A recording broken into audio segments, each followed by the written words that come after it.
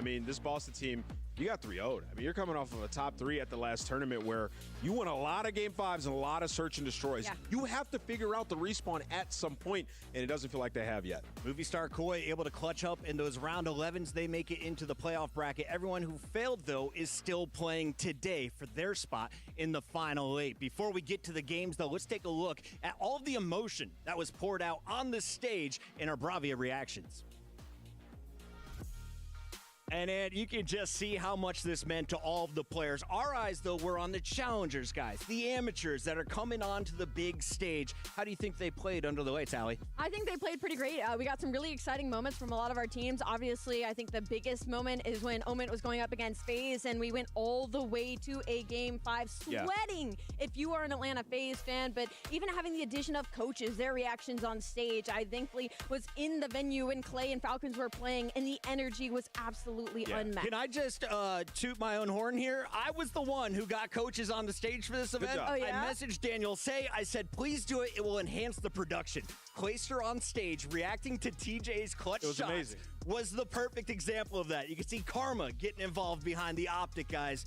Legends of the scene still a part of it, not necessarily on the controller, but still in control of their squads. Yeah, I mean, it makes me really happy. Like I said, these guys are in the trenches with them. And yesterday you got to see Ray also in their match versus Thieves just getting super hype. Like, it's just an awesome element to this show, and I hope it continues. And you can see Group A here. Optic made it through pretty easy, but if you look down low, Cloud9, it looks like they're going to have an advantage in either of those matchups. Yeah, they should be head and shoulders above G2 Esports. They beat them down in the opening round, and then 5 Fierce couldn't really contend with Optic. That Cloud9 Optic match, if you're looking at the numbers, it was fairly close despite the 3-0. Yeah, I love when that happens. You know, that it doesn't tell the whole story when it is a 3-0 in the map count, but when you go into the nitty-gritty, it was close. Cloud9 has been coming to battle. Gwyn has been putting up the numbers that we expected, so we're definitely expecting Cloud9 to make it through their group because they easily should be able to handle 5 Fierce or G2, which they already did. Yeah, I just want to see more of Cloud9. I mean, I think about the Optic match, even in that control. We just rewatched it in the green room as well. Like, they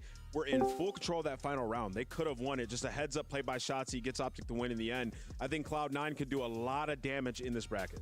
Gwyn looking good on Cloud9, but Optic the true threat in Group A. They're already locked into the playoff, as is Vancouver Surge, who was able to secure their win with a dub over 100 Thieves. Allie, that went all the way to a Game 5, but the second time in a row now that we've seen Vancouver finally get the better of 100 Thieves. I just love it. I love the storyline of Vancouver Surge and how they've been kind of battling to beat 100 Thieves all year long. They finally get it in our last tournament, and they're able to do it a second time. And also, I'm loving seeing on the timeline how happy Ray is to be able to be in comms and talking to his team because they are championship caliber, and to be able to see them make it out of groups now, I can't wait to see them in the final bracket. And the one clip that made it to my timeline was during this 100 Thieves Vancouver Surge matchup. Dan Ghosty, after losing Game 4, standing up, talking trash, and then proceeding to lose a Game 5. We didn't have him mic'd up. I didn't hear the audio, but do you need to dial that emotion down, or do you want to see that same intensity on a day 2? Yeah, I think you need to dial it down a little bit.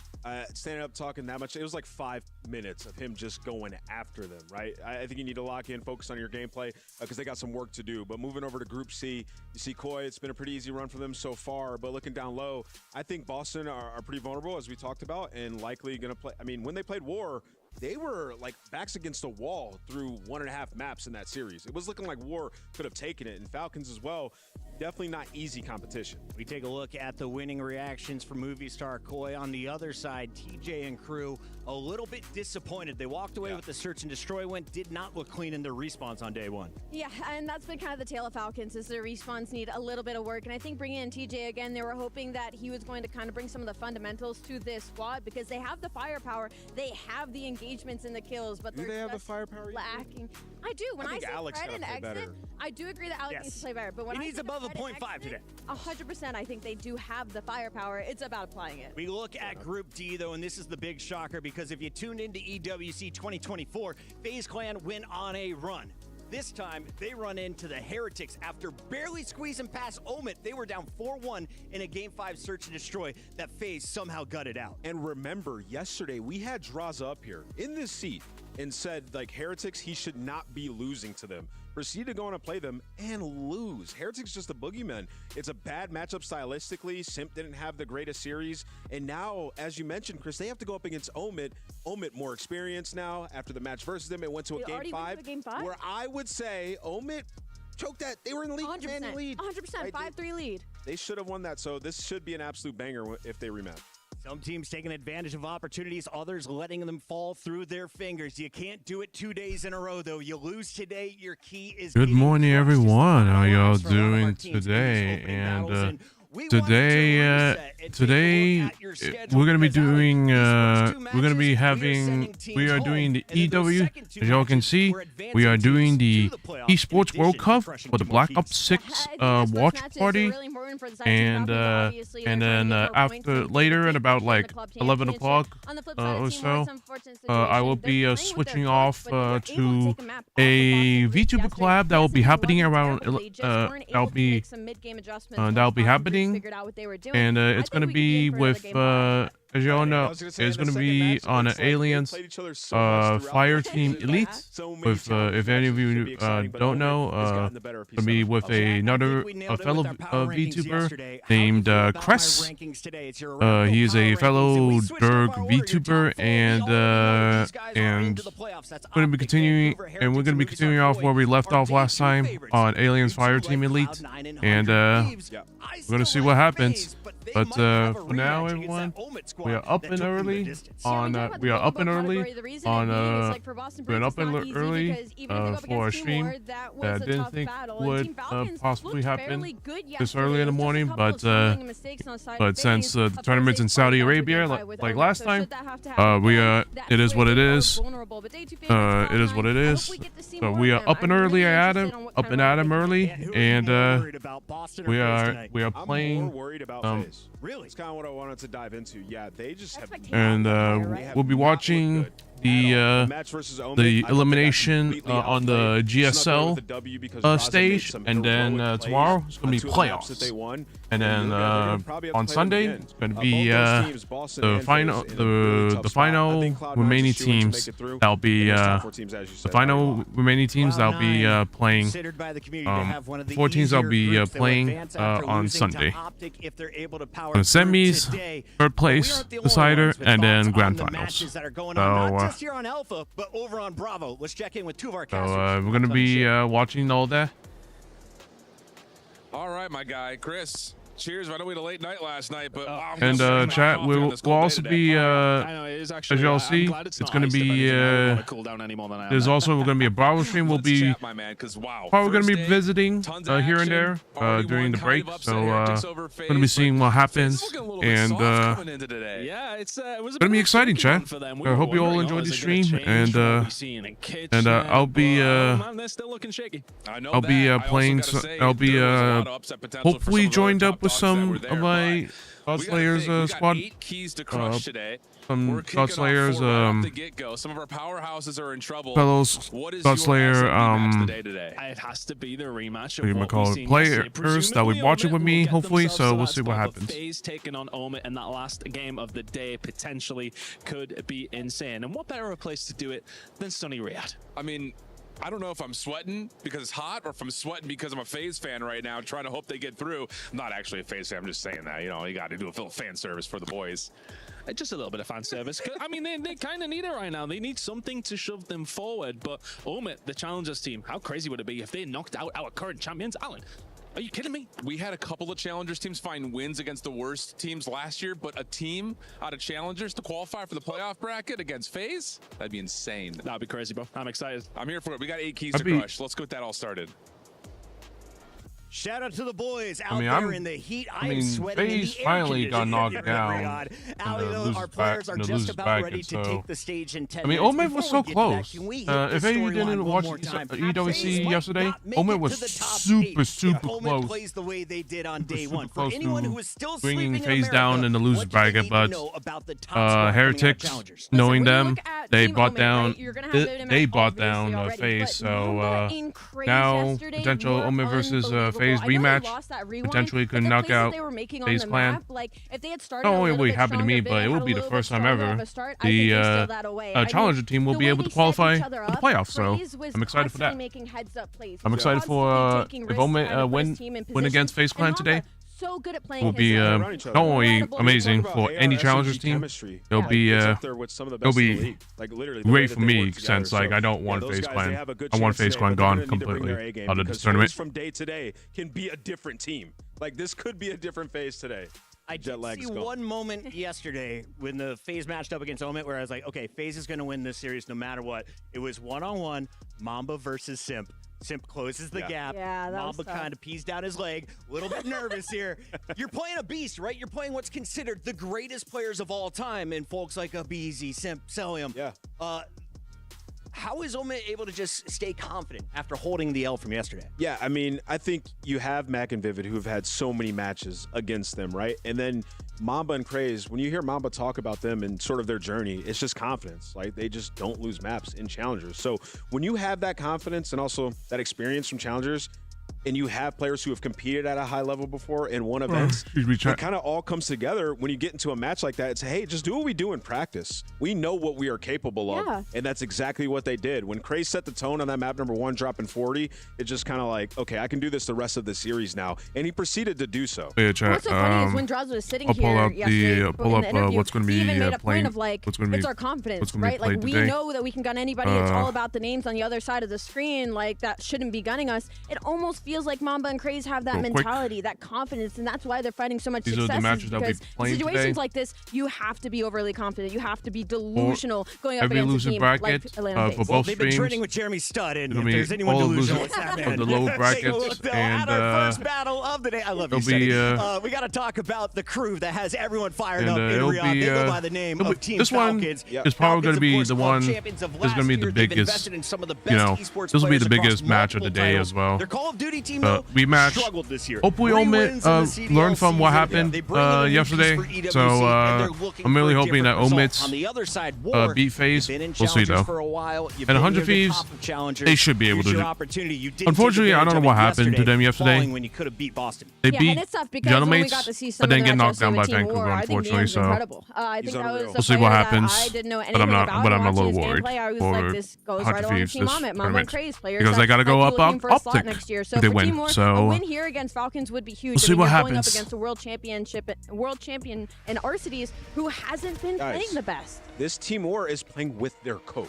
Like, let's not. Which one is it? Is it Bink? Yes, Bink is their coach. And on this map number 1, like, played so well. Assault actually popped off on this map as well. He was playing very well. This is a team that won map 1, going to the game 2, up 3-0, and then a switch flip on the side of Boston. Snoopy. They just took over. Snoopy and Purge, right? So I think an endurance is going to be a huge factor here. War got off to a hot start, but like you still have to stay calm when you get to that search and destroy. Taylor back here, you have a lead. All right, let's adjust now, right? Let's put our foot on their throats and close this out. All right, Assault 2018 World War II world champion. Yeah. Niam, I don't know who this guy is, but we have him on camera. Let's learn. What's up, everybody? Blaze here with the one and only Neom from Team War. How you feeling today, man, as we get ready to go into day number 2? I'm feeling really good. I can't wait to play. It's like a good experience to have. I never thought I would be doing this, but I'm just ready to play. There you go, okay? It's definitely a great experience, man. And yesterday, we got a chance to see you guys take on Breach. Talk to me about that series, because it didn't work out the way you guys wanted it to. I just think it was just the S&D. We started off fast, and we won the first 3 rounds, but then just through the whole rest of the game, we just didn't adjust on our offense and defense, and everything else, like they just took control of everything. There you go, okay? So, you know, going into this next series against Falcons, all right, it's going to be a little bit different than that Breach series because the crowd, the fans, they got drums out there, okay? Yeah. They probably getting loud right now as they're watching this video. How you going to be able to handle that pressure with you and the boys? Honestly, I just think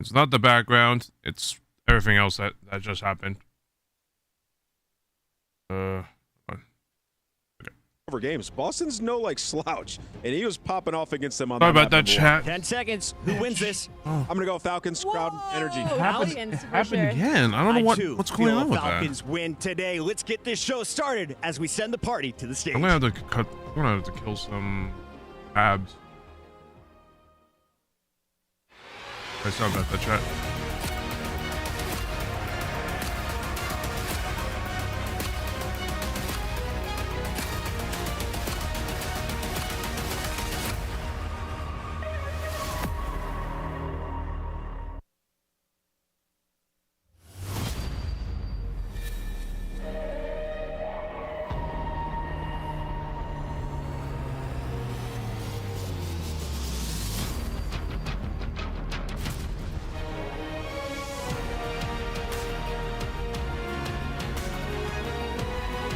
Team War versus Team Falcons. This will be amazing, chat, and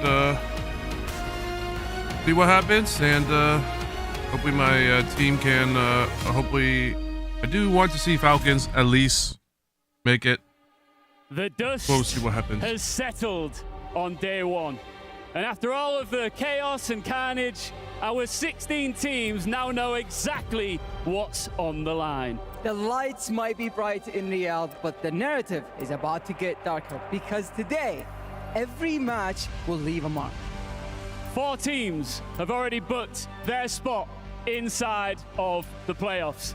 For the others, their keys are now on the line. This is where the best really come to the dance, because if you lose, your key gets crushed in front of the world by your opponent. And the stakes cannot be more clear. You got club championship points on the line. You got the lion's share of $1.8 million on the line. Are you hearing this? I'm hearing this. There is a crowd here. This is where reputations are either made or crushed. And we've got a vocal crowd here in the building. Are we ready to start our first matchup? Hold on a second. You were noisy a second ago. Are you ready to start? I think we're ready to bring out the first team. They got top 3 all year long in their league. No flash, just fundamentals. Please welcome Team War. Kind of expected from a Team Falcons crowd, so.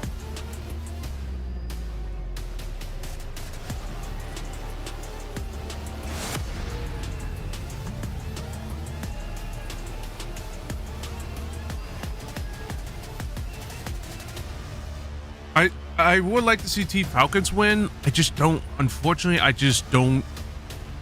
I would like to see Team Falcons win. Unfortunately, I just don't. Falcons has with Falcons. I just don't know. I just don't know how well they're gonna be.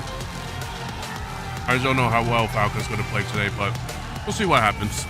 You know, anything can happen. But I do believe that Falcons can win some point. But no room for error. But War with how how rosters are, I feel like War has a little bit of better advantage in terms of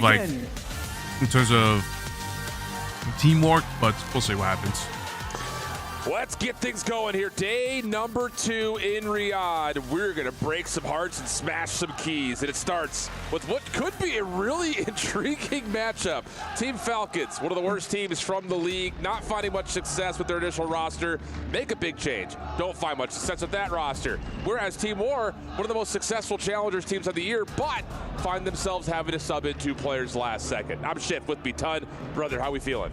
Oh, we're feeling interested to see how this game's going to go down. It's going to be a curious one, because I think for the side of Falcons, all right, they didn't look too great in their first game. They've got themselves now to this stage against a Team War team. And real popular headsets. I feel as if Falcons have been a bit fortunate in the sense that, okay, you've got that advantage at the I don't want to how to point make out those that. changes, right? Yeah. Everyone's curious of what the headsets are using. A zone. But I mean, that's a huge But thing that's, for Team Mortal to have to adapt to very that's late more- in the day. And I That's do on the want to just talk professional about side. Bink right here on screen because as much as there's They the have word human coach size, thrown so. around, He's a player.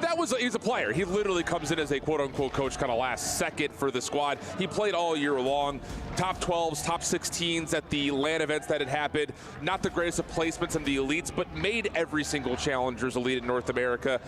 So there is a level of, again, it's not like a situation where we're talking about like, some the Marky B situation where he's filling in last second and hasn't played, competitively in a couple of years. It's been a couple of months at worst for Bink. And to be fair, he did look good yesterday, so not a bad substitute in terms of kind of trying to find the value for making this team war team still feel like a Bink significant subbing powerhouse in. on Challengers. Had to sub in for last minute. Should be interesting to see how he does slot into that role. And I think hey, though, if you are Team Mortal, you look at their opportunity here.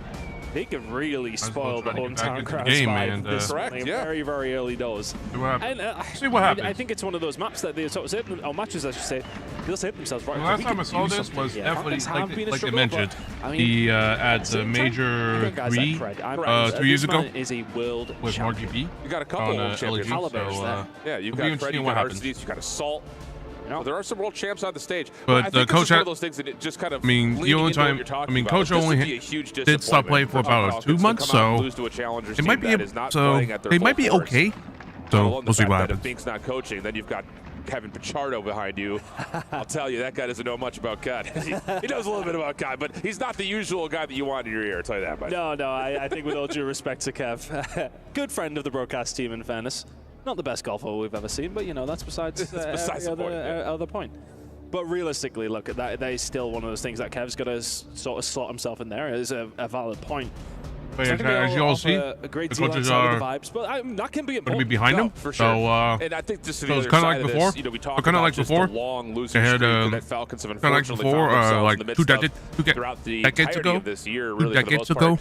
But you're looking coaches at a player like helping calming behind with the roster. So I don't belong here. Yeah. some people were able to adapt to it. Some people were not. Still trying to get there. That's the player trying to figure out what they want to do with the whole coaching, being part of the comps. Running through this series and establishing himself as a main SMG in the They'll do league. good. TJ's kind of the same situation though. At the same point, has they do been good with there, the done that in a number of ways. He's had a couple of really consistent years. If not, the real question mark is, can Exton perform in front of the home crowd? And I know that he's feeling the vibes, and he's going to be the first one to start roaring. I wonder, for Exton, it will be this is the type of setup I really want as well, right? I mean, you are the one representing your home region over the entire league. There's nobody else. So that pressure could be quite high on Exton's shoulders. Of course, over the start of the season, I would have loved to. I mean, we've had this discussion, and as somebody who kind of casted over Falcons quite a bit when they were in the Tier 2 side of things, coming up through the European I don't know what happened. Him and Kicks especially.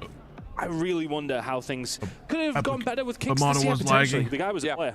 Yeah, he absolutely was. Young gun, flexible. I think there's a lot of us that were looking at, him and Exton together. Without question, absolutely. But I know that there was a lot of questions about where are Falcons weakest with that initial roster, and it's do you put Kicks back onto an SMG? Because let's be honest, first quarter of the year, we were talking SMGs. Yeah, see the watching Kicks coaches behind it was great, but it was this is does it add any fuel? You got the coaches behind the players for quite some time, and to be fair, Exton stepped up. I'm glad they tried to communicate. They tried. But I'm glad they tried to. That in the midst of world champions in the roster, they brought it in. They brought that rule in last minute, so he's putting together people are still trying to get used to it. But kind of neat to try to go back to what Call of Duty competitive was before, which was out of it. Roster. You have the main roster, and then you have the coach helping you calm. Yeah, it's going to be interesting to see how today does go down. I'm glad they brought that back. It's going to be. It's going to be useful. Is it going to be useful for some people? Let's put into scope a little bit more. See what happens. Here. Again, this group. I think it helps with some teams. Some of them, they're still trying to get used to it. So we'll see what happens. Already qualified through. There's no worries there. do you see an extension of either of these two teams, depending who wins, to get through the next qualifier match and get into the playoff bracket? Because it still feels like an arduous test still awaits them. Yeah, it is. I think realistically, you know, Boston yesterday didn't impress me massively in their final game, but we've seen what they looked like in their game up against, obviously, Team Wall. Falcons, again, against Movistar. It was kind of very, very simple for both those two teams to get through to that winners match. Obviously, Boston have dropped down. The winner of this will play Boston. Yep. I think it's going to be still a very tough matchup for whoever gets through. Boston are a solid team and only beaten by a very good team in Movistar Cup. Yeah, they definitely have stepped up, and like the desk was talking about, they may have really established themselves with Abe in the mix and a new identity as being, I mean, at least a top 4 team. Obviously, you can say that with where they find themselves in the playoff bracket, but could be a dark horse to potentially surprise some of the top dogs based on how they looked in the first 2 matches. So, some things to kind of consider in terms of the group at large. Again, the B stream is also going on. They're going to be focused on Group A's track through this first elimination. Then, of course, we'll do Group C and Group D afterwards. The big news here, though, really is on the keys. You lose here, it's subject to the crusher, and you're done. With really minimal amounts of, hey, we did it, you got here, but did you? Like, it's just people forget about who finishes top 16 really quickly. Yeah, 100%. I think you definitely don't want to be one this of the was first like teams this out last there. yesterday, chat. There was so much technical difficulties. I'm guessing they're still using the new setup in terms of audio wise. But we'll see what happens. And I tell you, we were here obviously. Kind of interesting that they brought kids in, they brought children in to the venue since the game. Oh yeah, big time. Yeah, it's different than kind of interesting that they brought bringing their kids in the tournament since it's a shooting game. I don't know if they would be okay with it, but whatever. That's on the parents that bring these people in. History So kind of we'll see what happens. From last year to this year. No, it is what it we is. mentioned it a little bit, you know, kind of talking about the challengers teams that have a chance to play up against the established league veterans. Last year, not a single challengers team made it to the playoff bracket, but there were a couple of challengers teams who did beat pro squads. In particular, Gentlemen's had taken down G2, Stallions had beat Heretics, and Lord Gaming had beaten Falcons. So there is a level of, you know, what do you look at in terms of, now granted that Falcons team was a challengers team at that point in time, but still by organizational claim, that was the only real kind of quote-unquote upsets that we had were Gentlemates and Stallions in particular, but a level of the Falcons trying to get their first win on the EWC stage here. Yeah, and it would be massive for them if they can actually get that done. I think at the same time, if we're going to start talking about some of the maps, that kind of thing, you've got to look for Team War to have a potential opportunity in this hard point. That's where you've got to believe in them, right? Sure. I mean, we could talk about Vegas, as everybody kind of knows. 15 maps in a row they've lost now in hard point. You look over towards yesterday, what was the map that Team War took off Boston? It was map number 1 in hard point. Map 1 in hard point. So there is a strength that is going to lie there in the weakness that there is there for the CDL team and Falcons. So there's an opportunity here for Team War. I think realistically speaking, we will still be looking at Falcons as the favorites for this matchup. But we have to understand. I mean, I would love to see Falcons win this, but I just don't see.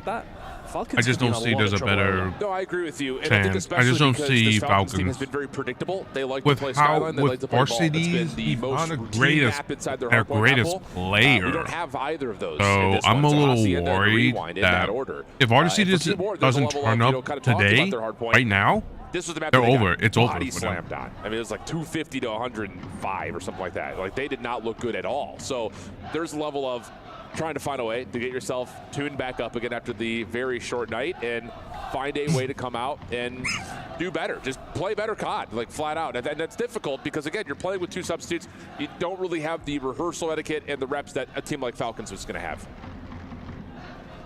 Game almost ready to go. Not to make any promises, but we are very much nearly there. Should be an interesting series, but my goodness, there's a lot on the line here. Indeed there is. And the stage is starting to get lit up, so we'll head on down to our hosts to give us the news. Hello, guys. Yeah, you're right. You did just say there's a lot on the line here, and we need to talk about some of it.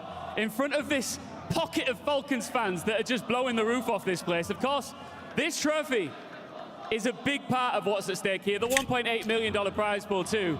But we need to talk about club championship fancy. The Falcons are the defending champions from last year, and they could be in trouble. Absolutely, and their key is different. They got the Champions key. It's not just like any other key. And if they get to crush this key, it's going to be the first ever key in Call of Duty Black Ops 6 at EWC 25 that it gets crushed on this stage. So will it be a Champions key that gets crushed? Will it be just an ordinary key? We're about to find out. Well, I mean, it'd be quite brutal, wouldn't it? Because you've got this packed out crowd supporting Falcons. And if they lose here to Team War, they will have to watch as their key gets crushed in front of all of them. Absolutely. It's the beautiful brutalness, I'm going to say. I don't need to have a light stick. In fact, should we talk Hopefully to the crowd? they don't. Absolutely. One of that's synced to one of that's synced to the stage production. So not like, oh, they could change the colors, because that would be troublesome. Week of EWC 24. And it's week 3, and they still don't have a trophy, so they're still not eligible to win it. But things are on the line right now. Yeah. Let's talk to the crowd. Go on, do it, Fancy. Let's see. All right. Guys, do you think that Falcons will win this match? I don't think that was loud enough. If you think Falcons will win, make some noise! There you go. Wait. Is there anybody? I want to make sure is there anybody here supporting Team War? Hey, you three, we love you, all right? But let me just double check. Team Falcons, are we ready? Let's get right back into this one. It is time to officially kick things off with our casters. Ian, Fancy, thank you guys so much. Yeah, we're ready to go up here. I'll tell you what, I mean, we may not be right there in the venue, but we can feel the energy circulating around the boulevard all the way across the scene as we're getting ready to go for our Hossie at Hardpoint. Oh, we're building along. Kind of interesting that they completely they changed the setup. I mean, I'm guessing they're trying to change the setup in terms of like production-wise, but we'll see what happens. That group is a difficult one, no doubt. I think they're getting started right now. Are they going to be able to step their game up? Okay, yep. Find a way through this group. This first game is that first step. Absolutely the case. And again, it's just Hossie at a Hardpoint. Let's see who will turn up. Record. It's been bad, to put it plainly. But it's just the fact I mean, right now, Hardpoints, they're not holding well, they're not breaking. I'm really hoping that Falcons do. It did look over Hardpoint yesterday, and improve it today, or is it going to be the same thing like before? Excuses. You've got 2 world champions. We'll see, chat. And you've got an opportunity. First match of the day. Really Let's get things up. Let's pop hear off here on the main stage in front of your crowd. Let's get things going. We got Team Falcons, Team War. Let's get it on. Really interested to see how XNet is going to perform. I think, it's realistic. You have to sort of say there is an expectation level from that crowd. And he's going to have to bring his A game, because I mean, Team War yesterday, as mentioned, they took the first map up against Boston in that hardpoint. After that, things didn't go too hot, yes, but they more than have the ability to find something here up against the CDL squad in Team Falcons. See what we get. Opening not terrible here for Team War. Able to find a little bit of time on the open fountain. Backup is provided, and now it's just down to the rest of Falcons coming off of a very bad spawn by Boathouse. Trying to get some damage done, and how about it? TJ, nice little double, opens up the hard point. Unfriendly name to have something over the top. An opportunity to kind of get across the map here, but Team War have backed off with 8 seconds remaining, just trying to play for the P2 setup. Hard to find that kill if you're Arcides. Gets a little bit of good timing on Assault. Nice shots from Arcides. As well. Great shots coming in from Arcides, and the break should now be there. The spawns will flip. Nice play from Falcons. Way too easy right there for Falcons. I mean, if you're looking at that from Team War's perspective, you backed off 15 seconds ago, barely even found a kill off the power positions that you're able to hold on to. TJ pushing up, dealt with by Big Snade. Difficult gunfight for Exton. Didn't like the look of that through the rafters, so we'll step away, head over to the hard point. 2Real able to get back in for Team War. Looking for 2, but no. Exton able to shut that down. Now help is on the way with the quick spawns. Damage in. TJ able to try to follow up, not able to get bold, but has a chance right now, to what Team Falcons need to do is not give up this hard point. They have to start. They have to keep on. This is steady from Falcons once they found a way through. I don't think Varsity. I agree with you. For Team War, that was far too easy. Folded like a wet paper bag over towards Garage, and you cannot be doing that. You're going to have to take your opportunities, and P2 was one of them. You're not going to get it. Big scoring points coming in from Falcons there. As we now head over towards P3. Split spawn. Oh man, it's going to be a split. It doesn't just feel like it was too easy for Falcons. It's just the tempo that you're starting to see from the SMGs. Yeah, I think finish all from of us wanted that XNet. one from DJ. But Finish Brett, on TJ, XNet. and now XNet. See what happens. Back and forth between both weapons. Getting the job done immediately from 2 to 3, and Team War is just they are They not gotta, looking good right now. they gotta up the game audio.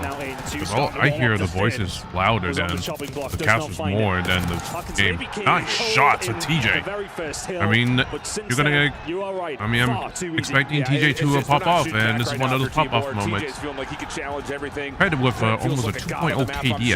I'll tell you, TJ spins and finds that kill. Yeah, you may as well just start talking about map number 2. Pred still on 5 in a row, halfway towards the Hellstorm, and just dancing outside the hard point, playing off the information. Now has the AR in hand. Think giving a bit of a workout, but let Exta take care of it at full HP. And they're just also chat.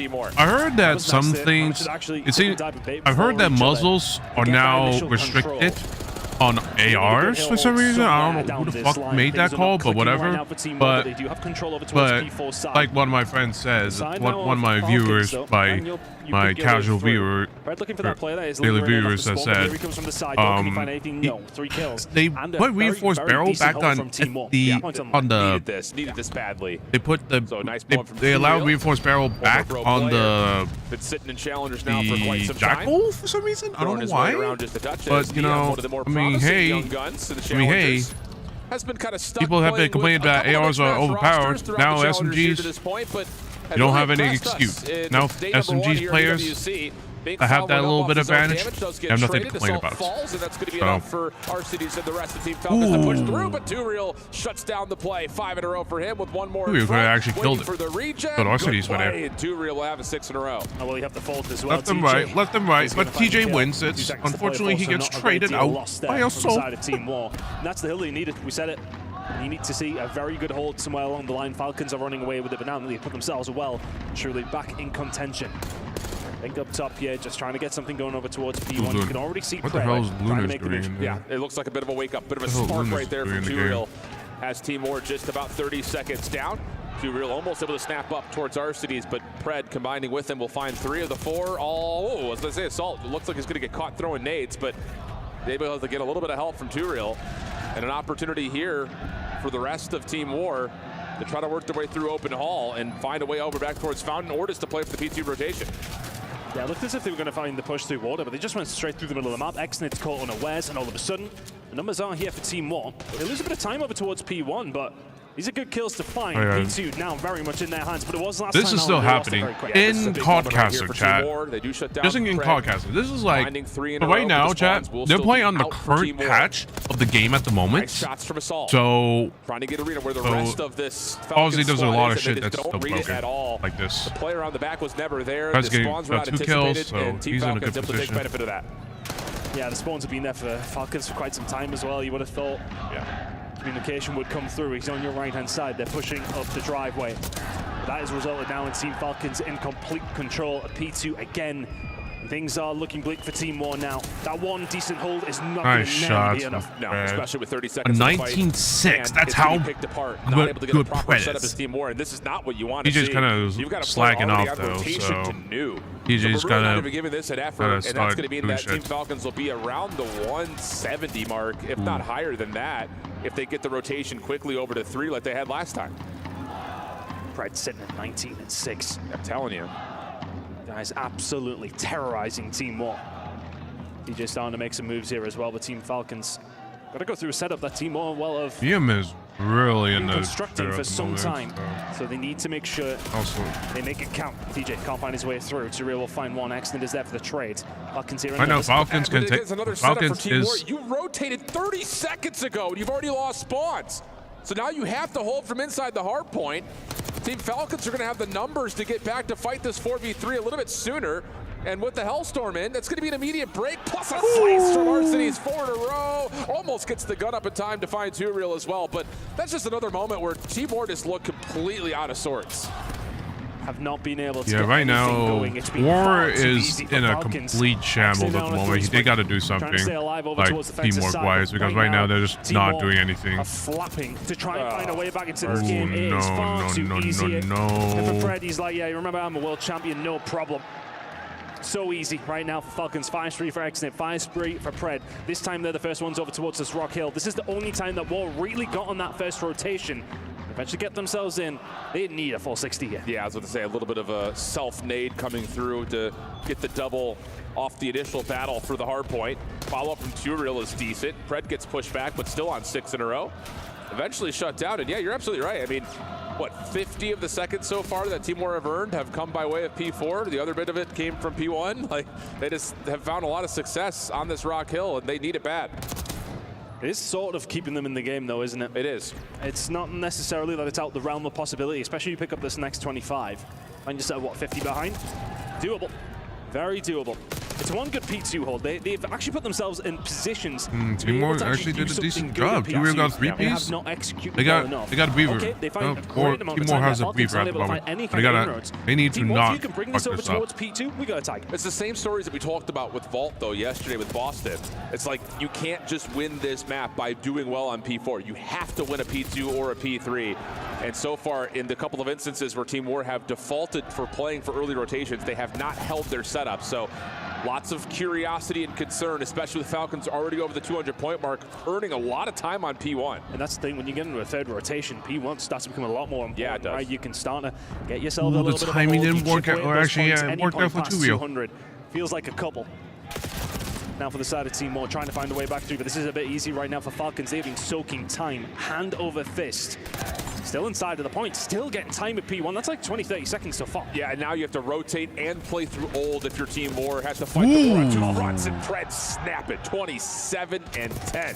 Holy, how about that as Team Falcons looking to, again, just play this from leader's advantage. Still soaking time, still putting pressure on Tanu, and these long routes from Team War would have been great if it was the second set of hills, but we're at the end of the game. We got to go quick. We got to try and make them move. They lose the spawn fight. Extend will find Turiel. Over towards this side, though, can they manage to find a way through? A couple of kills are going their way. A 2, 3, 4, and rising for Team Falcons if they can get themselves inside the point, but Team War still just that's about cool. holding on. Yeah, just from the front, though, because again, Falcons able to establish control of the spawns. DJ great game. Off the regen, waiting for help, gets the contest, doesn't predict the correct corner, but the follow-up is there. Assault, Turiel trying to keep themselves alive, but the break has come through. One more hit, it's from the side door. Arcid is good for the opener. Well, number 2 has to hold it off. He has no choice. Still winnable, though, from Team Falcons as they find their break. That's an unfortunate team nade. It's not good, but well, the thing is, War's got to go in. Now, one final push from Team War. Yep. Does he do it himself? Arcides looking to go for the 1v2 just to Number 5 has to win this. Game out of reach, but no, it will be one last lifeline for Team War. Problem is the spawns have flipped again, and now they got to make the long journey. Yeah, they're in a. That's always that tough. Yeah, War is all across the other side of the map, so they gotta run. They gotta run right now. Only 10 away. It's a small amount of scrap time. That's all they need. You have to break through the setup. Oh, and they have coming through. And they've also gotten at least one player to spawn up from behind, but no. Yeah, that's GG's. Be taken down. Yep, Exit trying to watch the corner. Quick trade from Bink. They can't do anything about it. Surely going to come through for Team Falcons, and yes, it will. P2, P3, the linchpin for success as Falcons fly away with map number 1. Good performance. Good win from Team Falcons. Shake of the head from Clay. But is that a shake of the head at the opposition? Right now they gotta just. That's the first win. That's a first good. That's a good win. That's a good win. 16 maps. It's the auto modes I'm really worried about for the other. And it's just one of those matchups again. It's just, like, I hate to this just is the other modes I'm really worried about for Falcons. But Pred is looking at Neum, Assault, Turiel, and Beacon saying, yo. Hey, chat. Look at this. Dude. Does they have the actual developer comp? You get fuel from Pred immediately. And it's just a different level of ball game. Podcaster. We're playing a different level of Call of Duty right now if you're Pred against these guys. And EWC could have used this. Right behind him, though, the whole way. Like just kept it like this, but they used their custom overlay. But just casually, but I'm not the dirty jork, just rotating, finding yeah, their the overlay's decent though. Letting the SMGs fry. That's a hell of an opener. Clay appreciating what he's seeing from Falcons. And they need to bring their A game continuously here. I think a good start to their day is imperative, to be honest with you. They will be coming into this absolute favorites. Yes, we do know that. But a good result here, as in a convincing win, is important. I think they need a little bit of momentum behind them today. Yeah, absolutely the case. I mean, it's going to be a long path. And I think the thing about it, is zooming out a little bit from this particular matchup, you know, you look at a Boston team that's waiting for the winner of these two squads, and Boston should be feeling just as confident based on their recent third-place finish. Obviously, they fall a little bit short versus Movie Star Koi, but I think they look at themselves in terms of how do we match up against the Falcons or at war. They should be feeling pretty good about it. Yeah. But I think you're right. Like, there's a lot of potential fuel in this fan base for this Falcons team to continue through not just this matchup, but extend the energy into a pivotal one versus Boston, pending they win here. I think something, and maybe I'm looking far too far in the future, but I think if you look at the matchup, if we do get it, the Search and Destroy is going to be massive. Obviously, Boston have been struggling there. That's something for Falcons to potentially have a look at. Well, I mean, look, that's a bit further down the road, but a potential matchup if they can get past Team War. I think the thing, too, is, you know, talking about the Search and Destroy now as we obviously put that into the immediate focus, it's been where Vegas has been the best over the year. I mean, a couple of wins here and there throughout, even a couple of decent squads. But you look at the map set for this particular best of 5, we've got a dealership coming up next, which is, you know, a map that obviously very recently added to the pool. To be fair, Falcons have played it quite a bit. I think the thing about it is, regardless of your rehearsal reps, where you've had success versus failures as Falcons, you're playing up against a team that had to make last-minute substitutions. And when that happens, usually the Search and Destroy playbook is very thin. Yeah, I would imagine it is. I saw a clip before that TJ and Fred were kind of arguing each other. Now that they actually played together, actually kind of seems like they're meshing well. In Clayster, Arcidy's a world champion himself. On the other side, we got Assault. I remember. I was there. It happened. The guy was incredible that tournament. That was a long time ago. It was I'm feeling 6 years ago, bro. Is it that long ago? 2018. 7 years ago? Might be 7. Oh, it is 7. my God. It is 2025. We are in our 30s. Oh, no. Let's not talk about that anymore. You know, I mean, it's just been interesting, you know, taking a look at the history and the dealership career of Let's see how Falcons play this. Again, you're right. Like, world champion MVP from that tournament. Falcons were actually good in S&D. Let's hope they still have it in the bag. And in and out of challengers, But here we go. Right on into round number 1 of the dealership, and quick pace and tempo being established by Falcons as TJ gets a pretty decent look here at Team War over towards the B entrance, Pred on the crossfire, and Team War need to make a decision if we're really going to commit through this double SMG setup or not. They really still want to. There's no pressure coming in over towards the CSR, but you got to back up. Like, I mean, immediately, you got the information, and you still tried to play with fire. They will now back up, and now in a 3v4 scenario, Team Falcons smell blood in the water. Arcidy's a little bit of trouble getting into the vent. That's unfortunate for Arcidy's. A couple of toe tags, also confirms the information that the rotation to A is on their way. Long flank on the way to going to chase behind it, but shut down by Pred. And there's just no help here from Big. He's trying to get back around the corner, and he's being hunted. Ooh, so nice kill on Arcidy's. I was a bit confused at what the plan was there with the bomb for 2-real, right? I mean, no clue. You got Arcidy's over towards the backside. You got someone I don't think he's going to read this. Nope. Not quite sure what the plan was, but Exton I don't know. will foil any further plan you would imagine that Team War had in this round. Assault left in a 1 versus 3. Yep. Yeah, he's stuck. Also has to pick up the bomb right now. The problem is he has no time whatsoever. He's got to go quickly.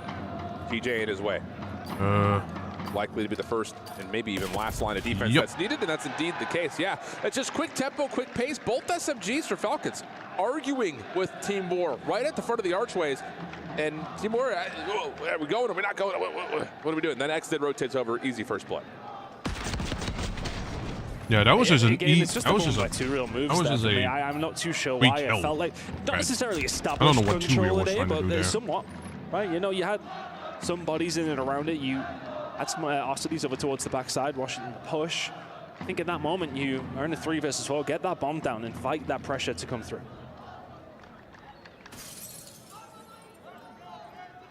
See what the offensive play is going to look like for Falcons. Trophy system earned. Quick play through mid again. It's a deep play through mid, and War have no eyes on this whatsoever. Yeah, this is just an SMG heaven right now. Falcons just no respect. That's play 1 of the playbook. That's the we're better than you. Let's run them down, and it works. Fish in a barrel over towards B. For real. That's literally how it does get. I mean, they just run through, and there's nobody challenging that mid. I mean, realistically speaking, there was 3 of them there. It would have been tough on your own anyway. But you find a pick, and then almost you have that information. But they weren't really there to find information or a pick at all. Just no presence in the middle of the map. You've got to have something there, just purely for information. Even if you find a trade, like that's okay. Right. But like, just no presence whatsoever. Right, yeah, they're cheesing. This is easy. And that's just one of those setups. If you're going to throw 3 members on defense to B, even if you get your nades countered by a trophy, that should be enough information to say somebody's there. But awareness was not fully in play in terms of the speed that Falcons were playing at. And now XNID, eyes over the top of the B site. Again, look at the position that TJ is already playing in towards Didn't do the enough den. damage, unfortunately. Counter nade to come through as XNID does get tagged, has to back away and call for a little bit of help. It's like a bit of a bait with A now on the cards. Arcitys will be calling that out, and Falcons will swoop in. Falcons is Right, nice and close. Keeping them at bay, but only momentarily. He's going for the check. Arcitys over towards his backside. T-Real, he should have known. Far too Unfortunate for him. quickly. Given the threat of the vent there, he's going to come into this one late. TJ is there to pinch in the other side. Maybe a bit overzealous from Pred, but that's how he's feeling right now. Yeah, that's a heat check. Without question. TJ in the corner, no problems there. And it's just all bases covered right now for Team Falcons. And another approach where I get it, like T-Real's right on top of the bomb site. He's worried about the player deep in the site, but no one's watching his cross towards garage. That's just, again, it's just too simple right now for Falcons. I wonder for Team War, because, I mean, yesterday, they did struggle up against Boston, but they took that #1. They looked like they had some plays in them. Yeah. And I wonder if this main stage is maybe just a little bit too bright of a light right now. Yeah, and here's a look at it. Pred just a little peek up, sees that T-Real's worried about the AR deep. Yeah, I'll take that fight every day. I mean, we're talking about 3 total kills so far for Team War. They just have not shown us signs of life at all. Yeah, I have RC, okay? XNID getting excited. Enjoying the crowd. Baying his every move right now. Every move just seems to turn to gold for Team Falcons 3-0 up. As mentioned, S&D has been solid for them, but that is really showing here now. Team War, kind of at split. So these will get taken down. The child over towards A is well met. And aggressive though, and TJ trying to get up somehow. TJ didn't see that. That's unfortunate from him. Yeah, I like this change of tempo from Team War. We're getting caught trying to play this methodical style of Surge. Let's just hit him with something in the first 15 seconds and hit it hard. See if we can just win some gunfights, give ourselves a number advantage. Now it's just about setting yourselves up in a 3v2 after a 4v2. That should be very comfortable for a win. Bomb collected. XNID gets away, might be a only little bit barely. of trouble. If Bink chows this, as Team War will back off and display their numbers. Have a little bit of respect. Big respect. So. Right now in a position, if you have a I don't think Brad, actually, but he would have got the information on the players. They're gonna, they gotta play A. This is They winnable. got no chance. They don't do it. A lot of nades had been tossed in that first scuffle for Team War trying to get forward. XNID exits through the vent. Long route from Pred. It's a double flank like you call it. I don't know if they're gonna read this. Side, but this is perfect. What? Exit What gets is eyes War on one. looking? Oh, actually, T-Real gets a kill. Pred So falls on the flank, and now it's just down to the 1v3. Time starting to dwindle. Yep. But XNID This is not cannot gonna find work. T-Real in time to make anything of it. They just don't have and any Team War will chance. get their first search round. Yeah. Decent effort there from Falcons, I want to say, to be honest with you. kind of interesting that they're using these colors for initially. the team colors. Team War, really nice retake. But that gray, I just really barely nice. see what the hell is And on even top of going. that, just the opening set play of, What the hell? let's not get mixed Progress. up this time. Let's just hit something with 3 players. Works out for a beautiful first blood and follow-up. So good stuff from Team War. And I will say, like, as much as I think I'll be just speaking to my own commentary, it's been a little critical of Team War. Falcons are playing well right now. Like, they're taking the advantages that are being given to them. Is it enough to take down a top team? Hard to say, but in terms of what they're doing versus Team War, it's everything you want. Falcons go for that mid-map control once more. Team War not playing that game. 3 in a row now for T-Real. Trophy's out. A-bomb, this could well go down.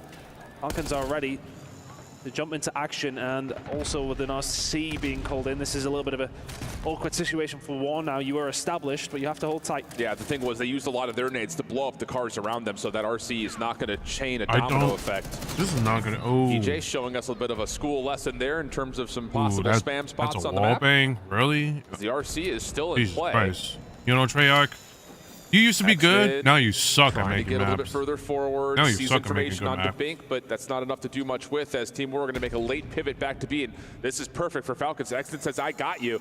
They're going to triple stack the B site defensively. On their way over. A little bit of a posture from both these two teams. T-Real finds one. TJ will be there though to pick it up. Yeah. And gets taken down, but now they've reflipped themselves back over towards the A side. They waited for a 3v3. blood to come their way.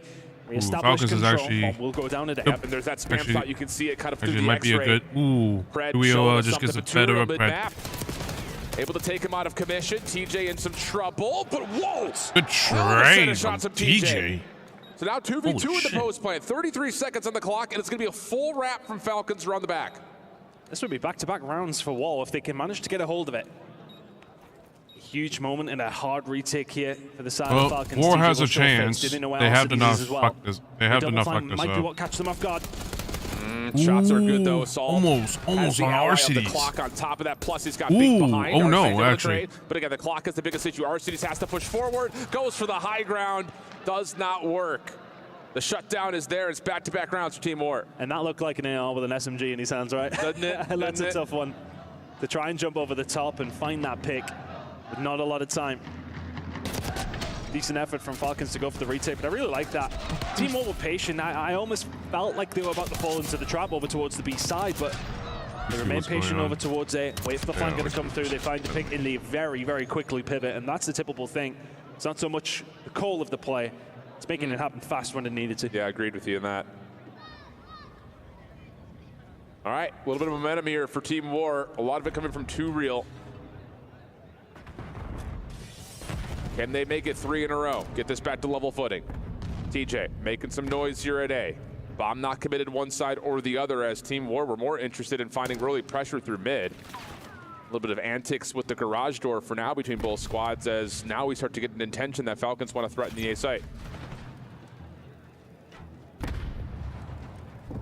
Ostering from both once again. Information is being gained from both these 2 squads, but the ones that, well, really have to do something with it is Falcons. And Big's playing his life well here, just throwing some shoulders, getting that information. Falcons need to... Hard play from Falcons to rerouting the OSI. With that thought process, XNet found a route through them. Assault does know what's going on here. We'll try to bat them back, but what much can you do? Info gained though for Team War, they know what's going on. This is a bit concerning right now for Team War because you still have Neum way back in spawn. He doesn't actually get any tin control. So this retake has to come through mid-map and it's just not finding any legs to get things going. That's just too simple. I mean, Assault sees everything you need to. Neum is still in no man's land. We got to come and help that play better. I mean, they did the right thing. They remained patient, but maybe too patient towards the backside, right? I mean, you need the help. Assault seen them crossing over. And TJ finds that first pick, it's no big deal. But as soon as that bomb goes down over towards B, Assault is waiting. Interesting plays. I just don't know what they finds it. Enjoying himself right now here in Riyadh. That's a nice one to steady the ship here for Falcons. They get one back after 2 in a row for Team War.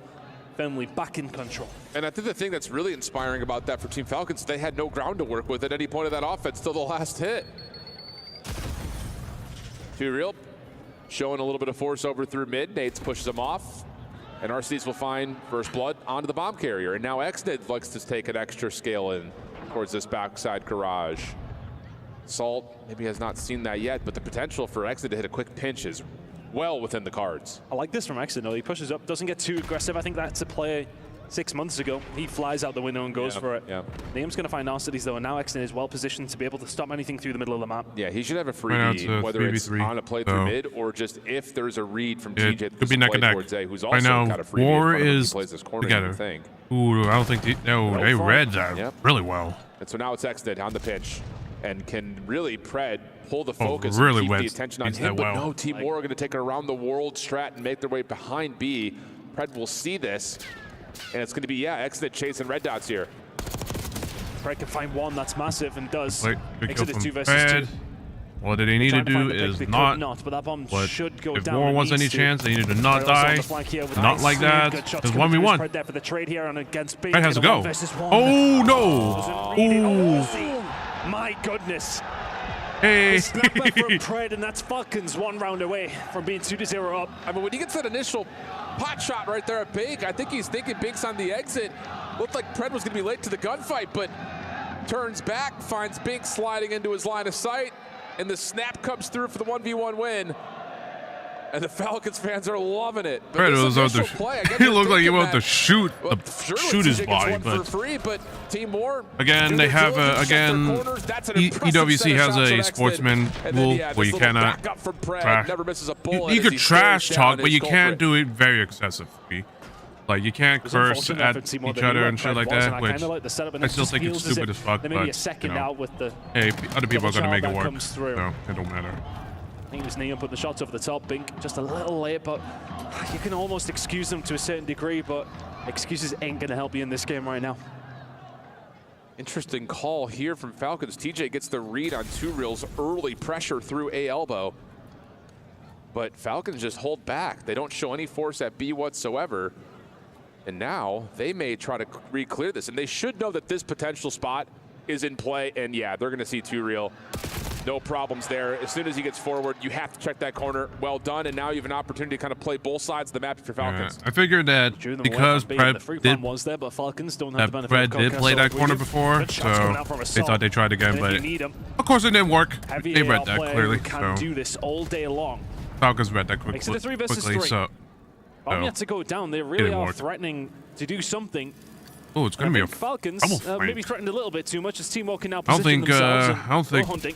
Will go down there. The information is. And now you just but as long as Falcons play together, they're going to be in a good position. Haven't had a chance to say Niam's name much yet. Yeah. And he is cornered with nowhere to go. Now you just turn your attention. The re-pinch on the way from Pred. It's a world champion play coming out from Pred. 1v2. Clean things up around the bomb. Last one left is nowhere to go. Falcons looking perfect. The crowd getting exactly what they want. Their team currently cruising through to the next round. 2-0 up in this series. Team Moore have it all to do. Well, good start for Falcons fans. We'll step away for a brief break. When we come back, it's Vault Control gracing our presence here in Riyadh. Don't go far. We got more Esports World Cup featuring Black Ops 6 right after this. All right. Oh, they just start. Oh, the outside just started.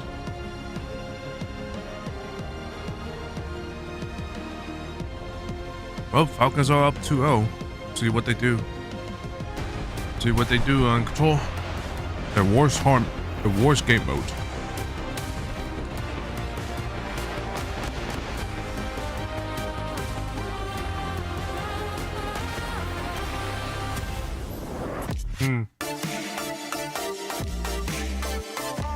Hold on a second.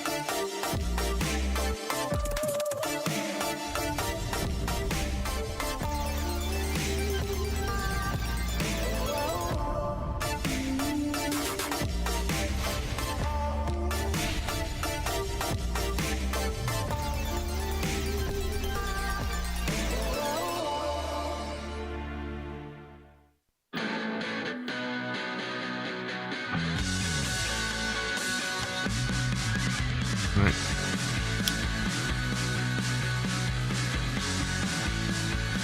Three minutes. Okay. Take a look at the Stream B chat. Well, the problem is they're now going to struggle with numbers for a first. Right now they just started playing. Finding 2 and 3 will shut it down. What could have been a problem is a problem no more thanks to the Bulldog, and it will be a respawn for Team Orchid all the way towards the back. And whether or not they can actually get back into this one, P3 did not go great for them last time. Against 100 Thieves yesterday, Kismet was 40-26, so 4 in a row, starting to find some form on the skyline. It was a loss in that rewind in their matchup yesterday, but right now he's going to flip that lead right back, and he's looking to take over. Still just can't get past them. They're just really not winning the trades where they need to around these, and Dynamite's now into the lead. They will have to try and flip this really, really hard. It almost seems like Team Orchid are just a little bit slow when it comes to these gunfights, but they will get a little bit of scrap here onto P3. The lock this time around, though, is for Dynamites on P4, and while they put a lot of pressure on Team Orchid last time around, now they get to receive it. Still playing the back, it's Beans, he's hiding away. Kismet doesn't have the read on this one just yet, but the shot out, Beans gets fried. And Kismet, he's going to create a little bit of discourse when it comes down to these respawns. So a couple key fights on the outside here for Mythics, tagging onto Lunars, finally going to put it away, but it is numbers for Gentlemates. They're going to be able to relieve that pressure and look at the positioning from Diamondcon. He's going to find two through the middle of the map. Yeah, crazy fight for the Beans to lose, and that has certainly lost them some time. They now have to wait. They're going to stack this, try to get in here for one last push to not give them any more as Gentlemates rapidly approach 200 points and already still holding. This is the problem when you have to come through the back. You just have to run into the guns that are ready for you, and that has not paid out. Gentlemates will probably hold the rest of P4 now, and they're already pushing out towards P1 and looking to flip these spawns. Keep an eye on Kismet. He is going to make the play. Yeah, this has been nearly a 100-point swing for Gentlemates to take this lead and run with it. We haven't seen anything from Team Orchid since the break on P2 in that second rotation. So you go back to the third set of hills now into P1. You have some players up top to fight against this oncoming traffic that Gentlemates are going to throw at them, but it is going to be a pretty plateaued break from Top Cat. Well, at the moment, they know they have time. They can play the positions, wait to get into the point. They have so much spare. All they really don't want to do is give away P2 and theoretically just keep pushing the tempo here into P1. Every single second they get into it, it forces Team Orchid into a bad position, and that is what is happening. They are winning the trades, they are winning the points. Gentlemates are taking Team Orchid to task. And they're so good at shutting down these flanks. Orchid, they have to contest, they have to fight through all, or they're going to lose this game on P1. You have to get into this hill right now, Bryce. Only 10 seconds, there's plenty of time. Oh, though that's 3 down, but is that going to be enough? There is only 9 seconds. Team Orchid would have to make a monumental replay there. Bant's already throwing nades behind it, but there is a stack here. Oh man, chat, 17-29, 17-29. That's really bad. Well, so they clean this out, except for Johnny. Johnny on his own. Bant's going to try and challenge him out as well. But Johnny gets his second. Not going to be able to get the third, but has allowed his teammates to get across that bridge. Everybody's going to spawn up here. Gentlemates, though, on the front line. They're looking for the break. They're going to be into it as well to get this through. Only a couple more kills. Lunar, Bance, it's all alone, and Diamondcut's going to take him away. That's going to be it. Nobody's going to get here in time, and it was a well-fought battle from Team Orchid, but Gentlemates, they're just a little bit better on those P2s, and as good as Orchid tried to get those breaks, Bryce, it just wasn't enough in the end, and Gentlemates going to kick things off.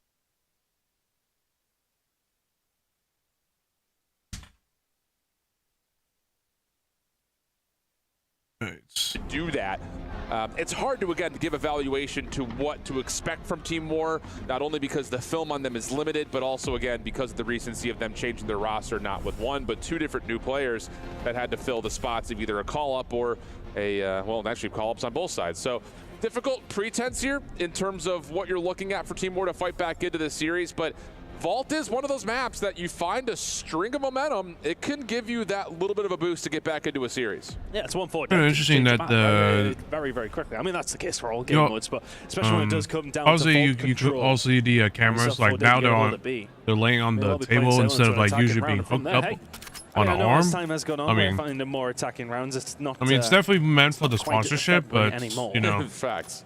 It works. So.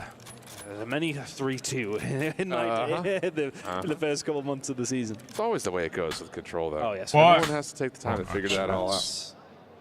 How about the fan service from the Obs team? I see you. You are so locked. I see you. Season. Okay. Hey, there's a Falcons match. There's a Falcon on top of this building. Let's go hit that. Oh. Good cinematic framing out of the boys. Love you guys, Hot Hands Lounge. Quick play, though. How about this for an offensive look?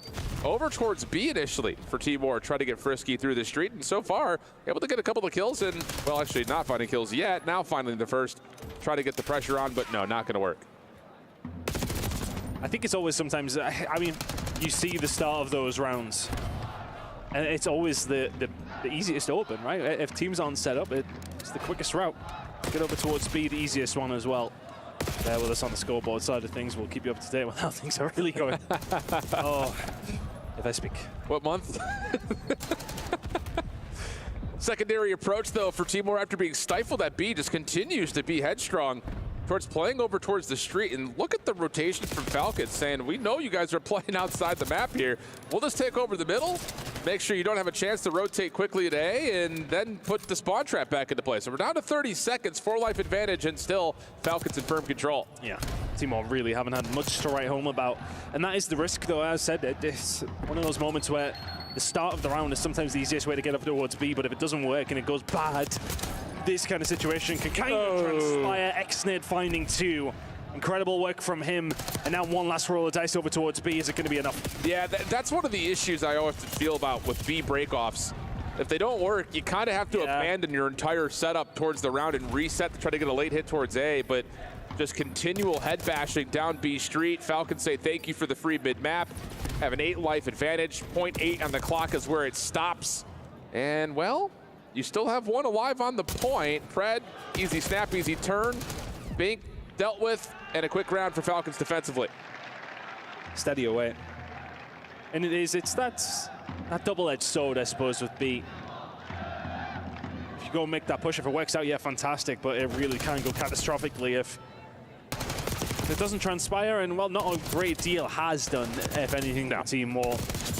Outside of a couple of rounds of Search and Destroy, that was some nice play, and a 60 hold at P4. What have we really had to write home about? Yeah. And with the lifeline of Team War starting to extend, I think we should definitely give a little bit of a mention towards Neum. I know he really kind of stood out in terms of his potential yesterday. He kind of came up in the Modern Warfare 3 year with players like 04, and you saw him play and was like, whoa, this guy's got one of those POVs that feels a little bit different. This year's been a little bit odd. He hasn't really found the teammates that have the same kind of slaying presence, but he's hanging on for now, 5-5, but Falcons kind of hitting us with the same sort of a B setup. TJ on the point as we head into a Bravia Elicited with Team Falcons. Yeah, I don't know. I'm playing for this P2. I think I'm in front. Like front. Hey, R open, I'm living. Top one shot, top fucking P4, and one bottom on. One shot, hit him again. Bottom P4, One still our money. Kill the guy. Go pinch, quick. I'm pitching. Do that, Spawning guard. And money done. Guys, spawning guard. They can't go. Money again. Alec has 3 traps. I don't know where. They're spawning guard. I know, I don't have anyone trap. Big top. Yo, thank that. He's top before. He jumped out left. He jumped out top cat. Watch his pitch. I'm gonna get gun fast. I'm getting gun fast. Where's the assault? One's a cat, baby. Being on the left. Involve pink, bro. One pool. One just cat. Yo, I am perfect. I have front push. One block to you. I'm coming to you. I'm pitching the lobby. Yo, behind the guy. Con point. Alright, what's the point?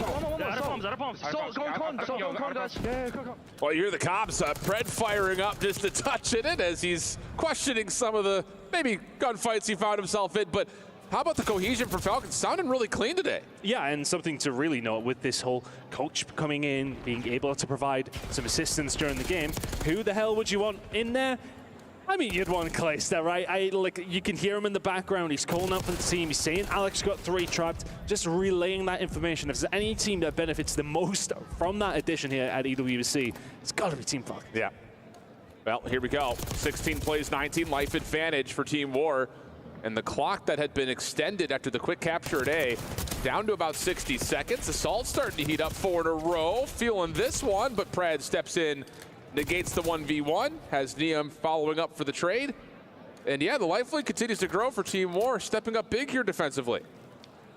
Doing well, keeping them at bay. There has been threats from Falcons, of course, but push over towards B is a difficult one, and Neum is positioning himself extremely well. We'll have to do some decent work here, though. A couple of his teammates have dropped over towards this side. No. Oh, City's read it perfectly. And through the tree branches, we'll find the kill. There is another player on the flank, but you need to move fast. Yeah, the player on the flank is Assault. That's the AR that you want in that position. Complete suffocation on the point, only gets the first tick done. 5 life edge for Team War, 33 seconds on the clock.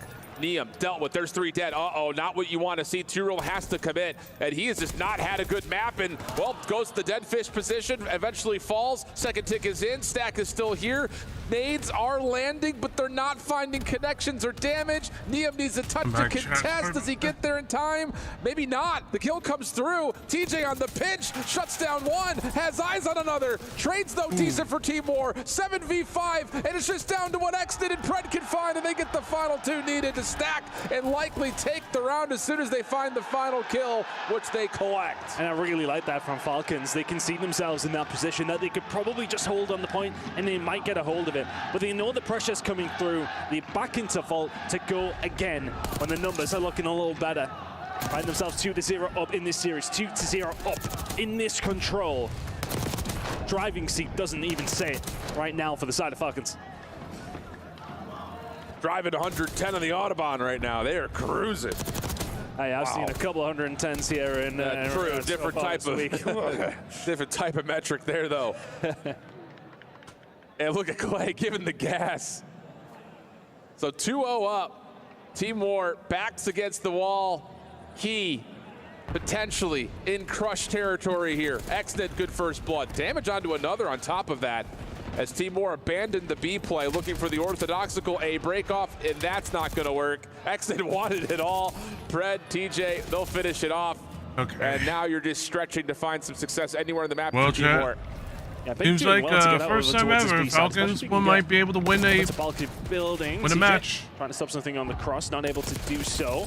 Oh, and there we go. Potential, very much potential. You have Team War. That should be B gone. Yeah, well, at least part of it. You've got spawn traps in play here for Bink. The rest of the squad trying to stack up. 2 members at large. Bink diving out of the way. Trying to, again, just extend his life. Make some more damage happen in the Falcon spawn. He's done well at that. Shut down from the pistol, but you call it correctly there, Ton. It is an extra 60 seconds with the B zone gone and a quick backup to A zone here. TJ with a big kill there, though. He can now start to put some pressure in from the outside if he can find Assault. He does not. Red's going to stay alive here. How many times, though, have we seen as Pred will find those 2? He's got no right to do so. And Neum had to find that on the exit. Like their but how many times have we seen teams go 2-0? Like it takes one good players. attack from Team War. You're over towards the Exit defensive is side right to behind target him, 2-2. It takes one good attack to put yourself well and truly back into the game. It seems like he's getting better. It also forces all the Team War spawns out towards B Street. RC's getting a pretty solid look at that as XNid just foaming at the mouth, waiting for a challenge over through Connector. Gets bested as Bink was right there working with Assault from opposite angles, but Pred right back onto another route, playing off the flank.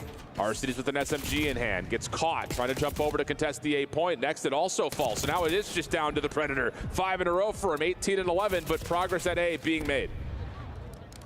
Felt like it just didn't need to be a challenge. It's on the second tick. Team Falcons now have to find a way back. Falcons are gonna have to go. They're gonna have to rush. They're gonna have to rush. Ooh, they don't read this one. Actually, they got a team wipe. If Falcons can trap them, they might actually have a chance. Down to minimal terms. Now the spawn trap imminent as Arcides playing around the back, has help with XNid, and this is where things start to get disastrous for Team War. 11 plays 10, clock around 60 seconds, and you're spawn trapped at the moment. Yeah, it's a tough spot to be in. Pool unlocking key, very much from TJ Halley. Push going to come over towards the balcony side. This is probably the last roll of the dice. Neum finding 2 there, though. Meanwhile, break things open, but Arcides does the same on the backside. They have got themselves a Warrior is in trouble, though. They only have 6 lives. They only have 1 chance of being able to. Follow-up? No, there's not. And the double stack sneaking through the middle of the map. Able to get A zone captured, keeping Team War just barely alive. Play on War. It's a nice run from Team War. They get the opening break over towards the B side. Keep Team Falcons honest. From there, it's a war of attrition over towards A, right back. Yeah, for real. And it felt like Falcons really, though, did have themselves in a good spot, did keep them at bay. But it's Neum who finds 2, that breaks things open. They just hop on the point, and all of a sudden, Falcons are all scrambling.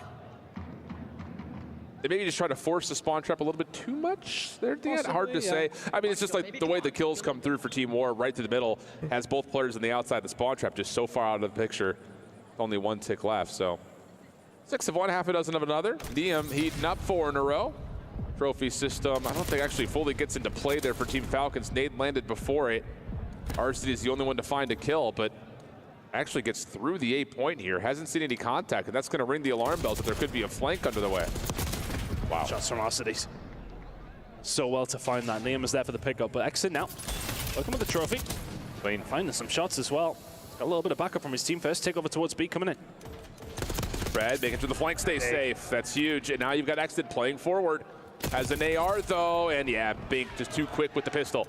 Second tick still being toggled with the side of Team Falcons, and a nade actually lands onto Assault, leaving Bink as the last defender here to try to stop this Falcons second actually might be able to get a second tick off DJ, of B. difficult battle, but still able to take down Bink. Second Locking tick. in the tick of Second progress. tick Help through. now on the way for the pinch from Pred. Keeps Assault honest on the pinch. Through the middle of the map. Arcity's, right behind it. Make sure the flank stays safe. Nice shots on the break. Oh, and the transfer to DM is perfect. Pistol out for TJ. 4 in a row. That's being done for Falcons. Now they just need to get A, and that's it. Kind of lets one slip to the middle of the map, but then makes up for it. They're on B. They're stacking it, and this might be Falcons' game. Arcity's reads one on the flank. Not available for Timor. It has to be something from the front. Big shutdown as he tries to dive on in. Last tick of progress on the way. 3 dead, 2 real, last one left. Arcity's going to let him know about it. Eliminating Timor and getting a rise out of the Falcons crowd here in Riyadh. They get the job done in front of the home crowd. And the roll from the Falcons will send them through to the next stage of group. And what can they do? Can they find a way through? A convincing performance is what they needed against One. A convincing performance they got. Loving what I'm seeing across the board from Falcons today, too. Their match yesterday, tough one. Tough opener, to be sure. But a convincing 3-0 here with the home crowd behind them. Now getting ready with some time to prep up for a Boston team that, let's be honest, fell a little flat at the end of the day yesterday. Should be an interesting one. Like how RC was shooting the body, they tried to quickly It's doable. Yeah, get off the camera. Get off And RC that should be a City's POV. super interesting game later on in the day. Falcons getting the deserved love from the crowd. That's sick. It's a Call of Duty match or a football pitch? We do it differently. I could see that. We're the football fan. Do the football-loving countries. Unreal stuff, but you see him on stage ready to go. We've got Fancy holding the mic, ready to go with Xdid for our post-game reaction. Thank you so much, gentlemen. We are back on stage after a stellar win from Falcons 3-0 against Timor, heading to the next match, just one step away from getting to the top 8 of this tournament. Excellent. I got so much to ask you, but first, there's a lot of people that are saying since you switched from being an SMG player to a flex player, that might have affected the way you play the game. What do you say to that? صدق جاني القرار تقريبا قبل كاس العالم باسبوع ونص اني احول من SMG الى الفيلكس. ما حبيت اقول للفريق لا، بالعكس انا جاهز، اي شيء يقول لي يا فالكون انا جاهز وبلعب باللي يبونه. فكان قرار صعب شوي، لكن فالكون اذا قالوا العب فيلكس العب فيلكس، العب SMG العب SMG. Excellent says that a week and a half before we started this EWC, I was asked to switch into being a flex player, and I don't mind. If Falcons want me to play a flex play style, then I will be happy to do that. So your next match is against Boston Breach. Do you think it's going to be as easy as this one? الخصم الجاي بوستن صعب، ما هو بسهل، لكن الحمد لله خلصنا اول تحدي. الحين كل اللي علينا نركز تحدي بوستن من اهم الايام، ودنا نروح لبكره ونسوي تشامبيونشيب سانداي، هذه من احد امنياتي يعني، وباذن الله انا بنسوي ان شاء الله بنفوز على بوستن ان شاء الله. Excellent is saying that one of his dreams is to make it to Championship Sunday for EWC, and he's going to make sure to do that, even though Boston Breach is not an easy opponent, but he's going to try his best to do this. Excellent. This is going to be the first ever key crushed in Call of Duty Black Ops 6 at EWC 25. You're going to crush Team Wars key. Are you excited? Yeah, I'm so excited. All right, let's go do it. We're moving to the key crusher to crush the first key at BO6. Are they doing in front of the crowd? That is. This marks the moment. They do in front of the crowd? That is. And Team Falcons saved their very special Champions key from getting crushed. So we'll let Excellent enjoy this moment. Because. Well, I guess so, yeah.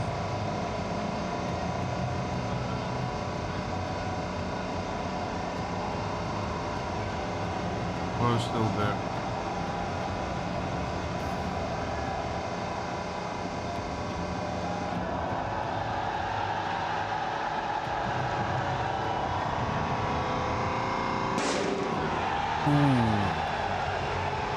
I'm going to give you a chance to say whatever you want in Arabic to the fans. الله يسعدكم على حضوركم، ما شاء الله تبارك الله، قسم بالله قسم بالله لولا الله ثم انتم كان انا ما كملت هنا واستمريت على هالمستوى، كله فضل الله سبحانه ثم دعمكم كلكم، ما ودي انسى احد. وشكرا لكم، وان شاء الله انه بنوصل لبكره والاحد ان شاء الله باذن الله. هذا كله ابداع، فضل الله ثم دعمكم. All right, thank you so much, Exodus. He's happy to have the crowd here cheering for them every single match. So now we're going to move to the exit interview with Ian. All right, everybody. It's loud in here, but I'm with Assault in Team War as they just exited the tournament. Assault, you just saw your key get crushed behind us. How you feel? I mean, honestly, it sucks. We had really unfortunate circumstances coming to this event. Linz didn't make it. We had to make another change for Diamond Con who joined LAG, so it wasn't even our same team we've had the whole year. So we had to play with our coach who's been helping us the past couple of months. So we came out here, nothing to lose. We tried our best, but yeah. Yeah, it sounded like a lot of issues happening before you guys were even coming into this event, and you gave it your best foot. You put on a show. I'm pretty sure that, you know, the people that was cheering you on at home, they were rooting for you guys. You made them proud. You know, anything that you want to say to them? What's in the future for Assault?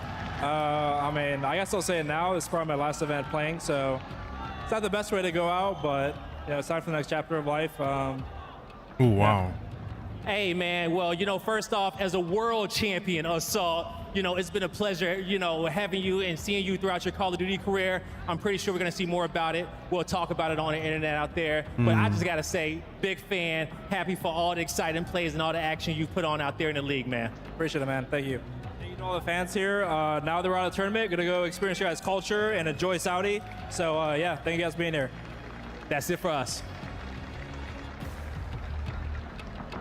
The end of a career for another world champion as Assault calls it quits at the end of EWC. War is going to walk away with $20,000, but it's the Falcons surviving and crushing keys along the way. Yeah, well, I just want to say, you know, congrats. We would like to see Assault do stuff, but unfortunately, I think a world champion MVP. I think most people kind of knew that his time was up. But putting the focus over towards the side of you know, Falcons, it is what it yeah, is. I mean, just a skill gap in this series. Pred asserting dominance on that map #1, and you love to see Exit as well perform and drop a 30 right alongside. Ali, I wanted to say that about Xnid because in 1 year, this guy has become a superstar here in Riyadh. It's been incredible to watch. I think one of the most wholesome stories that we've had so far in Call of Duty. I mean, start of the year, I mean, he's just been put in so many tough spots, right? And throughout all of it, he had a big smile on his face. He was always very grateful, very thankful for the position he was in.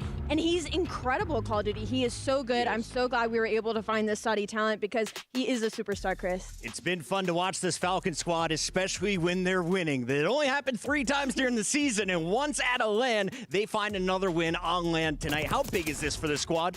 This is massive. I mean, one, you have a packed crowd out there that's rooting you on, right? Oh, yeah. Got to give them something to root for. Everybody performed here. I thought their leader in Pred, you know, setting the tone early was massive. Going off, what's up, man? As he makes his way to the stage, we're going to talk to him here shortly. But yeah, it's a Falcons team that, you know, in respawns, they struggled at times, right? So, you know, bringing in TJ, need a little extra firepower, Clay on that stage, some more energy. This could get them going. And in that #1, the fundamentals were so good from the side of Falcons. I can name maybe 2 times that Team War got that early rotation, and they were broke quite easily. And same thing for the Search and Destroy. I mean, the Bloods were incredible, and even when War started to change their game plan a little bit, it was a lot on Pred and Exit, especially when he won that gross 1v1 versus Fink, which gave them the rest of the momentum that they needed to close out this map #2. Impressive shots along the way. Pred leading the charge for the Falcon squad, dropping most damage for the team, most engagements at times. He's just imposing his will. And he now joins us live to talk about it. Pred, congratulations on a win. It was a tumultuous 2025 for you. At the end, though, you land on the Falcons, you bring in TJ for this EWC event, and you guys are walking away with your first victory of the weekend. How are we feeling? First of all, thank you guys. I mean, before I start saying anything, I mean, the fans, I want to say a huge shout out to them. I mean, unbelievable. I mean, you guys can hear it probably from here. It is crazy, man. I mean, I've played in some packed stadiums, and this one is one of the best. Like, not even just saying that because I'm on the Falcons. This is unbelievable. So, a huge shout out to the fans for bringing the energy every day, man. It's making the tournament amazing. They had like a 50 by 50 banner of your guys' faces out there. These fans are so hardcore, and they're so behind your squad. What is it like, though, to have this support? Because it's got to feel totally different from all of your other LAN events in 2025. Yeah, it's crazy. I mean, I went from Optic, which is arguably the biggest fan base in Call of Duty, and, you know, when we go to tournaments, especially in Dallas, like last year at Champs, it was crazy. But this is just giving me flashbacks of just having that support is just honestly so lucky as a player, man. We all play competitively to just be able to like experience that. Yeah. Absolutely. And when I think about your roster, you know, there are a little bit of newer faces in Exit. I want to know what it's been like playing with him, and his English has gotten so much better from the start of this year, and if you guys had any play in that, and also the decision of bringing TJ in, what you were hoping he was going to do for the team. Yeah, look, I mean, Exnet, he's developed so much since I first came to the team. Obviously, for him, it's a massive learning experience, but I think the most important thing for him is just that he has passion. I think without passion and the hard work, dedication, without that, it's very hard to, you know, get better. So that's one of the biggest things for him. And then with Tej, I mean, Tej is just, I feel like Tej has been so underrated this year. And I think Tej is honestly really good. I think Tej is really good. Great. He's amazing. I think S&D, I mean, you guys can see, I mean, he's so smart, makes plays, he's not afraid. And that's just something we needed. We needed another SMG that is able to make plays, whilst also being like kind of aware of what he was doing, you know? So Brett, I want to ask you, you've had to like reinvent yourself coming into this team, be a leader, you know, and get these guys. I've heard stories of you putting in that extra push, getting everybody in the back, trying to, you know, practice and go hard, even on off days, which I think is like inspiring, right? Because could have easily been in a tough spot after winning a world championship. So talk to me about that and where that motivation comes from. Yeah, look, you know, when I missed out the first 2 months of the game, it was a big like a shock to me. So when I came back, I knew that like this was my true passion, and all I want to do is compete at Call of Duty because it allows me to play at the highest level. And when I came back, I knew the Falcons are a team that's trying to reach the top, and I just want to make sure I put my imprint on it, and in any way I possibly can, not just in the game, out of the game, and just help my team be in the best situation to win. Nice. I want to keep it a buck with you. You guys have sucked at Respawn. You win a hard point to start this series. What was that like once you guys finished that game one amongst the comms? Yeah, I mean, I don't know what happened. When we first formed, we were the best hardpoint team ever. And then I feel like it kind of happens, you know, when you focus on another game mode, you naturally get worse at the one that you were good at. And I feel like that's just something that happened. We were so like, we need to get at S&D because our hardpoint's so good. And it always happens. But I'm honestly happy we got the map one. Do you find like knowing that you guys kind of lost your way a little bit in hardpoint almost makes it harder now to come back from that because it's in the back of your minds consistently when you get into some of these series, especially against some of the more difficult teams, you know, you go into these series like, all right, S&D maybe, Respawn. What is that pressure like? How do you kind of get that out of your head? Yeah, it's tough, obviously, because you once were so good at it. So I feel like for us, it's just about a momentum thing. You know, just keeping poise and just keep trying to make the best play you can and keep being aggressive. Like at the end of the day, you don't want to just sit back and let plays be made. You want to be the one making the plays. So, of course. Yeah. So can I ask you, what's the dynamic like between you and Clay? Obviously, you know, it's his first time being a coach as well, and you know, he's pretty vocal, it seems like. So talk to me through that. Look, I mean, Clay's got 3 rings. I mean, he's top 3 player to ever play the game. So I feel like for him, his input, his experience is so important. So I feel like me and Clay almost agree on everything. He's just a big on momentum, which I agree on, like the little things, which I'm so like, I completely understand everything he says. So the dynamic between me and Clay is amazing, honestly. He's been helping me a lot. That's good to hear. Who's giving the most gas on that stage? Because I look at you guys, you're all looking back and forth, smiles across the stage. Who's hyping everyone up today? Honestly, we do it as a collective. Honestly, Clay at one point scared me because like I'm so not used to him being in the comms, and he's like, everyone push or something. He screamed. I jumped out of my seat because I was like, oh my God. But honestly, Clay today was gassing us all, so I'll say Clay. Well, Pred, you killed it on the A stage, but we have 2 streams live right now. Let's check in on Bravo, and I want to get your thoughts on this match that's happening over in our second stream, because we have Gentlemates and Orchid playing for their lives. Do Gentlemates have enough gas in their tank to survive this fight? I honestly do think they are able to survive because, I mean, they put up a great fight against Thieves. Honestly, they could have arguably won it. So I think, yeah, just based off their performance against Thieves, I think they have a really good chance of winning. I mean, I hope they do. It's another great org over there, so I hope they're able to win. And whose game do you respect on that Gentlemate squad? Who gave me respect? Whose game do you respect? Oh, I mean, you got to respect the Bulldog, right? I mean, what the hell are you talking about? I mean, you got to respect it. Are you talking about Gentleman? I'll say Kiz, big Kiz. Yeah, so far in the summer we've had some lit matches you guys have been involved in. No, my mic's not muted. How does this compare? My mic's not muted. It's just it's the other microphone that is what are some differences that it picks up the VC face. This is probably one of the best ones that picks up the VC face. The crowd, I mean, the venue. Like in terms of audio sync, it's just picking up because I'm playing. I'm watching the stream with the speakers on, so it's picking up that audio. So I can't really do anything about it. unfortunately. So honestly, I feel like I mean, unless if I'm gonna be playing. I'm gonna be wearing earbuds later. This is kind of So reminiscent of old school it should Call be of Duty. okay. Obviously, you've joined us in the past couple of years, and this is something a little different for us. Later on in the year that we get to enjoy. How do you feel about brackets inside of pool play, and then going into single elimination brackets at the rest of the weekend? I think it's great. I mean, I think it's great. Arguably, some players would want to play double elim just because of maybe the prize pool is a bit larger. Yep. But at the same time, I mean, there's sometimes going to be delays. I mean, we were playing until 2 a.m. last night, so imagine that in a double elim. Hey, that's what it was like when I was coming up. Yeah. You were playing late into the night and then early in the morning. I got one final question for you. In your group, you're going to be going up against Boston next. You know what they're good at. A very solid search team. In your opinion, what's it going to take to take them down? I mean, I prefer double elim, but I understand why single lim is there because you don't want to be playing all night. You don't want to be playing until the night. So gonna make sense, Mike. You have such an impressive play style. You seem so confident taking on Yo, every yo. gunfight. Did you model your play style off of any former pros, or who kind of got you into the scene? Look, I don't want to sound like I'm glazing, but I'll definitely say Scump. I mean, I watched him since I was very young, so when I came up, I was always just under the mindset of sort of playing like him. But yeah, I'd probably say Scump. Hey, man. Hold that on. Sorry, say again? Keep it I can barely hear the you. Fans are loving it here in Riyadh. Congratulations on the win tonight. Thank you, guys. Appreciate it. That is Fred. We're going to let him rejoin the team, and we've got a lot to talk You're about. cutting in and out. Hold on a Riyadh. sec. More matches coming your way. Hold on. Numerous I don't have final your buds thoughts on. this one. Give me a sec. Falcons, a real deal here in Riyadh. Yeah, I mean, especially with that crowd behind them. And this man, Pred, we just interviewed him. He just lit it up in that map number 1 exit as well. If those guys continue, they have a good chance to make it into our bracket. We've already crushed one key, a second key about to be crushed on Bravo. When we return here on Alpha, it's match number 2 of 4, day 2 of EWC. Yeah, they just finished the match on the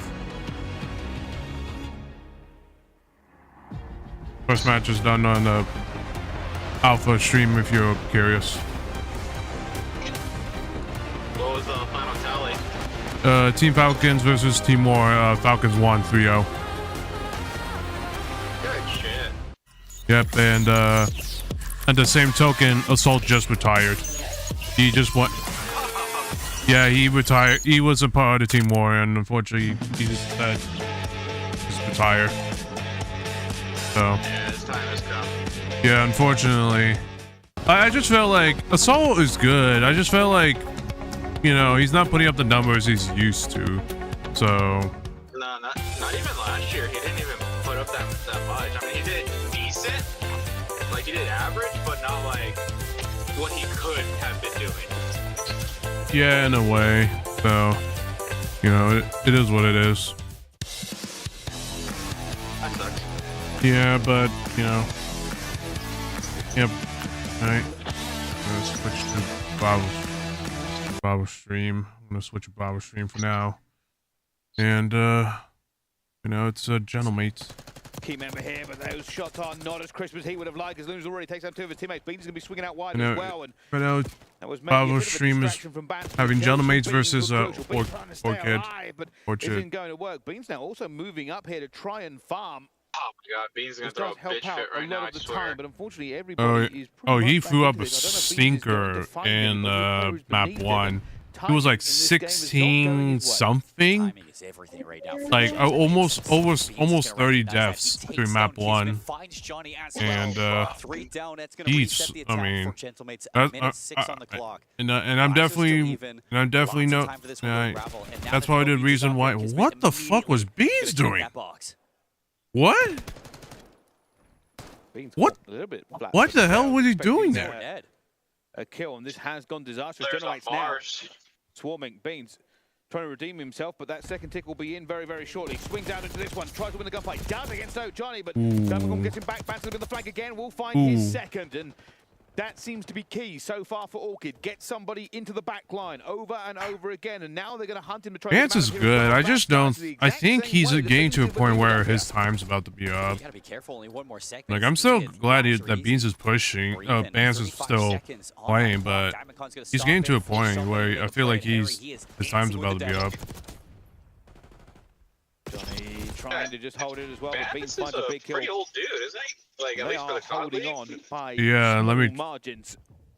Yeah, this let could me still slip. check. One I big don't think push he's here like. from I think he's around like gunless's Bant's age. going to be on the flank. They already have spread this map. They've split it in half. Yeah, he's 27 at the This moment. time. Mythics is in a good timing here. Lunar's not going to expect a reflank. They know where the last one is. Diamond Con is caught. 9 seconds left. It looks like I swear, dude, the COD League is like the Playboy things Mansion. out Once you on hit this 27, defense it's a almost lot it's better, pretty much time to call it a a wrap. lot more well-maintained. I mean, right now, Slasher. Onto that life, I mean, Slasher is like 29, and he's still putting up numbers like usual. Albeit they didn't last long inside of gold. You had a couple good flanks from Bance, and he was distracting them for a lot of that time. Really wasn't. Just going to continue to hit those flanks over and over again, but they gave away 5 ticks. This is now really going to be whether or not Orchid can get some sort of attacking The next match work for going. Alpha Stream is going to be they're Omid okay. versus The Project attacks 7, can which split that this one shouldn't be game hard for asunder. Omid to beat. And this mostly is about the Or break. If you AKA get hammered Omid Brooklyn and you let from players Project into your 7. backfield early, most teams don't recover. Yeah, I love how Vivid can't barely put in numbers in the Pro League, but on fucking Challengers, he's fucking balling. Well, no, Omid was actually super. I heard that. I saw Omid and they were super close to actually beating FaZe Clan. So they, I don't know what happened. It was like a map 5, round 11. I don't know what happened to Omid. Well, I don't know what happened to Omid on the round 11. But they have a chance to go against FaZe again if they win this match. Bean's actually going to go and try and chow this. He wants it and does manage to find it against Kismet, and just staying alive and getting the kills. Johnny managed to find one, breaks this down just a bit, slows it even more. Players jumping in. Bance is hunting. Doesn't know where that player has gone. They will have gone underground. But there's already 2, and they've lost a couple of kills here. So while this was not too bad to begin with and gives them an early 2 segments, it hasn't given them the extra minute. Johnny makes a great play there. Just patience from the bottom of the fold. He's going to get cleaned up finally and allow for the players off of Orchid to get back into the zone 3, go down. You imagine the stack's going to come through. You know exactly where to look now that Kismet has shown himself, but A's going to get secured. Kismet finds 2. That's going to stall out this rotation to B. After this round, we're gonna switch back to Alpha Stream, and we're gonna switch Alpha Stream where actually check on Alpha right now. We're gonna start. Once they start the match, we're going to switch to Alpha Stream and see who wins that. And with Luna's getting back and finding it all of a sudden, Team Orchid are all the way back into their spawn. This is a How the hell is Luna's not killing? I have no idea.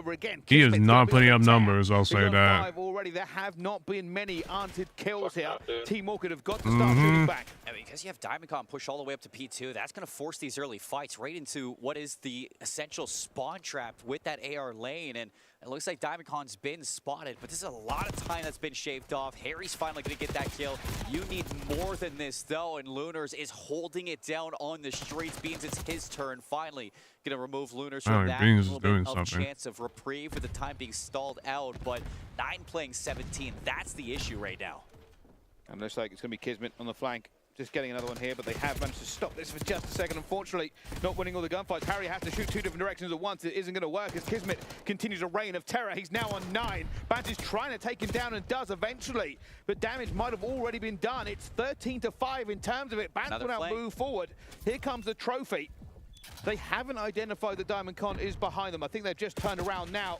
Ooh, number 2, don't see it. Terrible timing. Diamondcon's going to put some shots down. Doesn't seem like he's been able to find too much. Ooh, no. He does take down Beans and no more respawns. Here comes the Hellstorm being invested. That second segment hasn't been secured. Beans off the respawn is going to get dropped by the Hellstorm. You're looking for the second tick, That's but smart. it's a 2 That's pretty versus 10 smart. with 25 seconds. This is impossible for Orchid.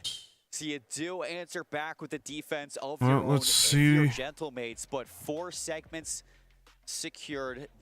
Not too bad of a job there from Orchid, all things considered. You almost had a chance for that 5th segment. If you did, then objectives would have been tied, but you still get 4, and that is manageable. Well. Wait, I haven't seen. We will see if that 1 tick matters at You're the end cutting of out this what? game. Both teams looked to have potential to carry the attacking rounds, but neither quite able to.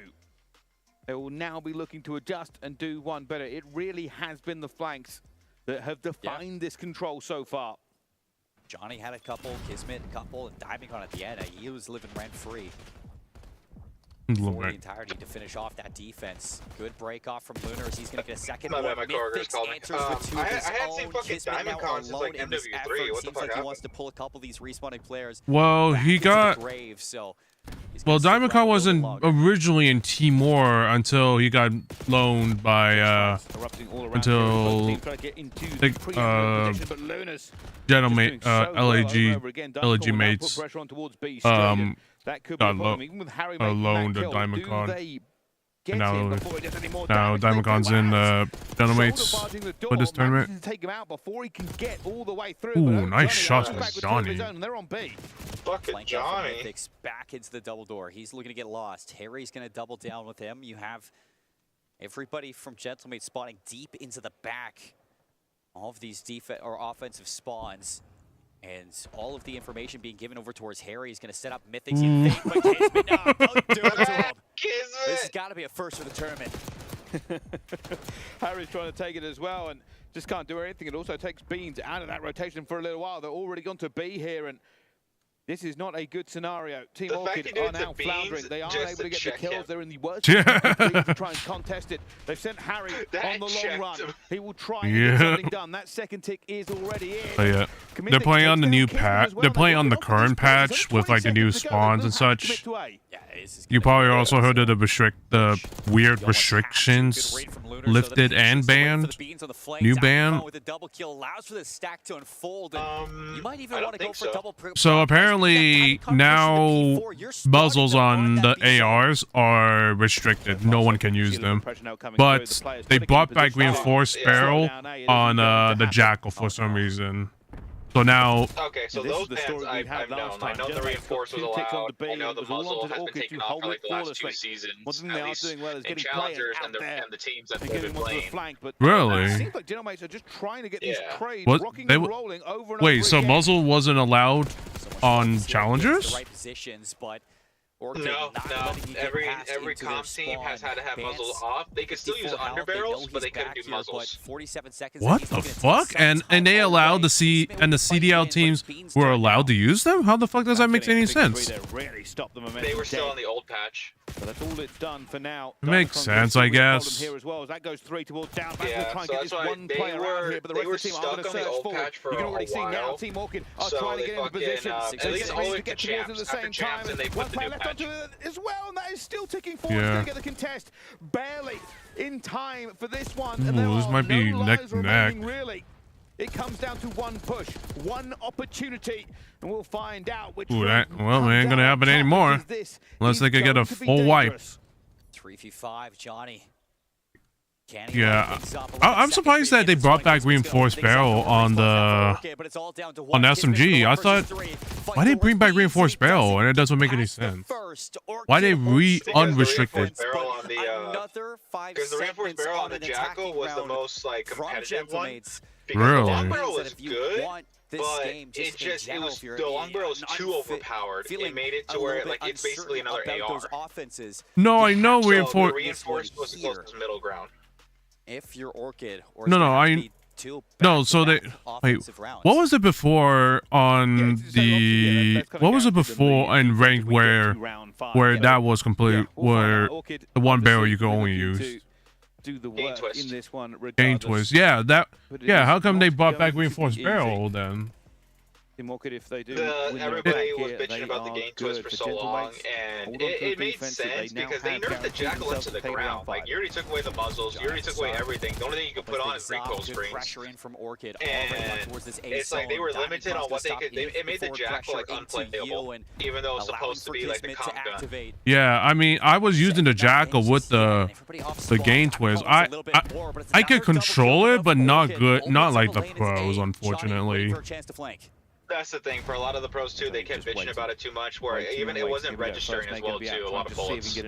Yeah, that was my thing about the game. Well, I think it's the game as a whole where the bullets were just like saying "fuck you." It's like that's how bad the game is. Yeah, that's how that's how bad the game is. It's like if the SMG can't even be bothered to be registering bullets sometimes, half of the time, then there's a problem with the game. Yeah, like I think it was season 2 or 3. I think it was season 3. They had the C9 as the most top tier SMG there was because the Jackal was so unusable. That's for ranked. Oh yeah, no, ranked they banned C9 after that. They did this season, like, yeah, after, because the C9 took over, and that's what they didn't want. They didn't want the C9 to take over. Yeah. But it's like, that's what happens when you ban fucking everything on the Jackal. Exactly. So it's like, what the fuck? It's like,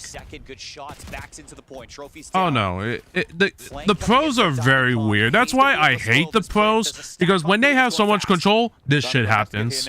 Where no one it has any fun. No one can be able to, no one can use any variety of like the fucking weapon or whatever. It's like, well, what the fuck is this game? Like, how's this fun? This is it for Orchid choosing their foot. I mean, you've been good for these opening I got to Crim this season. I'm like, I'm done. Like, I did it. I literally avoided it all fucking year. And it's an answer back until from the now. Mates. 12 like, because I chose, like, you know what, fine, I'll fucking grind it. He Fuck roars it. I'll into grind action, it, just say but I the fucking trade done still it for again. Gentlemates, keeping that I mean, I was thinking of grinding. Yeah, I was thinking of grinding ranked again, but because of my summer class being 3 evening class, 3 days in a row, it's gonna take a toll on me.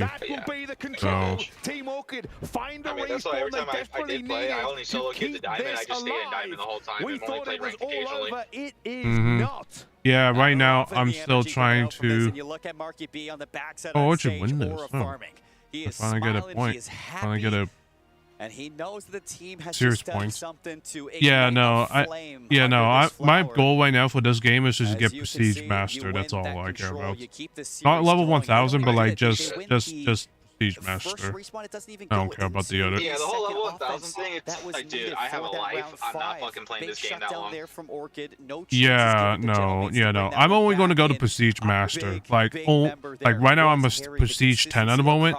I just need to get to 55 again. I'm close. Having so many big moments, bans across the start of this control. But yeah, no, I'm thinking of trying to go back to grinding ranked if I don't run into cheaters. And if the servers are being nice to me. Really opens up a chance. Well, right now there's a lot of people doing Smurf challenges for like the final 2 weeks. So that's fucking. Would be very happy if they managed That's to get fucking. SMD as well Oh my now, god. I fucking hate that shit. Orchid. I boosted my wife's account because she doesn't play ranked at all.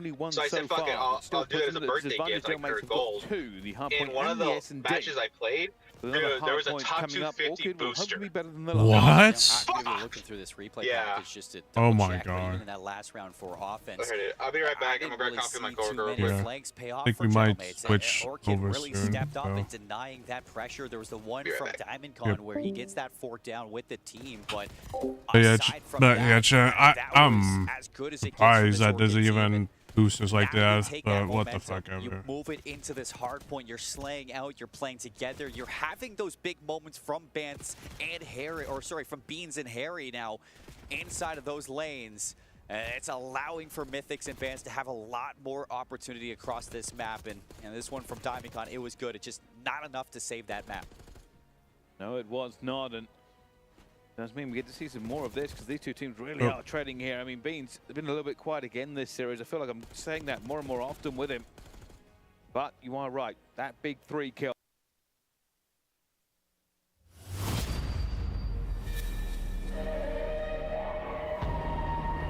Oh, here we go, chat. B7, aka Brooklyn versus Omit.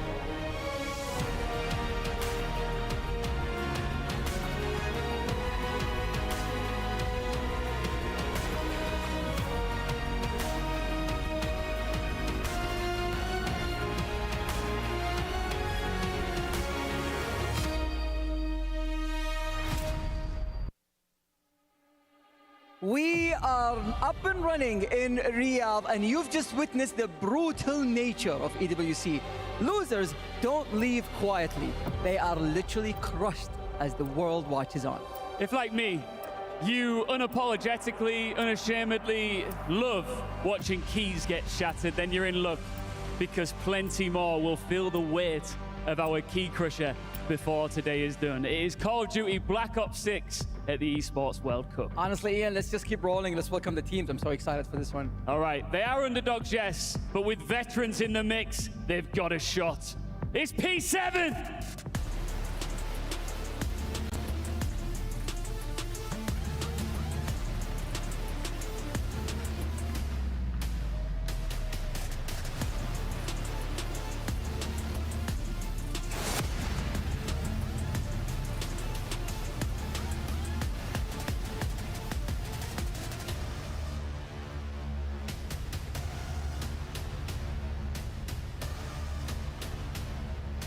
Their opponents, they gave last year's winners a run for their money. Back on stage, full of fire, it's Omit.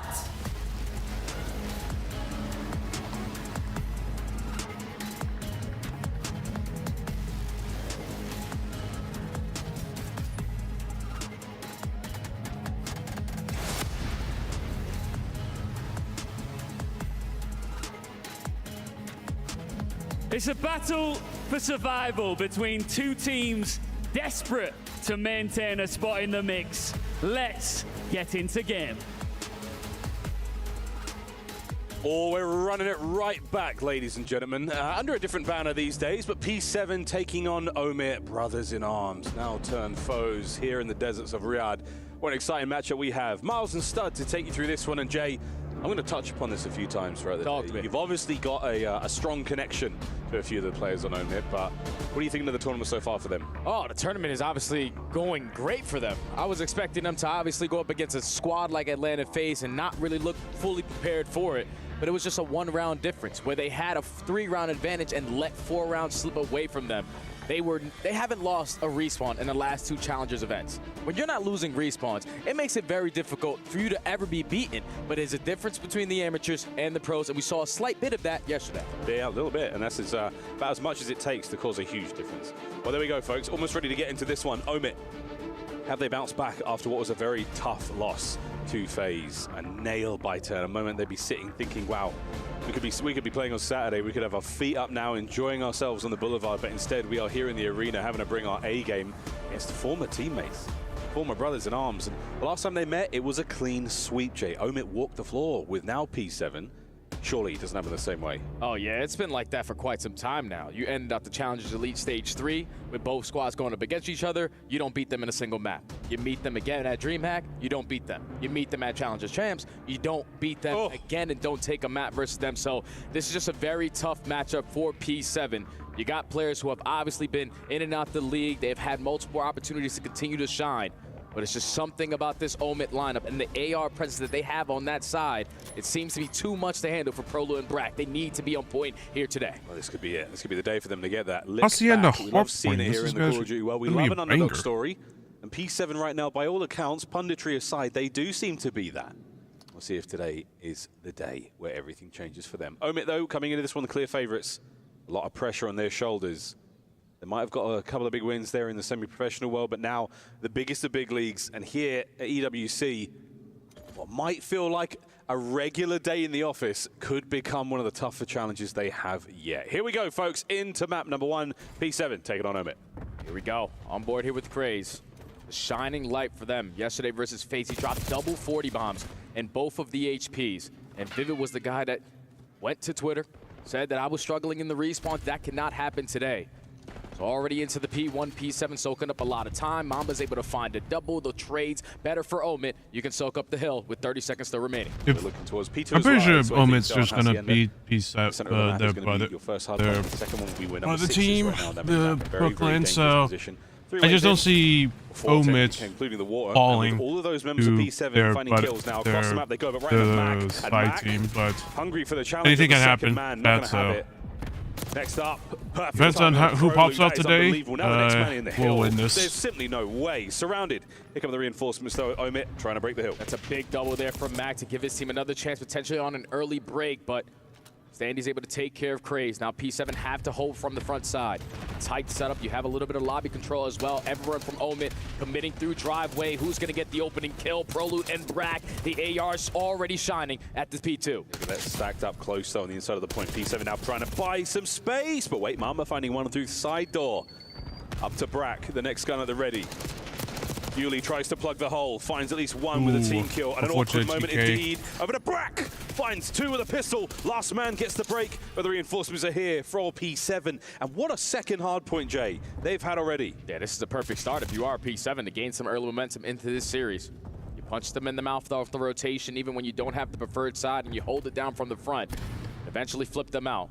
You're going to have a 40 to 50 point lead going over towards P3. Omen are not going to commit anyone to try to chow that again, but Craze is going to fall. So now he's going to spawn. Ooh, nice three-piece by Vivid. A veteran able to pop three, and now you're stable at P3. Well, Omen have no excuse. They gotta get a full 60 on Doesn't find any this. of these kills near the They gotta get a objective, full though, 60 so on not this a huge point. amount of points accrued. I'm going to be looking towards that Hellstorm anytime soon, but looking towards the hard point. Here come P7. Yuli, the first man there to make contact on the contest. Covering fire is there. Mac takes care of his teammate. Can he keep the play alive for a second longer? Enough to get his boys involved. So now this hard point wide open, unless Mamba says something about it, and he's already on time. Another to his name, nearly. Waiting for the reinforcements, and here come Omit. Those are good nades right there from Yuli. A roller to pop a double initially to slow them down.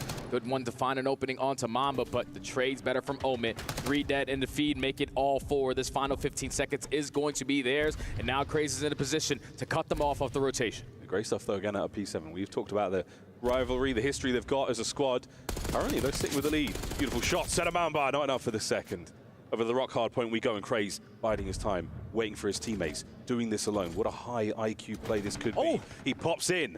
Damage, not enough for the kills. Here come the nades over the top. Beautiful nice work. Nades. And what a bit of help there Nice from nades. Omit. The break is nearly complete. Standy last man down. That's their hard point. Standy walked right by Craze, so the fact that you don't spot him, he makes an impactful play with the nade to find an opening. But now there's only one player left. Mac is instantly going to fall. You're not in the position to now play the trades. The advantage is in favor of P7, and Brack again lines up a double to hold down the time. What a break. 30 seconds to go here on Rock Hardpoint, and P7 are walking away with this opening set of hardpoints here on Hacienda. Prolute back to time. Trophy's working away there. We're going to see a last-minute contest. Opportunity for the break here. Brack on the outside, down and out. Final 14 now. Actually, still anyone's. Standy is keeping this hard point very much in the danger zone. And there we go. Omit with some solid scrap. And the crazy thing is, you're probably feeling, watching the game from the beginning to right now, that P7 are in dominant form. Like, they've already done a great job at P2. They start off with a good chunk of time at P4 as well. You're winning majority of both the hills, but it's still only a 12-point game. Omen are keeping themselves in it. Oh, Mac. But now on the second set, it's a trade back and forth from Mackenzie. Melts is able to line up a double. You're going to turn it into a one-on-one. We want to maintain the map control before we hop in the hard point. And now, Omen are in. Close. And Mac at that 13 and 9. He's woken up today with murder on his mind. Go neck and neck. Vivid on time. Prolute unable to get anything going here. Not going to soften up the defenders there on the top side of the map. Oh, Craze somehow catching out Yuli there. There's the trades. Can Brack step up to the plate? Indeed, finds two. The third man down low. Perfect coverage here as Omit somehow keep that P1 time flowing as long as they could. Yeah, but all the map control in favor of P7. You just don't want to die in this scenario. Craze pops a double, but it's still P7 soaking up the time, and they have the smalls that they want for P2. Final 10 seconds here. Mac again wins a miraculous gunfight there versus Standy, but it's going to be P7 set up properly again at the P2, waiting for that first push. Yeah, Mac is having a wonderful morning, really. 17 and 10, 3 spree currently. But back over we go to P2 with P7 already in the driver's seat of the Lambo. They've got themselves a little bit of work now to do against the next wave of kills. What is going on Not a with problem. Roman 3 right dead. now? Last Jesus man Craze Christ. from That the is so inside of good lobby now. yesterday. Is Prolute going to be there for it? No, that is it. Step by step. Can we get closer? Brack and Yuli, the ARs now of P7 singing pretty as this hard point is still theirs. Yeah, the ARs are hitting Yeah, right right. now in this situation. Yeah. He's picking one up off the ground to assist Omit was, his teammates yeah, again, as well. Omit was actually pretty close to P2 beating has treated FaZe them yesterday. Fantastic so The only, far. This the only team that took down FaZe was Final Heretics. 25 seconds. Brack is So- consistent in lining up in the kill feed. He still knows The there's fact pressure that from the they front. that Can he Heretics pop took all down four to hold FaZe down this twice time? He knows and that Party Craze and Risk, knows that he's gonna be if overwhelmed, Omit but wins doesn't need the this ego chow and on they 5 they in a row, reach out another dominant P2 hefty lead going into P3. FaZe, Great movement there. they might He doesn't Omit leave might the hard actually point. He's trying to get every beat single FaZe second possible if to FaZe secure the Hellstorm.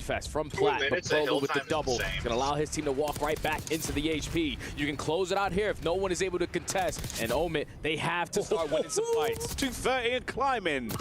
P7, they have just caught every single possible kill for the last few minutes. Doing good. 15 seconds to go. Finally, Sandy's You can doing win it something. here. You have to get in, but Prolute says no. 5 spree. Looking for their 6th over the top. Oh my Yuli's now in god, okay, position this for is not good for and no Omid. They one gotta gets block the close. fucking... P7, what an opening map. That is a gotta massive lock. map there for P7. Oh, if Omid want to win, they gotta lock lineup, in. especially in the respawns, to come out the gates blazing with Brad. Like, if anyone's gonna take down FaZe, it has to be Omid. Mr. Do It But All, I don't know what almost double happened. positive, What's happening 2 right minutes now? in the hill. They just came out swinging. You're winning every single rotation. The gunfight's in your advantage. And I guess, yeah. that's just how easy So the game is they're when you're gonna, playing the they might have to fundamental veto parkour. this map. We're watching Omid They're gonna veto this map. I don't know what the map, the trades they're what the losing. map Get hit by poll, big what the nades, map little picks things were like that against the just FaZe stinging so hard. team. P7. I'll look at- All that I'm gonna have talk to look about that this up being a real quick. one-sided rivalry for the past few months. All of a sudden, it starts to feel real different. Massive stuff there from P7. Brack leading from the front. Unbelievable stuff. We'll go to the search and destroy in a moment, but as far as these highlights go, Jay, I mean, getting creative. Water routes, really keeping everyone there from Omid on their toes. Not for a single moment did you feel like Omid could pull this one back. If we had a game flow, that was P7 in the lead from start to finish. Crazy stuff to start the day. And if you're Omid, that one's going to sting, man, because you looked a little sloppy in that series. I mean, that map number 1, because everyone is going for individual routes. We're going one by one, getting picked off, and never having a full team push. That's what they were able to get away with yesterday versus FaZe. But P7, when you play someone so many times, eventually you're going to make the proper adjustments.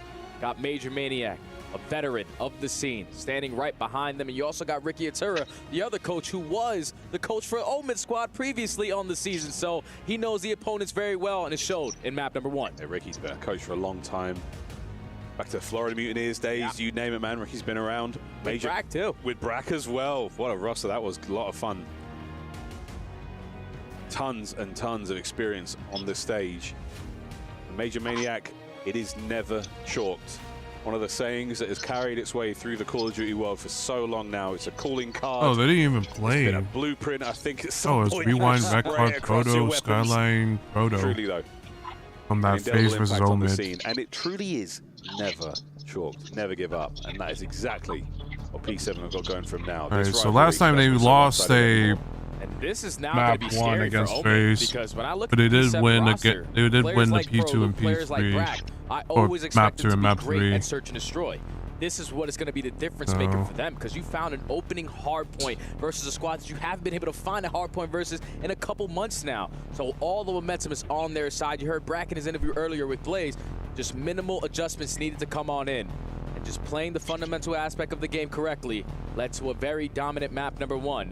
Now going into this protocol search or destroy, we were able to see this at Challengers Champs. Omid ran them over because players like Craze consistently were just getting behind enemy lines. They understand what that young man is going to try to get done on the map. Gotta shut him down, What slow the game fuck? down, and allow them to run into you. So Nameless might I lose track see. of Craze in game. So Shit, it's P7 do. so they got S&D Yeah, Wheeler is Proto awful. right now, Control Set Proto, you up for anyway. Skyline, So and then Dealer. We'll see how So things go. the Protocol, I first believe. 3 maps, So they've lost it in round map 11 2, of 3, and FaZe, or 4, round 10, they sorry. played against 11. It was 11. FaZe Yeah, last I'm time. biting my fingernails. That was a Confused. stressful one. They lose Why to they FaZe in playing- around 11, and why now they you go playing back this at it. same- P7 almost though, same now maps, they've huh? got a tape on you. They've got a lot of time overnight to probably wanna watch that hone what game, the see fuck how it went happened. down. What did you like to do? Yeah. What were some weaknesses? But the They fact saw that they're in your playing gameplay, and Proto, Major, you know Proto, it. Skyline, You've got the boys standing to and attention. then They will Dealer be for working Decider, on that's this very moment. interesting. But on the other side, what have Omid learned? They definitely poured over that The thing with videotape dealership, late it into can the go night here in either way. Riyadh. That's the shitty part. It's not like one's Can you heavier right than the the other. It wrongs can go either of way. yesterday? Yeah, it Sorry. can. I mean, Omid did win Yeah. both Protos Yeah, now against honestly, FaZe, when you so talk about Omid on protocol, it's all about just the adjustments. Early rounds, things you can get away with, but when you go deeper into the game, people start to understand what you're going to throw at them. So Alright, Craze so really couldn't the find Vito, openings that's with the what way that FaZe were Okay, able so to make their Project, adjustments with Celium basically fans sitting in his vault spawn, hard points, waiting so before bans pinch play. spice, Everyone else was stacking on the opposite side, knowing that they like to play red slow. card hard points, This young man on your screen, and then Omen bans their playmaker. rewind S&D, Seen this Project guy all bans season red long. card He's been S&D, the best player and in then challenges throughout this Project entire bans season. vault He's basically won control. every single thing you can possibly do. So interesting For an map. amateur. Picks and bans. And also alongside Mamba, who I've grown to be a really big fan of these last couple of months. Just getting away from his Technical regular flaws. circle. Oh, He used to play please with Wiz don't and let Dak. it be like And yesterday. once he was able to reach away from them and join this lineup, he has turned into a totally different player. The way that he values his life, the way that he positions himself, you best believe he's going to be a crucial player as well on the map. Something about that occasionally, you know, the players you've got around you, it does impact the way you play. It impacts the way you perceive yourself, what kind of decisions you're making. Can I take that challenge? Can I take that fight? Yeah, I can. I'm him. By the way. I'm him. I can do that. And now he believes, and it has changed things indeed. The power of a good teammate, the power of those you surround yourself with. We're getting the lobby restarted very quick here, folks. Not a crazy reset. P7, their key, and the key of Omit hangs in the balance here. Their hopes and dreams here at the Esports World Cup. A dream that you've been thinking about all year. You knew it was coming. You finally get that invitation. You get the chance to step up and go for it. Of all the teams, it had to be against each other, didn't it, Stud? Hey man, history always writes itself, doesn't it? You play each other so many times throughout a season. It's one-sided affair. The same thing could be said for like these versus Vancouver. It's been a one-sided affair all season long. But in the crucial moments at the end of the season is when you start to capitalize on them.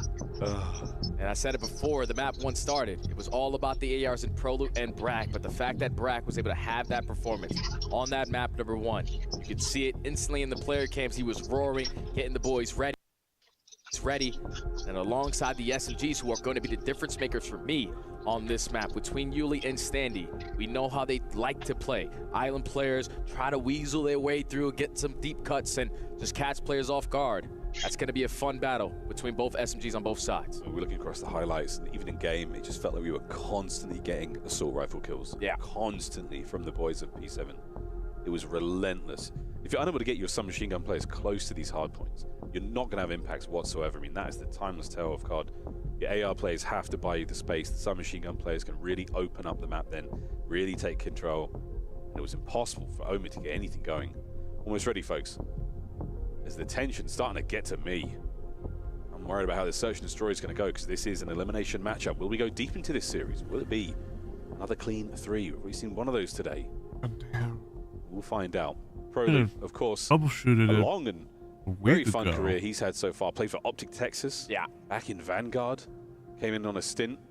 Turned some heads. Had himself a good time. Vivid, another player with that long and storied history. The first time I saw him play was Cold War, I think. No, actually, maybe before. No, it was before that. Yeah. It was Cold War. He went to Dallas Empire. Yeah, yeah. Got top 3 at the end of the year. So Vivid's been around for quite some time. Obviously, he wants to work his way back up to the big leagues. He probably feels like he never should have went down to the amateurs. The rest of the world probably feels the same exact way. Yeah, no But kidding, it's a battle right? between everyone trying to get their stock up going into next season. Oh shit! I mean, most of these players should be in the pro league, but unfortunately, with the league and the wisdom, they don't want to expand yet, which doesn't make any fucking sense. Crazy thing also is, in the final elite, Mercules gets picked up to Toronto, right? So that means someone had to fill in. Prolu filled in for Omid Brooklyn at the time, which was crazy along the lineup, and they won the entire thing. So this is going to be a good one, because you know exactly what their playstyle is. It's just amazing, the DNA between all these players into What is going on? A rich sort of tapestry of the teams on stage. They know each other so well. I got to have a really interesting conversation with Mac and Vivid actually about what this year meant to them, because it was a tough year, serious grind. They both were, let go from their respective pro teams. So what was it like to bounce back? How did you pull yourself out of that? And they both said to me, it was about finding my playing style again, remembering who I was and what got me to that position, because over the last year, both of them had stopped playing the way they wanted to play. They started to play around other players. They started to try to sort of pander to the play styles that they thought they needed to have to complement those around them, and it totally took away their identities. They finally found that back, getting themselves back into the swing of things for their respective teams. We saw Mac yesterday, man, absolutely running amok on FaZe. And Vivid, he has had some stellar moments this year. The one-eyed Raven battling through serious adversity, quite literally, with one eye. My God, that one eye was getting the job done. And the young man on your screen right there with Yuli, this is a guy who only had one opportunity in the CDL back in the day on the London Royal. Really gonna be like yesterday? Jesus Christ! Well. That's so many technical difficulties. Consistently back-to-back years in challengers, trying to work his way back up. No, there were many other matches that had like so much technical difficulties. So many matches restart. Like, dude, shit like this shouldn't be happening. But unfortunately, with Treyarch and the wisdom of not fixing the fucking game. And having these stupid crashes, with this little bit of pause fucking, here, can allow Omid to just reset. They're never, no, and that's what pisses me off. If we had, if all three decided to make Call of Duty that is, you know, a combination of all three of their works and such, I think, and like make that their game, I think we wouldn't be having this issue. But how does it go for you the next day? You'll find out. Like everyone could be working, making sure the game is still underway. So we're going to throw a very quick commercial break, get things set up on stage, and move on into map number 2. When we come back, P7 taking on Omid Protocol, Search and Destroy. Oh, General Mates won that clearly. Oh, Mates is gonna go against Fees again, so I really hope that Fees don't fuck it up. Damn, I would have loved to see how Beans looked after he fucking lost that game. I actually take a look right now.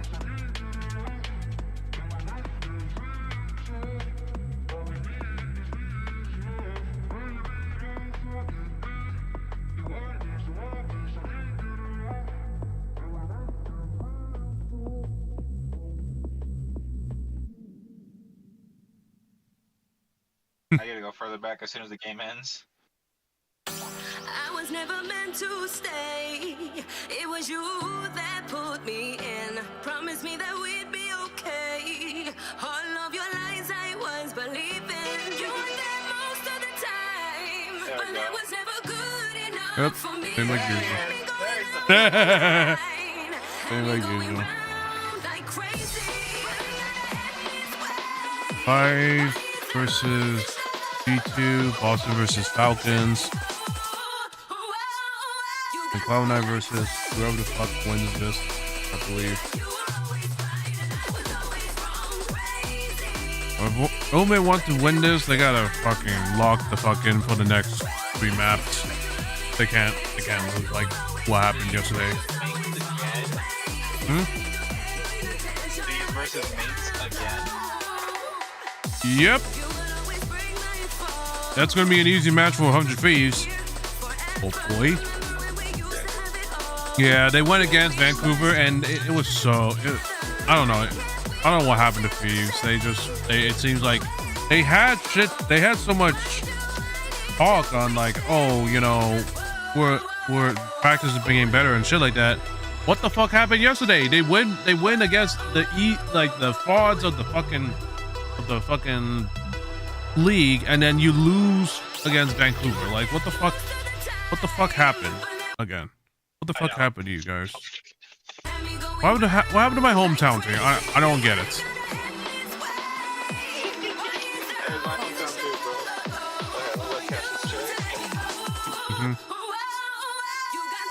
Yeah, I'm just mad that the Feeds lost against Vancouver, but what can you do if you're not gonna put up the best fight? Well, what the fuck ever,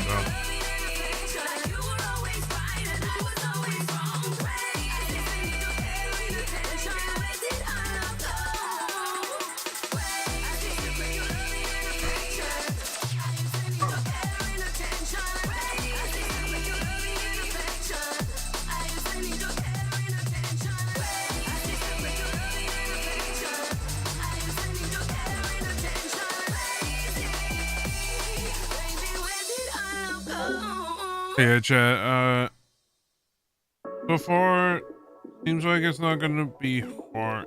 It doesn't look like...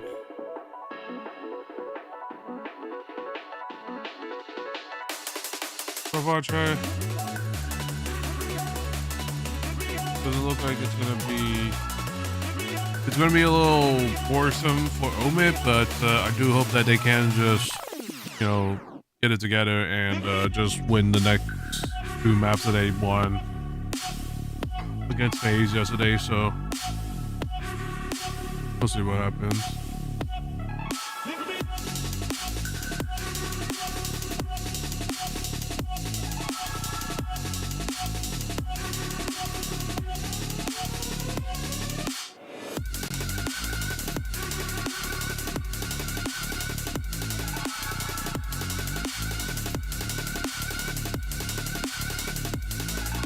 The arena is really nice.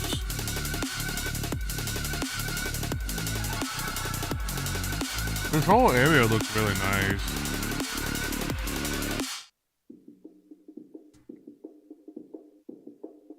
I wish we could have something. We have something like this here in America, but you know, it was whatever.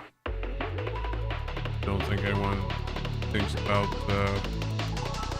building something similar. Like, well, I mean, we do have some esports arenas here in the U.S.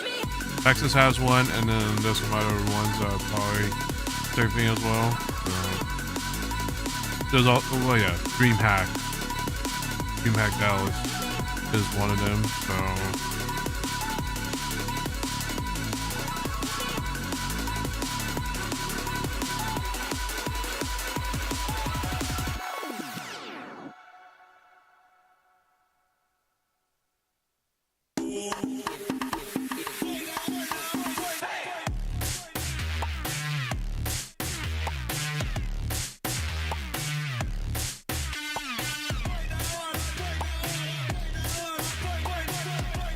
If it's gonna be happening again, where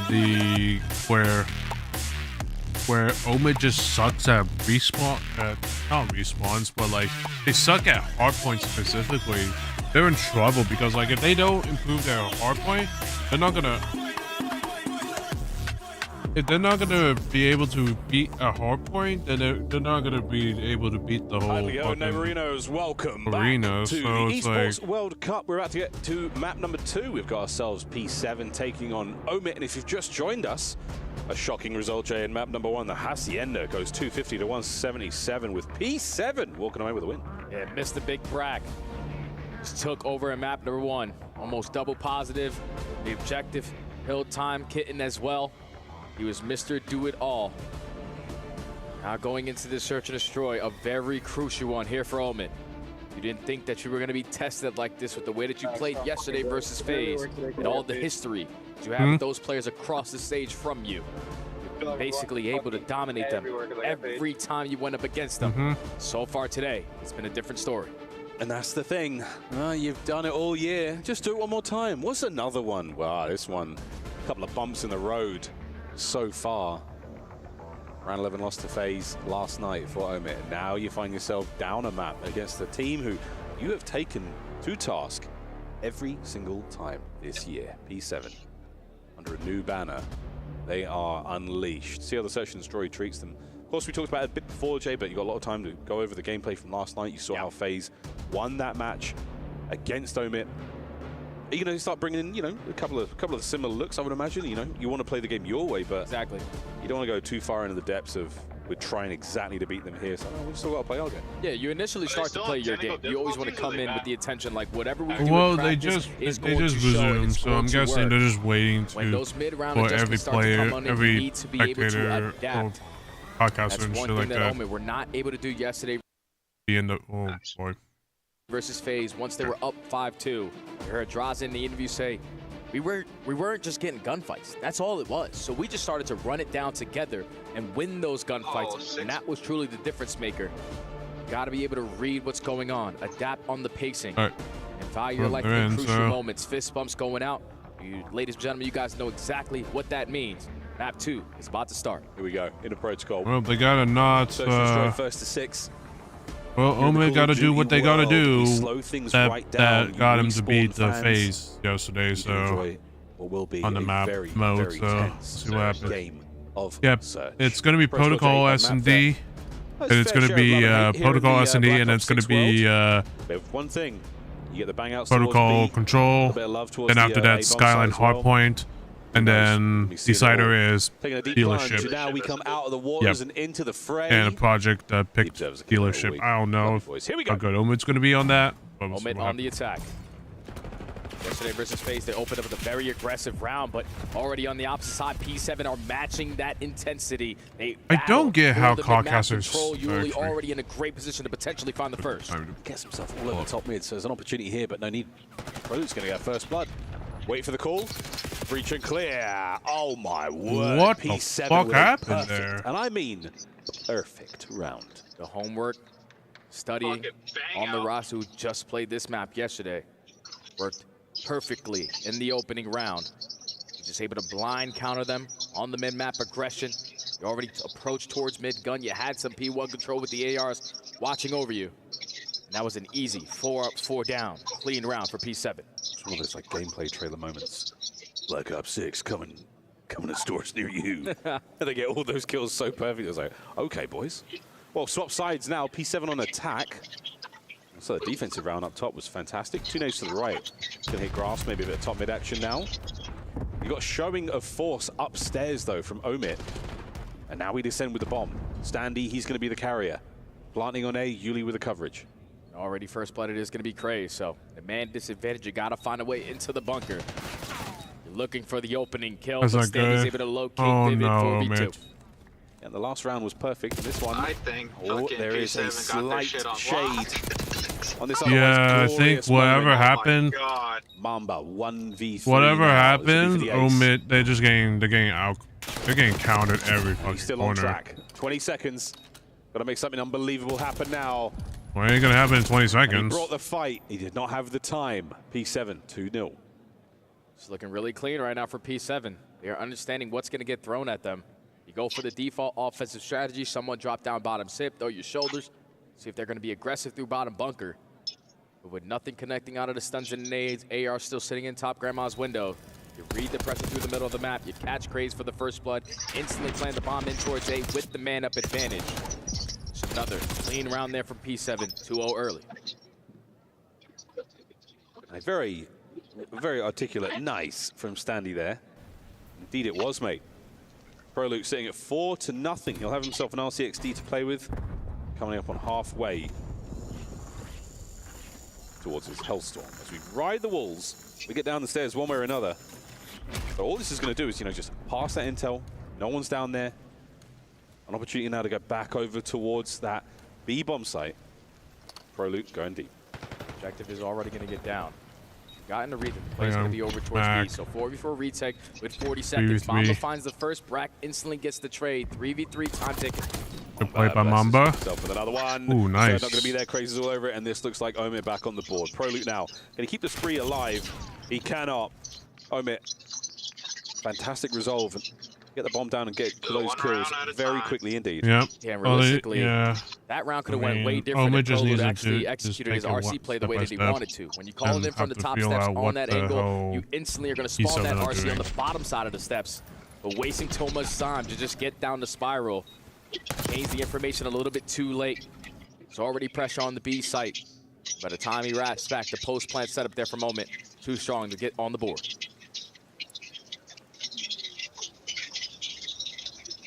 Vivid and Mac yet to get themselves involved in the kills department here in this search and destroy, but here we go into the 4th round. Opportunity to do just that, but the timing on this one's going to be absolutely outstanding. But wait, Mamba, the guardian angel right now for Omit, keeps his boys alive. He might be still in a fight over on the other side of the map, but wonderful stuff. P7, they're going to walk away with a couple of wounds, but they're still going to have the bomb, and they're still maneuvering now over top mid. Yeah, Mamba not in that position. Leads to another first blood in favor of P7, but said the guardian angel keeping his squad alive. ProLuke able to equalize, making it 3v3. The bomb is in bottom blue, so you're ready. Mac lines up a double 1v3 for Brack. Nice shots, Mac. From Mac, wicked stuff. Up is all up and back. And Brack now finding himself in the nearly impossible. Mamba, oh Mamba, deep on his belly. He's going to come around this corner and run into some serious trouble. And that is the round. Magnificent execution there from Omit. suffocating opening play, and Mamba, that round was his. Oh yeah, he took over there. Keeping his SMGs alive, finding the first blood again. Back-to-back rounds there for Mamba. Then back the closer on the round. Catches Standy and the second kill onto Prelude, even better. Omid starting to adapt early on, slowing down their game. Not risking their lives, not taking risky routes. All tied up at 2 now. And it's nice to see. It's not flashy. It's very, very simple stuff. I'm watching the left. You got mid, cool. I'm on right. Mamba finds his kill out by Zip. What does he do? Go straight across to Heli, try to anticipate the next play. It's nothing too flashy. It's very clean. And Brack's first blood, ideal. Standy, oh, what a blessing this is. Eyes on at least the first. Now passing the intel over towards his teammates. There's the flank. Prelude now in a fight for his life. You find that kill, maybe force him into Standy now. Oh, he's been ready nice. to deal with. Oh, no. That's Take teamwork. care of business when he could, and Mamba. Ooh, Mama's in trouble. Mission impossible, Prelude. Can't finish him off. He's able to get out. No way. There's still a 3v3. If you're standing, you're thinking, I should have that kill onto Vivid. Over the 4v2, we have a heavy chance of securing the round, but now the bomb's going to be planted in towards well, A. they're pissed. They're pissed off. System down. Everyone watching the proper entrance. Yeah, he got every... Mama's probably laughing his ass off right now. Here we go, though. P7. Line this one up. Ooh, I don't Get think... the days close. Trophies intercept. Ooh, that's unfortunate. First. Mamba now down. Oh, yeah, that's... What a retake. Where is this Vivid going? Vivid's going to get to the fight late, but the bomb is already going to be defused now. Surely. What the hell was Vivid? Where was Vivid at? at? When a plan comes together, they're going to feed Yuli. Still Why would you stay? You know there's going to be probably going to be play with as big. Well, that's probably going to be big play by man, double door, by the big door. Why the hell would they do that? On the right side of the Why would Vivid do that? Went on the left. Where was he? Able to Hold get on. the hit marker. I thought when Standy didn't shoot at Vivid, it was going to cost you, but thankfully the trophy was able to save you. We need to see this. Have him weak. Where was Vivid? He was trying to flank them? Dude, you're a little late for that, buddy. Houdini moment, somehow able to stay You were alive too there. late for that, buddy. Down, but man, didn't amount to much. 6-2 for Prelude so far. Could have been 7 if you picked up another kill, and it's going to be a headbutt towards A. We're inside. Craze finds 2. Mac gets his as well, and now Brack alone versus Vivid and Mamba. 1v2. Has a lot of time to work with. Both weapons for the occasion as well. We're playing a little bit of gun game here. Oh no, that's going to be a B play, or not going to be a play. Surely get himself in. Going to be A play instead. Omid will know this They are all, they are in Mars for some reason. Cleared out B. There's still tons of time. Good luck, Brack. This is going to be something. A strong guess. Knows they're going to be coming from the B bomb. They're going to take the spiral stairs together. And here we go. Mamba's out. Damage dealt. One more man to deal with. No. Brack. Huge damage. And a nervy moment. But No, Mamba will be able to get away Mamba. with the fight and try again. Man. Time is ticking. 20 seconds to go. Mamba eventually needs to get back into the play. Brack is finessing. He's finessing the front door. Mamba, number 5. Mama's Gets grand it. boss for them And right a cool now. nod of hate in a high pressure moment like that. Finds his 7th kill and the defuse to equalize. That's just one of those gunfights. AR versus SMG. The SMG has the advantage. I thought it was going to be over when Mama was... I was like confused on this play. What the hell were they doing? He has for the occasion. Good enough to secure the round and pull the momentum back on their side. Tie game. Unreal. A cool nod. Good shots out of Mamba. Icy moment. And Brack Nice. nearly taking care of the 1v2. Hey, Cresswell, how you doing? What a Welcome, great round welcome. of search.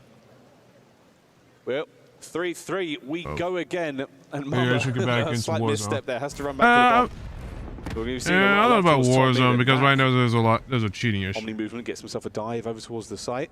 But here we go. I'm not gonna stop No you. need to waste any time I mean, I'm here. thinking of You have full bunk control. like if you want to do Instantly get the Warzone, bomb there's a down. casual If you're the Olive Warzone player, Vivid, you cannot playlist afford to get that you can caught play. there. So Man advantage P7. oh, Omidek. Oh, Vivid's Man advantage, bomb planted. Ooh. Trophies are up. They're going to be more useful this time. RC, oh, perfectly dealt with, but so many that's nades. unfortunate Not for a Mac. trophy to be found. Craze, huge damage over to Mamba. Left flank finds another. Damage has been dealt, and he somehow. Oh my goodness! What an Almost. explosive round. Almost. P7 take the lead. Mamba's trying to do everything he can. He could have. To provide He could have actually backed momentum up and tried to on the side regain, of but Omit. Almost might as well go off out guns one of the blazing. most insane So clutches close. we potentially have seen on the season. No way. No trophy systems, again, not in the right place. Everything is just blowing up on Mac. He stood no chance there. But with 6 HP in the dream, the Ego Chow, Bragg just had a little bit more HP there. P7, the advantage again. Oh, man. Oh, man. A sigh of relief. Into the round we go, and already, it's 3 dead. Ooh, Oh my wow. goodness. Holy shit. They're pissed And off. they've managed to get themselves right into this. And Brack, the last man left alive under a hail of gunfire. He knows the trouble's coming to him. Is he going to sort of hold on here? Kevin McAllister his way through this one. He will not omit. Tied up 4-4. Oh, man, it's just blind counters after blind counters. All right, we're going to slow the game down or at least try to attempt to go over towards B. And Omen are already waiting for you. With pre-aims and the SMG's getting aggressive through the middle of the map. Craze able to line up a double there. Force Brack to be in a 1v4. Don't want to allow this guy time, potentially to get lost. Make something out of nothing. But quickly, a tie game again. This is, what a game of protocol this one is. What a banger. A delight. On the attack again, we go for Omit. Mamba the bomb carrier, the 3-1 split once again. Are we going to run into trouble here? Yeah, we sure are. Craze strikes first. The second not going to be there, but Mac is there for the immediate trade. Watching out for the flank. That's Vivid. Takes care of business, and this is starting to smell like map point. Brack 1v3. Bomb still not being planted. Going to roller to keep him at bay. Buy some time. This is going to hurt. Damage dealt. The shoulders are fantastic, and the actual health pool right now is not ideal. Brack can't get away with it. Was expecting a little more aggression there from Mamba, but he doesn't win the fight. And there we go. Oh, actually, Been here before. Proto. Actually, they lost against FaZe.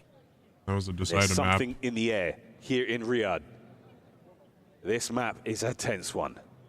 These last couple of rounds, it looks like Omit went back. Obviously, watched the series versus FaZe over. They have just been the aggressors. Changed up the pacing. Previous defense, you take all of it map. On the offense, everyone through both sides. Omit lost this map against FaZe. They have to not get the bomb lose planted with the man advantage. So now Omit at game point. Need to close this out. Yep, they need to close it out. D7, we're going down low. Trophies are in play. Safe and sound. Max somehow dodges that. But the bamboozled them. It's a fake. The bomb's going upstairs, and we're going directly to B. Omit are in position now to contest this. Who will strike first in the kill feed?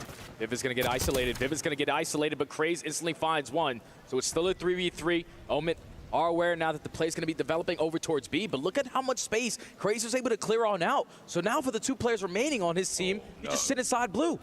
He's in from behind. Here comes the helicopter play. The ladder works but once. Good play. 11-6 now, he's got it. The bomb site is totally clear, but the bomb nowhere to be found. So P7, what an adaptation. Standy makes his way over towards bomb. 2v2, and here comes the plant. Bomb's instantly going to go down. Oh my fucking God. We have no idea where Yuli is. Both players for a moment going to rally in and go quickly. Timing on this. The gunfight, number 1, good. The second man, Standy. The shoulders are good enough for the damage. Mamba now in the 1v1 over the top. Mamba! The defuse is his. The map to Omit. What a clutch. The rookies are playing out of their minds right now. Both in the double-digit column. You saw Craze's KD in Search to Destroy so far this weekend. A 1.27. That's only going to get better. But so many opportunities for Mamba to clutch throughout this map, and he finally gets the one to seal the deal. Yeah, show that replay. Holy fuck. So bounce back in the series and tie it up. No way. Tied up 1-1. Heroics here from Omit and P7. On the other side of this break, we're playing control. Don't go too far. This is the Esports World Cup. Chad, that's like shit you don't see all the time. You got an enemy that's hopping on top, and then you just slide and then turn around and shoot them. He's shooting it. Holy fuck. You don't see that all day. A 12-4 out of Mamba. Hold on. 12-4 out of Mamba. That shit is he is insane, chat.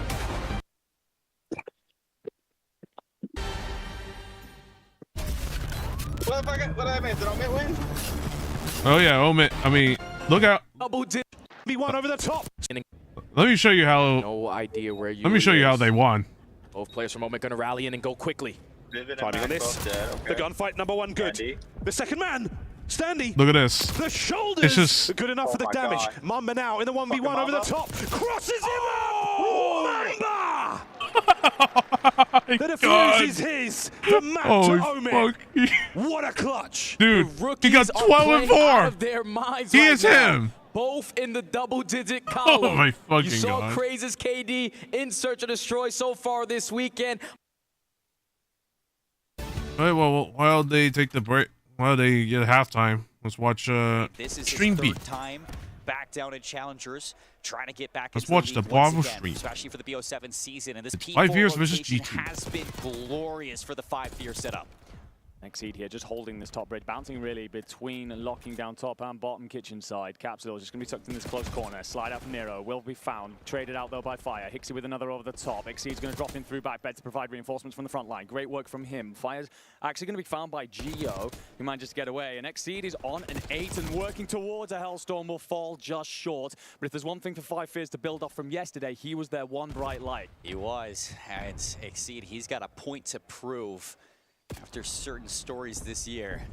Exceed waiting for a chance underneath. Teammate's going to go down, and that's going to get him going. Green light to start this flank. All the way up the piano steps. Kenny's not going to be ready for a 2 go down. Now in for the contest. Geo holding strong for this time, but good shots out of Hixie, and that's going to open up some lanes. Oh, and he's on a 4, and he knows where the rest of the pressure's coming from as well. May have just heard the zip heading up elevator 2, so he's locking this down. Geo walks next into his lane, but will be found.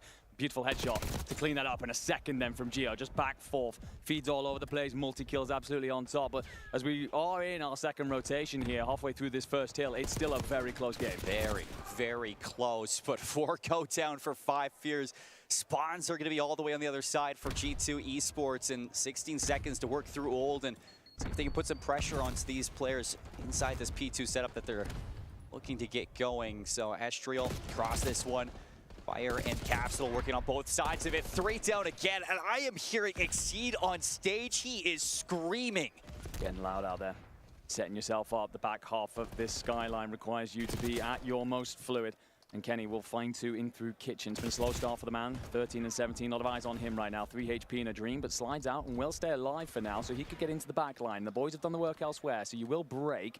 Can you hold, though? We've just spoken about how it's one of their weaknesses. Capsule cleaned out. Kenny into the hill, touches, gets down, but Exceed, he's going to be here. Damages 1, finds the second. Hixie with another. Kenny's going to drop in and will be found as well, so it's a battle now as Hixie gets himself in, and yet another break for the 5 Fears. If they clean up this time, Seymour, it could be a 60-point lead.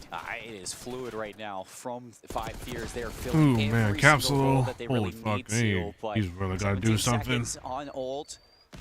P2 going to take a look back at for the scrap time. Exceed a double kill 10-14. That's outside. not And a lot. now he's going to He's go not doing in for a lot. 3.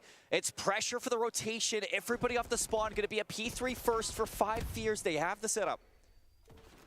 How do you hold? Fire over the top, Capsule in the close corner. You lose your teammate supporting mid though, so the problem for Fire is you're firing on all fronts, and Geo will cut you down before you really have a chance to blink. Exceed 24 and 16, looking for the 25th and will get it. Someone slow this guy down. Knows his reputation's on the line with this tournament and willing to stand tall and prove himself as we scramble for this kitchen hill. I actually think the louder Exceed gets, I don't think I straighter actually his have BL shot system gets. stuff. It is unbelievable the I'd have to check headshots my he's Blizzard hitting. account. 30 seconds though for the break back in. Estriel not going to lose it to Capsule this time around. Trying to bait and dance around this pole, and Geo has his back, so it doesn't matter. You can If buy he goes down, Black Ops 6 on either BLs on Steam or should give some relief Blizzard, to this but I usually time. buy my Call of Estriel gonna Duties allow him to get in and soak. Big on rotation coming Blizzard. in now. Last time 5 Fears had the money hill here at P4, but it's all about G2 trying to play in through this back line. Big fight for Nero, and you lose it to Fire, who sets himself up. Hixie from the top line. You then get at least one answered back, but for a moment, 5 Fears have re-established dominance here at this bedroom hill. G2 Esports must find an early break, otherwise 5 Fierce threaten to run away before we hit our third rotation. Over a 30-second lead. Here they come. 2 down. G2 looking to get in behind, see if they can pinch things from the front at the same exact time. But the fights on the front go loose, and Fire, he is snapping 3 in a row for Fire. He's holding this hill. Spawns don't break, and look how far you're spawning if you're G2. You're still holding. You are still hitting the front if you are Nero here. You don't get the kill. There's a couple of trades coming through, but it's only going to favor the 5 Fears. Estriel now trying to hit through closet side. You've got Geo who falls in bed. Kenny will be there to support, but you've got to push. You've got to send. Estriel, no, he's going to go down. Capsule with the Jackal, and Fire, he is not breaking from this hill time. 5 in a row for him. You can see in moments like that, there's that element of frustration. He wants to fly out of closet. He wants that support, but it doesn't come through. You are over 200 points if you're 5 Fear. You are screaming if you're on that side of the stage. And it's been so quiet for G2 for a couple of hills. When was the last time they had a setup? They get scrap time at P3, shut out from P4, rotating to Nil, and Kenny, he is getting shut down on these rotations. Hixie's flying at you with a pistol, for Christ's sakes. They are not afraid of anything. Not at all. Fire then, over the top. Has a Hellstorm as well, by the way, in his back pocket, just in case. Kenny's going to try and find a way to break into this P1. If 5 Fears managed to beat G2 then in the first map, then yeah, G2 are in hell. Like, are gonna be you can hell. technically close it out here, but you also have P2 side if damn well required. But Kenny's now going to find his way in through the back to at least flip that out for now and give you a lifeline, and you damn well need it. I think 5 Fears have loaded their pistols with nukes. They are shooting so good right now. Exceed 32 and 24, looking for the rotation to P2, and it has to be Estriel that shuts him down. The timing's good. Estriel wins the fight, but he is surrounded by blue arrows. Estriel in through the back here. He's got to go massive and finds 2. 1 with the pistol, but there's more numbers here. As Capsule finds a kill, you're going to have Geo nearby. Kenny's going to try and apply pressure too. Finds 1. This must be a hold. This must be beautiful from G2. Otherwise, 5 Fears win it here. So what does your setup look like? Kenny's going to try and watch over the back, but Nero's going to be over on at piano. So what do you have in return? They're here. Still fights going back and forth. Kenny, a big win to keep 5 Fears away from this hill, but as Exceed, he is unbreakable, unbeatable right now. Geo does not care about it, as he's going to be trying to get as much time for G2. Still holding on to this. 12 points is all 5 Fears need. Capsule's underneath you. I think you've missed him if you're Kenny, so he could get you in the back. He does, but Estriel's there for the trade at least. You're going to hold on for just a little bit longer. Not long now, and the 5 Fears will just chalk this hill. Rotate into Kitchen. They've been pretty good there, and the very worst, they're happy to try and trade it. Geo, the big, important player in this play, because you've got to watch over from Kitchen and cut these players down. He's got help too. Boy. Pocket. And the A zone is on its way out. There'll be 2 minutes and 14 seconds of play and a 6 life difference. That is a perfect break off there from Omid. They make this map look so easy. The way that they're able to fill the gaps, and the ARs are starting to we're fire. back in stream A chat. We're back in Alpha stream chat. Fall, but they have all the map control on their side. The man you needed to step up for him, it has done so. Counter-attack now out of P7, fighting forward, finally. A little bit of air in their lungs. Oh, sucked out immediately as they're back to square one, back to spawn on the B zone. Only 13 lives remaining for P7, but that might even come into play. First segment of bots be locked in. Standy trying to hit a route through underground, is going to get spotted, already knocked down to half HP, and those are routes that Craze hits. He's going to be prepared for it. Second segment locked. In the bag, third on the way now. Prolute with a desperation attempt. Picks one man, Trophy denies the stun. Here comes Brack on the flank, and it might be enough. Just about. If Standy saves the day, seconds away from disaster. 9v19. If you are Omi, you're looking for 1 set of kills, because this segment can play a big part, potentially, the results here on Protocol, as they are just simply not losing fights. That's it. 3 dead. That is it. Brack, it's on you, mate. You have to save it, and that is perfect coverage. Craze from top window. That will be the round. Standy once again finds himself alone, surrounded by Omit players. What the fuck is going on? Was a lethal round. Craze and Mom. Hold on, we're gonna be right back on the Alpha stream chat. We're gonna back to Alpha stream. What the hell's going on? That's what you need, and you are fighting individual fights right now. 5 Fears, they're throwing it away. Exceed in the back, or Hixie is here, has help with Capsule. How the fuck did it go to 2 more hills? Bringing this one back. 5 Fears, they're in. 3 more seconds. Astral, your best guess is good as mine. Shuts him out. Holy and shit! What the hell just happened from P2 to P4? When it was I don't know. A fumble. Andrew, I don't know what's up with us casting a skyline, but we're back on Bravo, on Alpha. Hit hard after that first round. Let's see how they rebound. They're on attack now. Protocol again. Attack, defense. So Doesn't seem to matter. It's really just come down wanted to to what check team on is what's playing going on in Bravo Stream. what style of COD. Now we're back on Alpha Stream.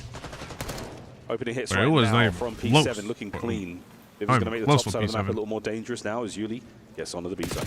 Trying to get on the B zone, but Mamba's not going to get caught off guard. Almost gets the better of Prolu as well, but still, time is ticking. 30 seconds already wiped away. Mac just being a nuisance. Being the aggressor with the SMG to potentially catch his timings, but Yuli's able to stabilize, allow his team to walk out of spawn a little bit for free. What? Okay. Traces the lunge. Stanny and Brack, nice. Oh, They win their get ones. that, but sure.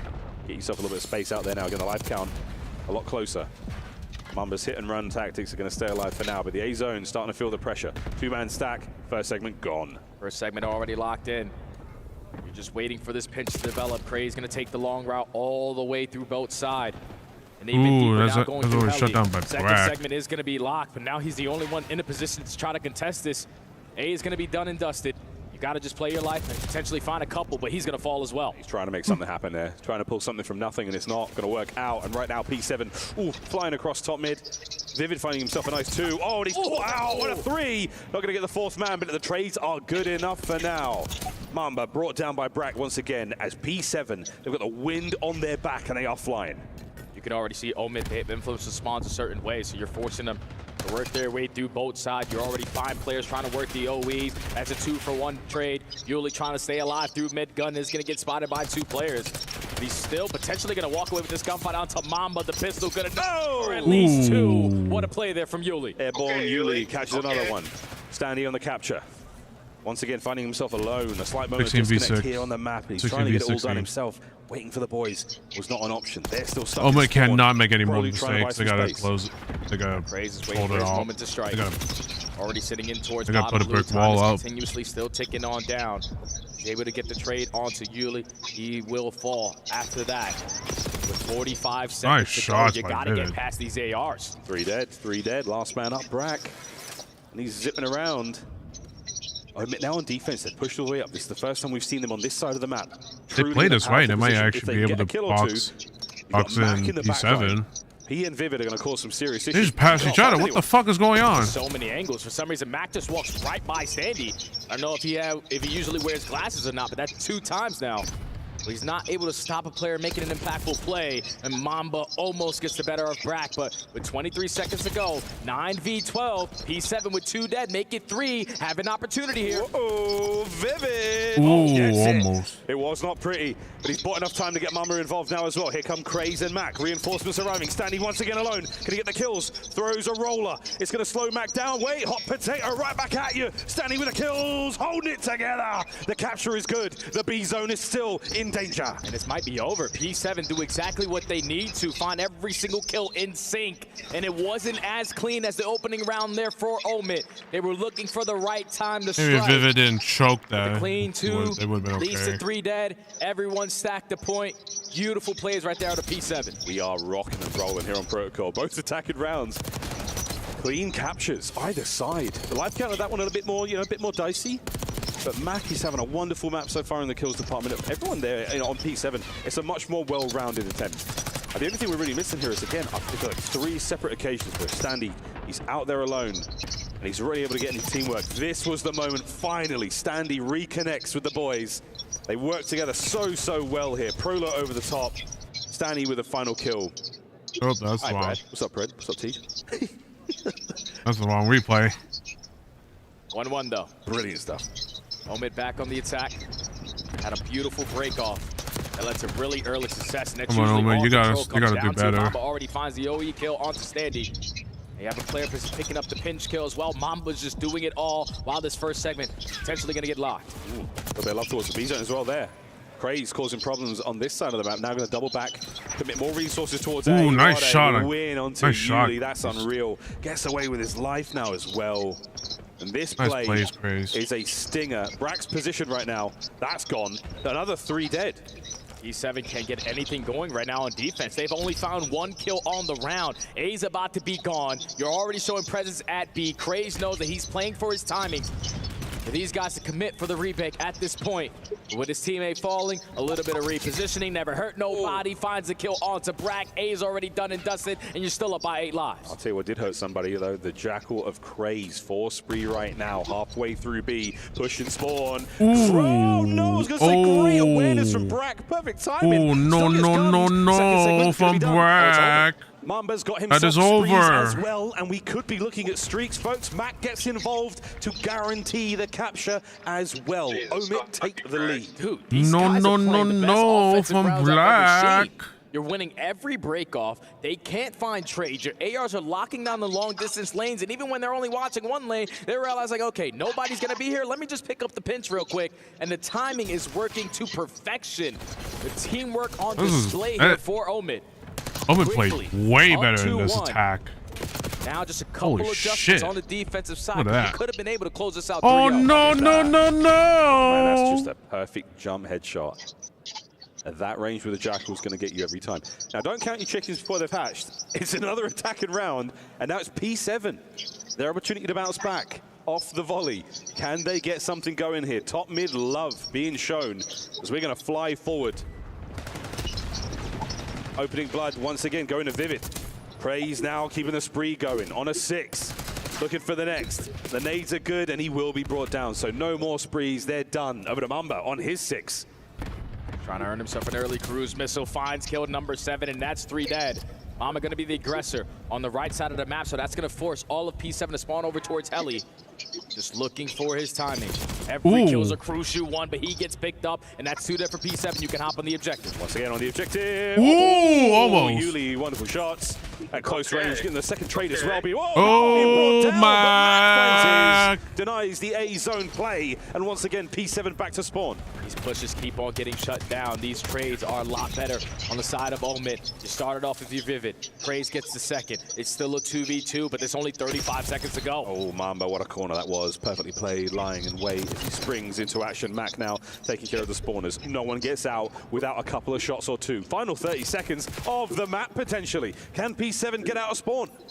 It's going to be very difficult because all of Omen are just roaming in your base. They are influencing spawns a certain way. They're playing their timing to perfection. Final 20 seconds. You got to go to A. Ray's going for it. This is for the jugular. This is for the map. Vivid once again in the top spot. Perfect timing on the play. 10 seconds remaining. The clock has been stopped, and it's nearly a 2-man capture. The nade is there. Standy quickly stops the play. You've got another man to deal with here, but Mac, 3 in the feed. Mamba joins them, and it's all magic from Omid. Closing it out. 2 attacking rounds and 1 defense is all they needed. Well, it seems like Omid is starting to wake the fuck up. You called it, Stud. Could be the map that changes the series. They are really trying. They are really trying. Now they gotta close it out on the Skyline. That's just way too easy. Or not Proto, the Skyline. Their hard veto in control is always going to be Hacienda. They are super comfortable on the other 2. They're managing to able to get through this one. Do not want to play this squad on this map with the way that they come out on their attacking rounds. They just make attacking look so much easier than defense. And that's very difficult to do on a map like Protocol, but they are showing why they are the top team in challenging. Unreal. This was Mac's 3-piece towards the end. The most crucial 3. Keep those boys off the point. You had numbers, you had top mid. Absolutely transformative gameplay from Omid. That's the 3-1. And that's 2-1 in the series now. P7, this is your last chance to stay alive, to force the dealership. We go to map 4, we go to Skyline. This was going to be a grade A bang out. You know, Omid obviously played this yesterday versus FaZe Clan. They could not secure any of the money hill of P4. And in the back of their minds, the same thing happened in map number 1. If you don't get money hills, we're not going to stand a chance.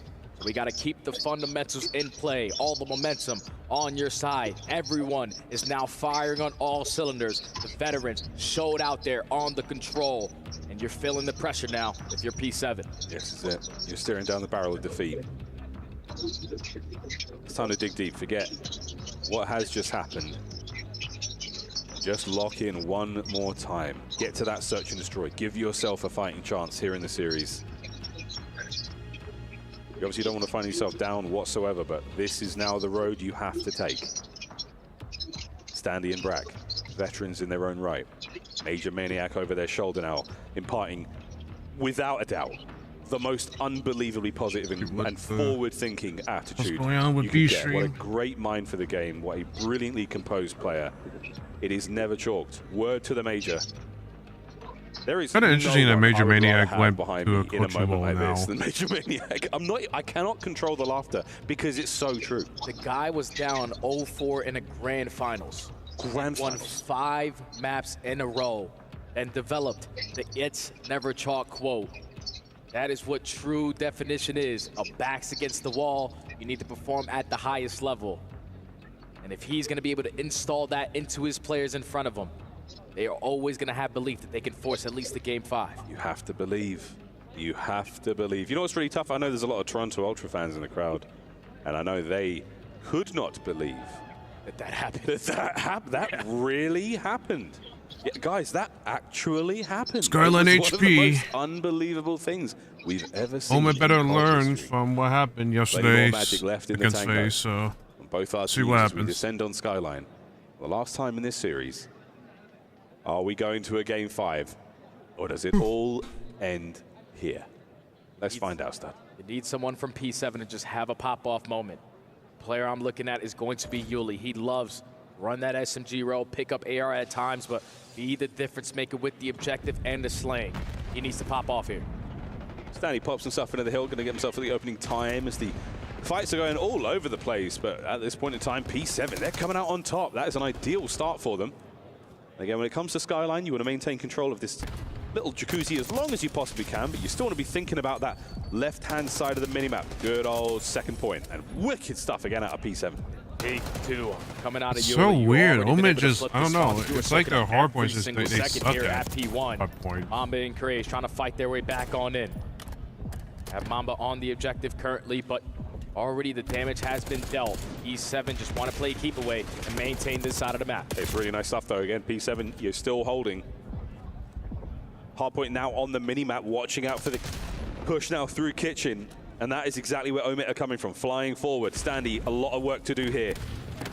Stuns are connecting. Nades are in position now to slow them down, but all it will do is slow them down. Up over the top, gonna get himself one more. There's the slide. Mac reads it perfectly. Onto the time we now go, and Mac and Mamba find their kills. This battle is not over yet. And Prolo's the only one here. He's just trying to finesse, stall time for his teammates to get back into the play. Gonna hit the zip. I love the not contest angle before committing on the gunfight, because now your teammates are here to assist. Yuli through the back door, needs to try to get something done, doesn't have any ammo in the clip. Now Brack, last man standing. The push gets shut down. Omid still in control. Lovely tech, not showing the contest, but not enough there on the trades. Mac now on the time, as Omid have managed to get the break relatively cleanly. They're holding on to it now. That's an awkward moment. Oh, up over the top, a bit of a team kill, but you'll take it as Vivid still maintains control of the hard point. Easy look towards, the hop. Bragg finds it. Trades once again as Craze comes out on top. A slight lead for Omid. A little better start. You already have Mac in a position off the rotation. He's looking for a one-on-one gunfight. You're able to catch the player, push start towards Grill. Mac wins his one-on-one.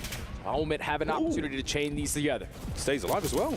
Oh, nice spray. What in the nice hip fire. MW2. What the fuck's going on? What was that? Free spree from Mac. What the fuck's going on with this game? Now for your P7, you obviously need to contest this, but you need to be crucial on your approach. You do not want to fall, allow them to take some space, because Vivid is locking down all of the middle of the map. The AR is being felt on 3 in a row. You are basically already 30 seconds into this P3, and you have yet to be contested. Ooh. Now if you're P7, a crucial decision. Do we contest this? And you do, and now the spawns flip. That's a flip. Right-hand side of the map now, all Omit. They're in position, and by now P7 have realized that, yeah, that's a problem. Mac fighting forward, looking towards streaks as well. 5 spree. A lot of objective work being done. Sending it forward. Mac can't get any more out of the life. Craze on the trades. No streaks, but still 11-7 for Craze and full control. And the adjustments already in for Omid. They could not get a P4 yesterday versus FaZe Clan. But this time they're winning their rotation. Initially are set up. Mac knows that there's going to be pressure on the bottom side of Closet. They're just going to send it right through the middle of the map. And this is not going to work because the ARs are watching over. You also got assistance as well from Craze just in case it gets a little bit scary. But it's just a trade fest on the bottom side of the bedroom. Yep, Mac, just stay down. Just stay down. stays alive for as long as he possibly can, and that is a lovely amount of time gained there from Omid. But breaks are on, spawns are good. P7 with an opportunity to get this 30. Yeah, beautifully played right there from P7 to win the initial gunfight on the top side, because that instantly spawns that player out, and you still had the 4v3 advantage. So last man standing was Yuli, almost pops 4 in a row there. But the break opportunity here for Mac is instantly going to get shut on down. P7 keeping themselves into this game. The final 15 is going to go their way. Now if you're Omid, the adjustment needs to come on in. Not allowed them a lot of time here at P1. That's a lot of time. Great 30, great gain there. P1 set up. Here we go into the second set. Not a whole lot separating our teams here. It's really the kills at this point in time. Prolute, the only man up in the positive for P7 in the KD department. Vivid eats a nade. Trophy now in play. Better late than never. Whoa, and Standy makes short work of him. Craze strike towards time, and lovely tags from him. Brought down again. Omid, slight overheat. Yeah, Omid. A little bit of ego chows here and there, but your ARs are still filling the proper gaps. Mamba almost gets the better of Standy.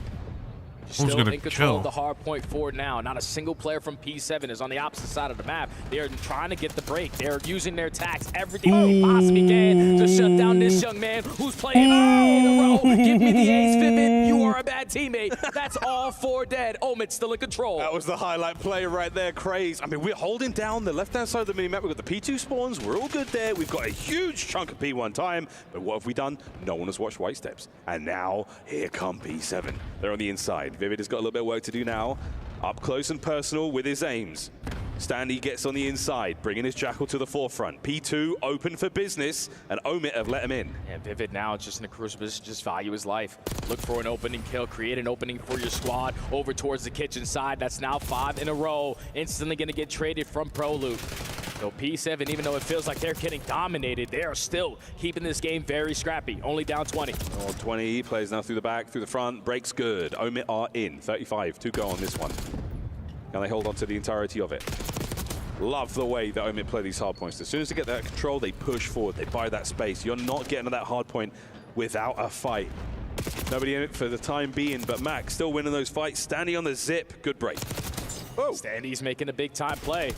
Can he locate this last player? He does not, so still the close spawns in for Omid. Final 15 is going to be theirs, and this is what you need to make the adjustment. Nice shots from Mac. Because you were only able to get 15 seconds last go around. It was Mackenzie Melts who starts it off the rotation. Again in the same position, almost lines up a double, but it's instantly going to be traded, and it's a battle for the fight. Kitchen's in, Brack going for it. Coverage is great as well. He get himself an assault pack. Unfortunately, not what he was looking for there. That's it happens to the best of us. Mama now trying to stay alive. Trades are fantastic. A foot race now on for the open hardpoint. Back and forth. Someone's got to make sure we take care of that assault pack when you get a chance. It's gone. 3 dead in the feed. Omid again in a position to run up the score line here. P7 cannot afford to give up this time. Yuli looked like he was trying to take a trip outside of the map. Mac is able to get the better of him. Final 25 seconds. You lose these gunfights, you're going to flip on out. But Prolute is able to line up 3. P7 hold on. And it's huge. Trophy in play now. Final 15 seconds, but it's not just about getting the hardpoint time. It's about maintaining the map. Right-hand side is where we are going next, folks. Back over to the bedroom. And a couple of members now of Omid have made their way inside. Brack trying to hold the line, trying to keep them at bay. Looking over the top side of hedges. And here comes Mac. Brack finds it. Mac Next man up, there? Vivid. Gets it as well. Hardpoint still P7's. Yeah, but here comes Craze from the top side. Him in that position is going to spawn them all the way across the map. So it's only Standy in towards the hard point. He's going to get flooded by the rookies. The break is early there for Omid with a good chunk of time left. So this is that front line and push forward. Mac is going to be the tip of the spear. Not going to let P7 get close whatsoever. This is going to be a big difference maker in the scoreline. Pushing it further forward. P7 now, counter-attack through the bedroom. Prolute on the flank, Standy gets his. Man on the outside still going. The trade, Ooh, a 3-piece from Mac. Down and out, what a hold. What a hold, what a play right there from Mac. Having pop-off moments these last 2 maps. You're going to be able to breach that 200-point mark. P7 now need to play some flawless Call of Duty. Mac, you need to keep them away from P1 and Mackenzie maintain melts. the money hill at P2. Mac is harvesting melting. P7 right now. them up. 5 spree. Oh! As well. Unbelievable stuff. Mac will secure the Hellstorm with one You more could do kill. it with any gun, chat. You could do it with an SMG, or you could do it with an AR. He don't give a We need to find an opening kill. You know, the ARs are playing cover fire. Mamba on the top side is only able to get one. Yuli's gonna fly in on the objective and find a double. So the break at a crucial moment here for P7. Now we just gotta stay down and soak up as much as we possibly can. Soak it up. Stay calm. Omit have put themselves in such a good position, but this map is not over yet. P7 set up now for the next hard point as well, and this is a fantastic hold. The bedroom is popping wide open, contest complete, and that is it. Omit are in. And this is a good 15 seconds to take because now Mamba taking a positioning away, taking so much space, wins a gunfight. Those two players are gonna spawn all the way across the map. If Omit win this rotation, it's a GG. Rack down, Mamba making moves. The mentality is good. Another kill. Can't get any more out of that life, but Vivid is now close enough to make something happen. Has to hold on, let his boys get into the play. Parallel spawns now as the foot race for reinforcements is on. Get to the hard point, send it, go! Vivid! Ooh, there's Vivid. Now it's only on Yuli. He's gonna now Full wipe. You gotta get on, Omen. You gotta get on right now. You got one more opportunity. You have a chance. Get on point. Get on point right now. One more fight to stay alive. Through the top door, Mamba holding them down, holding them back, finding the kills. 2 more players by stairs from down low. Should hit the zip. Vivid has it covered. 5 seconds for the win as Mamba drives the stake into the heart of P7. And that is that. Damn, I came back for the finale. Holy shit. No curses lifted today. Strictly business for Omit. Ooh, well, that is a great improvement from yesterday. Could read the lips of Mamba right there, and that They lost the first map, but they won the next 3 maps. On the big stage, you thought that you stood a chance after taking the opening map, but Omit came alive, gained momentum, and deserved to destroy. Spawned in on their best control, took care of business, and made the adjustments today on the Skyline hardpoint. Well played there from Omit. They get their rematch versus FaZe Clan. What a moment. End of the day, we will see them play. What a spectacular series and fantastic showings from both our teams. P7 absolutely outdoing themselves in that first hard point. The search and destroy came down to some unbelievable clutches. But you called it, Stud. It was the game of control. He who wins control in the series wins it all. What an unbelievable run. And one of the men who was incredibly important in bringing that dub, the king of clutch himself, Mamba, is on stage now with Ian. Thank you very much, guys. I am indeed stood by with the king of clutch, Mamba. He got some fans out here as well. They love him on the main stage. Omit, make it through. You survive. P7 will drop out of the tournament here and now. How was that for you? It was a stellar performance. You've been looking good all tournament so far. It's a great feeling, man. I mean, we beat them 3 events in a row, so we were confident coming in, and honestly, we're just ready for that FaZe rematch. We'll get to that. I just want to talk about momentum, because there was a lot of talk about you guys being underdogs at the very beginning. I feel like the narrative might be starting to change. What do you think? I think a lot of fans on paper think we're going to lose most matches, but when we're on stage, we're as confident as the other team, and we know we can beat any team in this tournament. You, in particular, look incredibly confident. I've seen you mouthing some words right down the barrel of the camera. Are you having the time of your life up here? Oh, I love it, man. I love it, man. I love competing. It's just straight passion, and I mean, man, I'm ready to compete. You got another matchup coming up, but before we get there, one of the best parts about the Esports World Cup is the brutal nature of how we send our teams home. Would you like to crush P7's key right now? Oh, of course, of course. All right, let's do this. Mamba's about to crush his first key. As we make our way down here. They actually put it out. They actually put it in like in front of the instructions. And Mamba's about to hit the switch as we say goodbye to P7.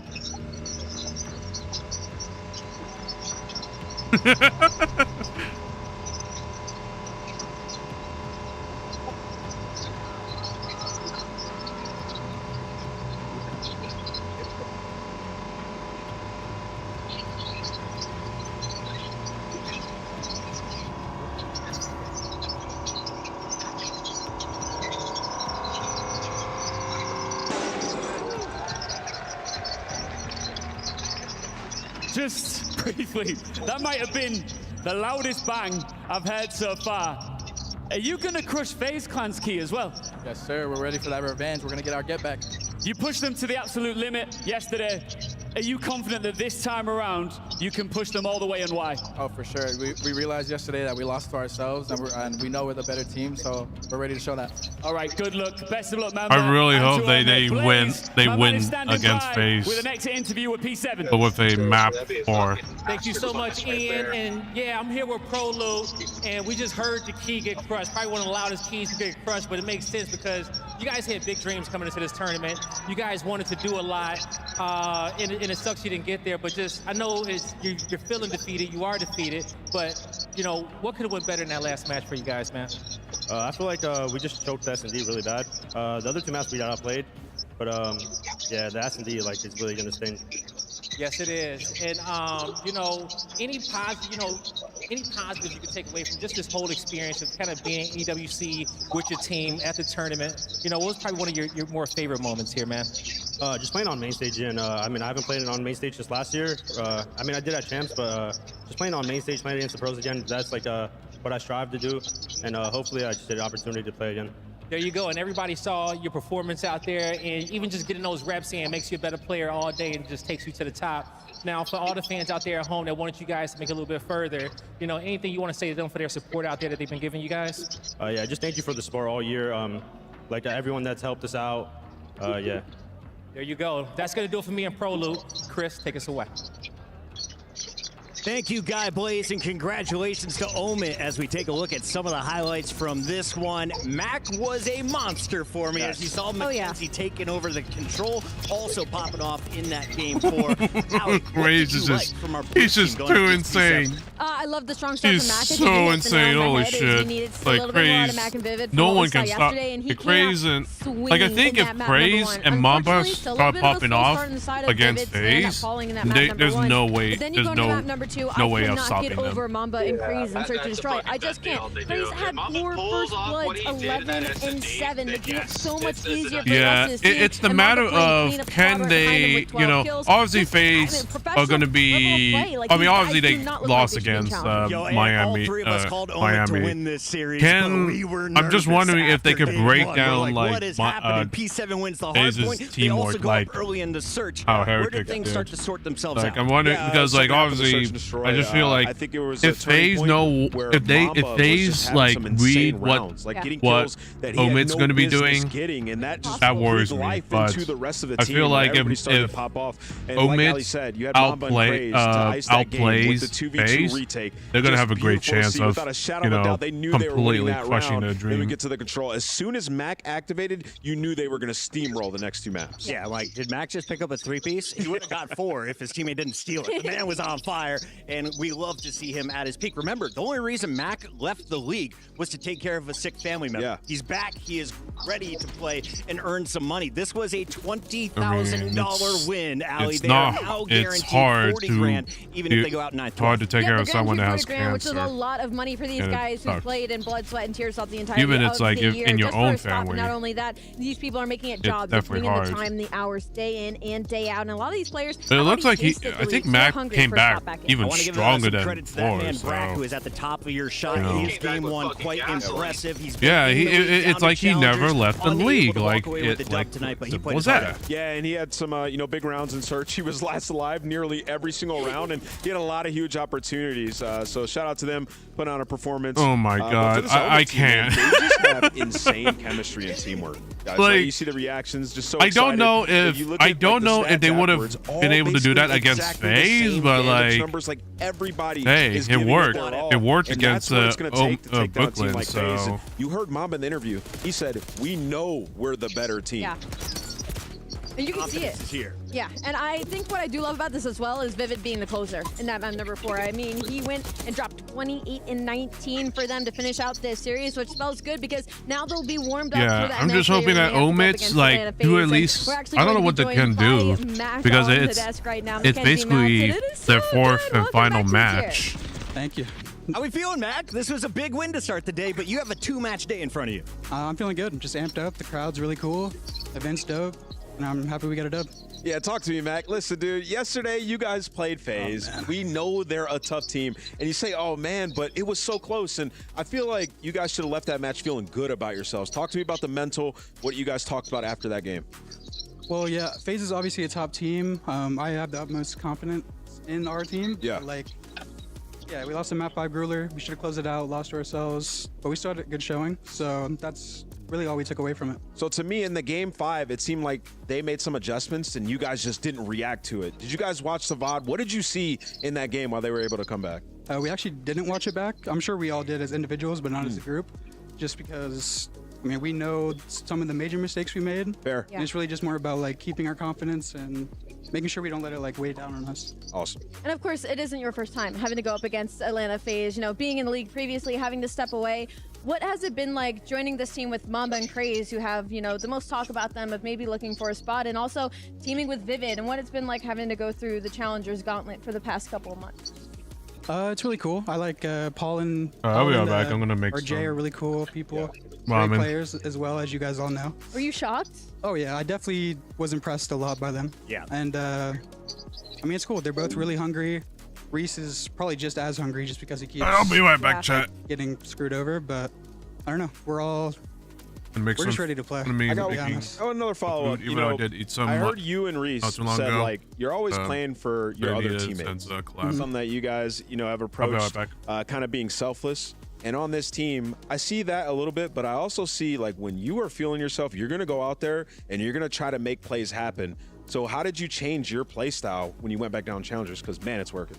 I mean, I kind of just realized myself that as I was in the league for a certain amount of time, I wasn't like content, but I sort of lost my identity to a certain extent. And once I got back in Challengers, I just really needed to realize who I was, just run at these people and trust my gut. Hey, man, you're back, dude. It reminds me of MW when you first came into the scene. You were just challenging people, back out there frying. That's the plan.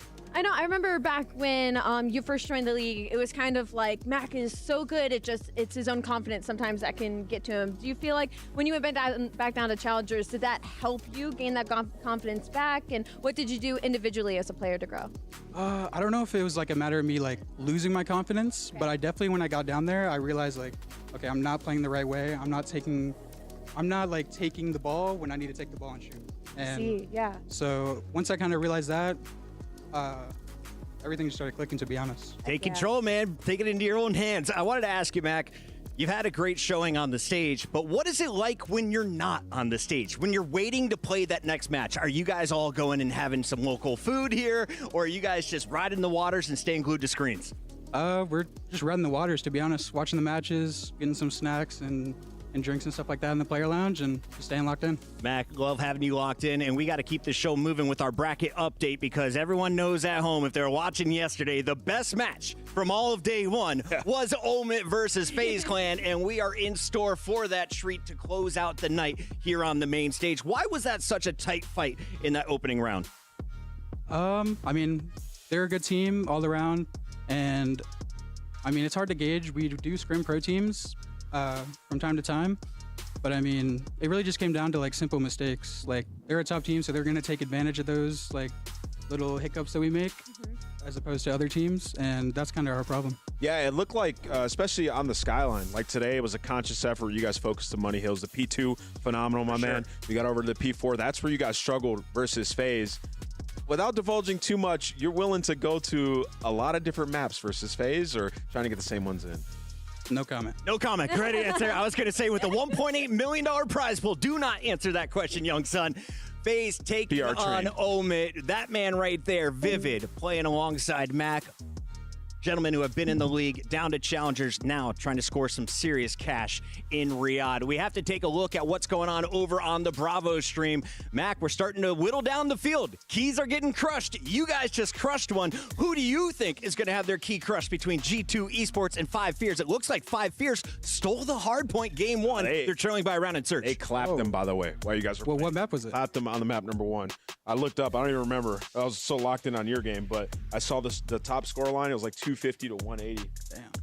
Yeah, I feel like G2 Esports have had a couple of slow starts in this tournament. Even when we saw them yesterday, unfortunately, it was Kenny to start, and I think in this map one, it was Ezreal that had a little bit of a slower way to get going. But if we know anything about G2 Esports, is they will not go down without a fight. I wouldn't be shocked if it went to a game. Oh, yeah, 5. they started to battle back towards the end. Ended up 250 to 230, and the Hacienda ends up being 6-4. So we're in a 1-1, but it could potentially go game 5. I love it. Keep in mind, we have 2 streams up and running. Mac is about to go join his squad as they get to relax and wait for the 4th match of the night. But when we come back, it's match number 3. Mac, final thoughts to any fans that have been supporting you so far?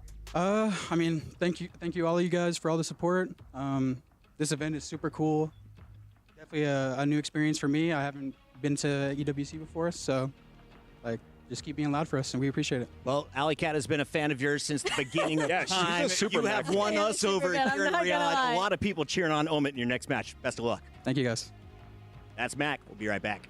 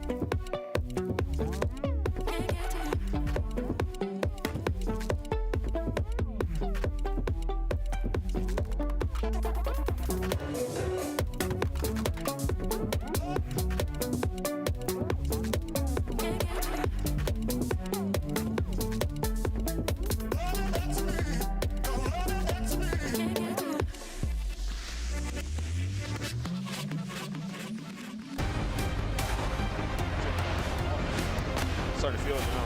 Good. I was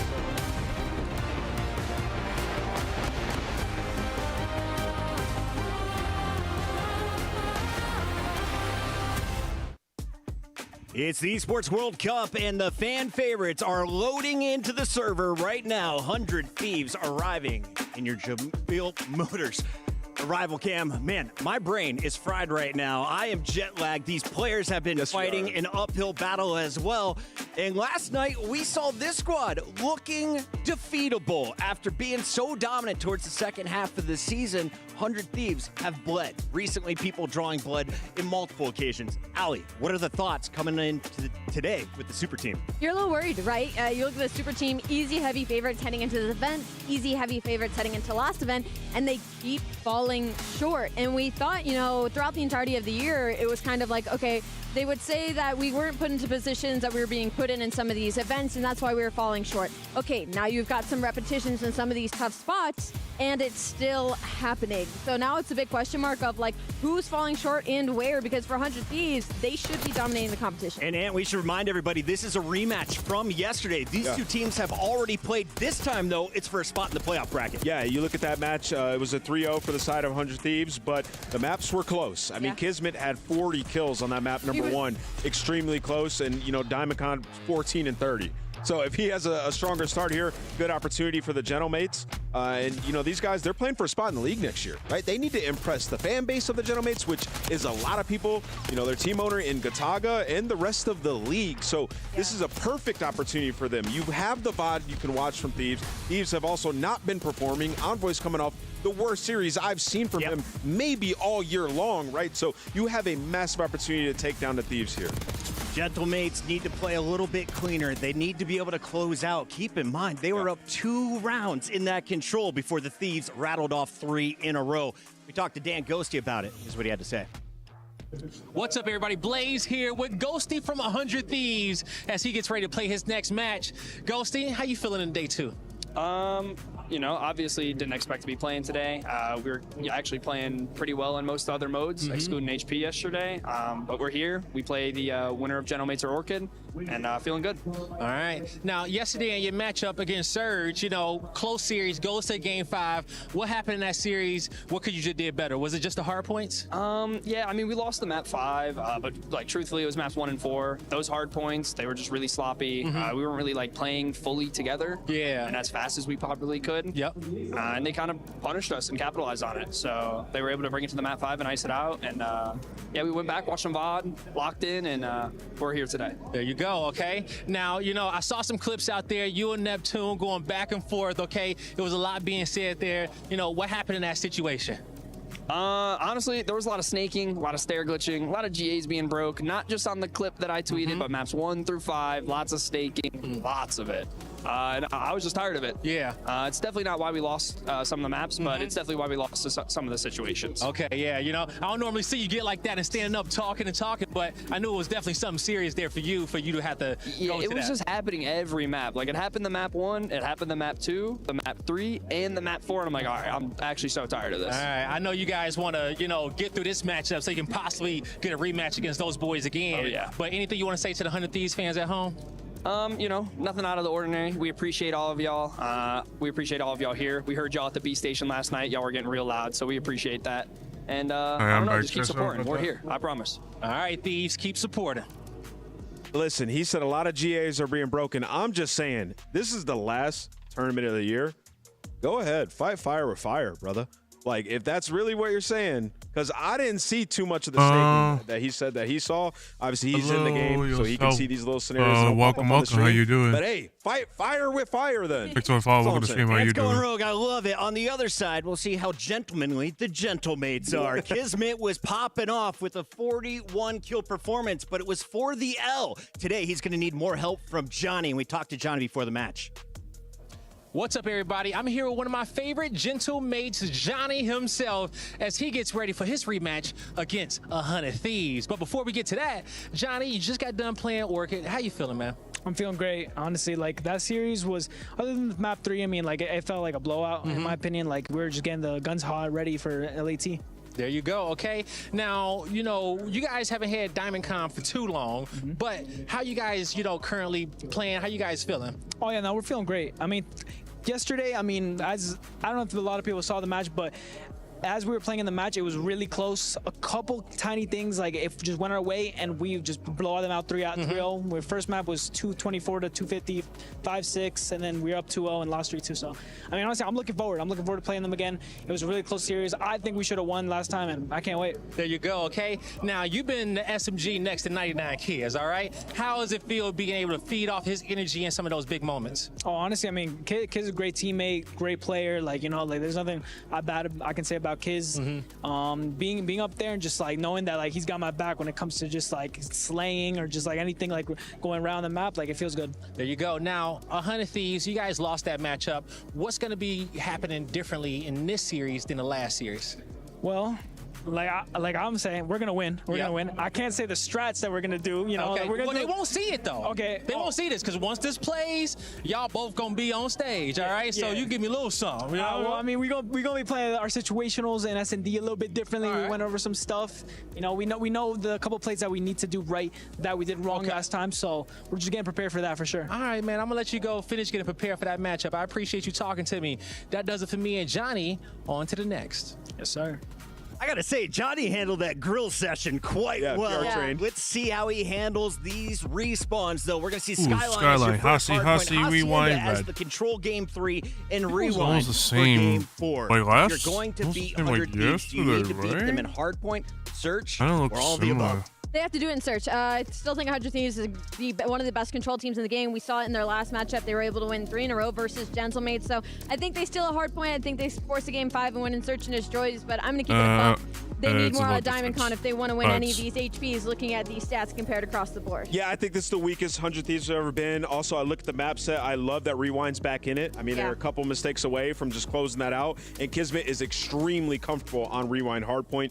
Also looking at the Haciendas. Like, they were in a commanding lead in that control. You get it back in the series. So, Gentlemates today, I think, you know, just putting the foot on the neck at the end of the maps, right? Let's stop making too many mistakes, and we could have a Game 5 banger. Just to remind everybody what is on the line, they're already guaranteed $40,000. If you win this, though, you double that, 80 grand, and more importantly, you stay alive for one of the 8 spots left in the playoffs. Ladies and gentlemen, it is time to get our match 3 started.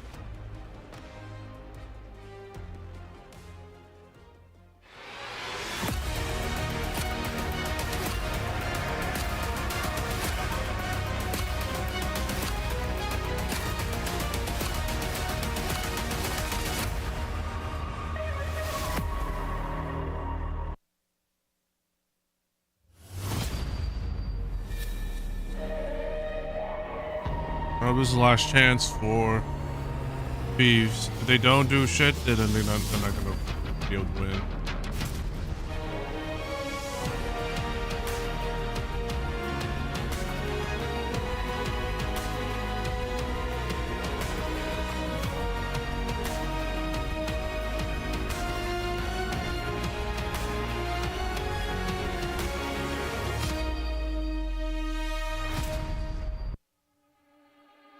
We've hit the halfway point of day 2.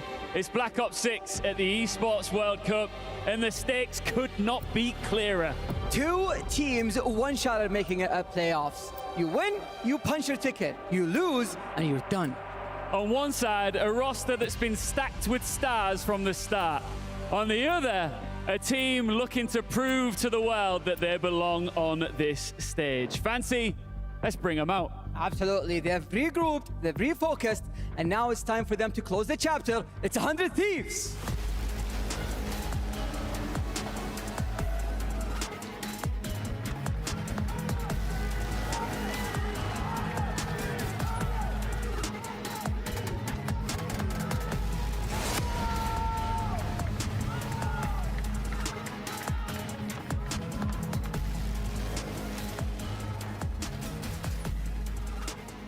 Let's bring out the underdogs with French flair.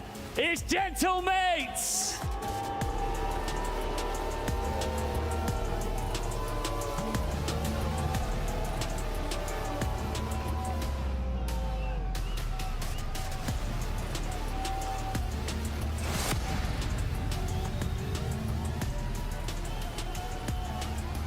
This is your Group B decider. A playoff spot is on the line. Let's get it.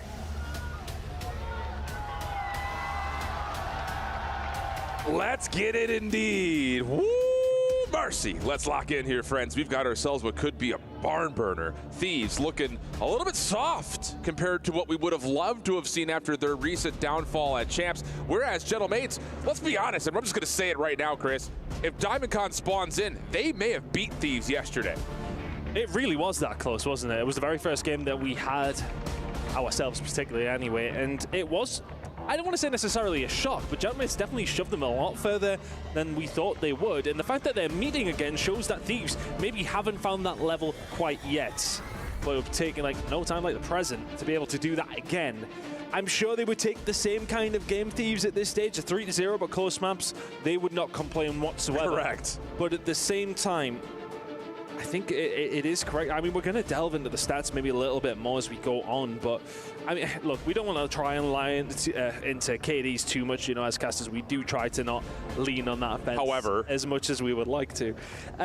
You look at everybody here on the sides of Gentlemates. I mean, Kiz dropped a 1.27 over the series. Luna's 0.9, a 1.05 for Johnny, a 0.6 for DiamondCon. Yeah. That, you know, you can almost excuse like a 0.8 or something along those lines, but a 0.6, that is detrimental. Correct. And I think the biggest thing about this, and Chat, just kind of referring be, to DiamondCon's in immediate about pickup probably of like the 15 minutes, I'm going to have to actually cut kind of it. look at that as similarly to what Rex stop did the with watch Carolina, party where for now, he gets and- picked up almost last second, and guess who they play first? You'll This Thieves watch team. it on like, your it's just own. not an easy team to spawn in against, Since I'll especially on be the AR having front, a which collab DiamondCon's running. Yeah, 100%. about And I think, you know, we wouldn't be leaning 30 into minutes, it so much so if the games went so I'm gonna close. set that up. I mean, what is this? It's a 26-point game in map number 1. It's a 1 round in the S&D and 1 round in the control. Yeah. And again, not to be picking on DiamondCon by any stretch. He will probably say the same himself. Correct. But if he has just an okay game, Gentlemates could have feasibly 3-0'd Thieves. Absolutely. The 3 maps could not have been any tighter. That's the biggest kind of resurgent point. I know that the day was long yesterday. There's a big stiff argument to be made that there are not enough hours in the day when it comes to competitive Call of Duty, but we're reset, we're fresh, and we're ready to go. Gentlemates coming off of a win earlier today versus Team Orchid, hoping to keep that momentum high as they get a second chance versus 100 Thieves. Let's get it on. And I think that's a really good point, actually. Gentlemates doing a convincing job up against Orchid. That might give them some real momentum heading into the series. Well, Envoy will have first blood. There's been a lot of eyes and a lot of conversation from Thieves fans about what he can provide after what was also, I think, a categorically lackluster day from him. And he's already off to a 2-0 start and a pretty feasible amount of early hardpoint time. And we're talking he's already up to about 20 seconds and has only been 25 seconds off the game clock. Yeah, that's a chunky amount of time. 30 seconds still being left over towards P1. But Gentlemates will manage to find a way through. Bringing from the other side, Hydra will be lingering around Kitchen, just trying to cook as best as he can. These kind of places, these kind of areas are where he really does thrive. Indeed the case, and already kicking up a couple of kills, but still, decent response here from Gentlemates. Scrap, Ghosty trying to get the last player out, but Johnny continues to battle. And I will say, talking about Johnny, his addition to this Gentlemates team in the regular season didn't provide the spark that they needed, but boy, he's been electric so far here in Saudi Arabia. He's doing well. Somebody who did sensationally yesterday, we did just touch on it a little bit there, Kismet.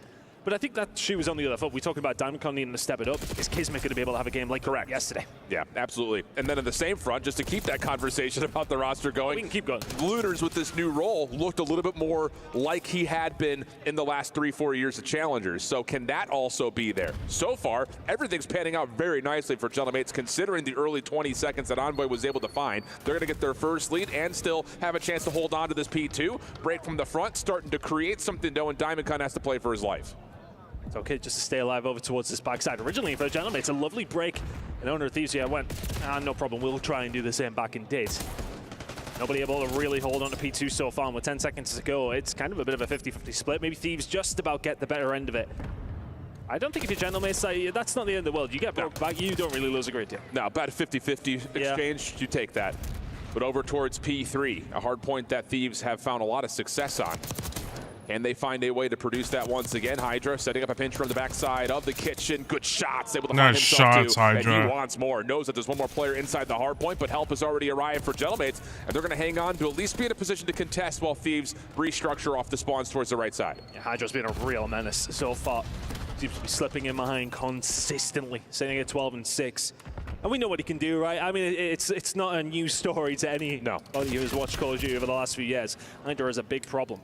Right now, though, they do have a problem with two different directions that they have to now watch to decide at 100 Thieves inside the kitchen. Gentlemates find a way through just by pure brute force. This has been a really even battle. I mean, 50-50 over P1, 50-50 over P2, and pending how this last 13 seconds goes, if Gentlemates can find the majority of it, it would be essentially a tug-of-war game here at the middle of the map as well. But everything starts to turn up in favor of Thieves, and you look down towards the minimap, looking over towards the next hard point at Bedroom, and Thieves have the perfect setup, including Hydra in the back, making sure the anchor is safe. A close game, but Thieves definitely the ones leading the dance right now. Seems as if they are dictating the way that these games have, well, been playing. May well have a few, though. Yeah, a couple of players have stood still. Not too sure if we are still going. Well, are we? Are we good? Are we locked in? Let's find out. Yeah, that was Kismet, who was kind of stuck, and even still, it looks like he's just kind of running circles. Well, yeah, he's got to be broken. Yeah, you can kind of see it. Everyone's just kind of frozen at the moment, and Kismet is not moving. So surely there's something to be said about a potential pause or reset coming out, but the game is still going right now. Kismet's still not able to fully get himself moving, so we're going to keep the game going until we get a call from the refs on the stage. So for the moment, Thieves comfortable, let's put it plainly. We'll get it figured out. At this moment of time, it does not look like something is quite correct, but yeah, I think what is going on? Okay, yeah, there's really not a great deal to do. The referee should have been alerted, but in all of that time, Thieves have got a 360. Yeah. Where's the call? You gotta stop. You gotta stop the game. What are you doing? What are they doing? It's still Kismet. Yeah, it's still Kismet. It's almost like he can only move his left joystick. Like he's not moving his arrow at all right now. So, well, now he can. Uh-oh. This would be, well, maybe not. He's kind of floating and dancing a little bit still. Yeah.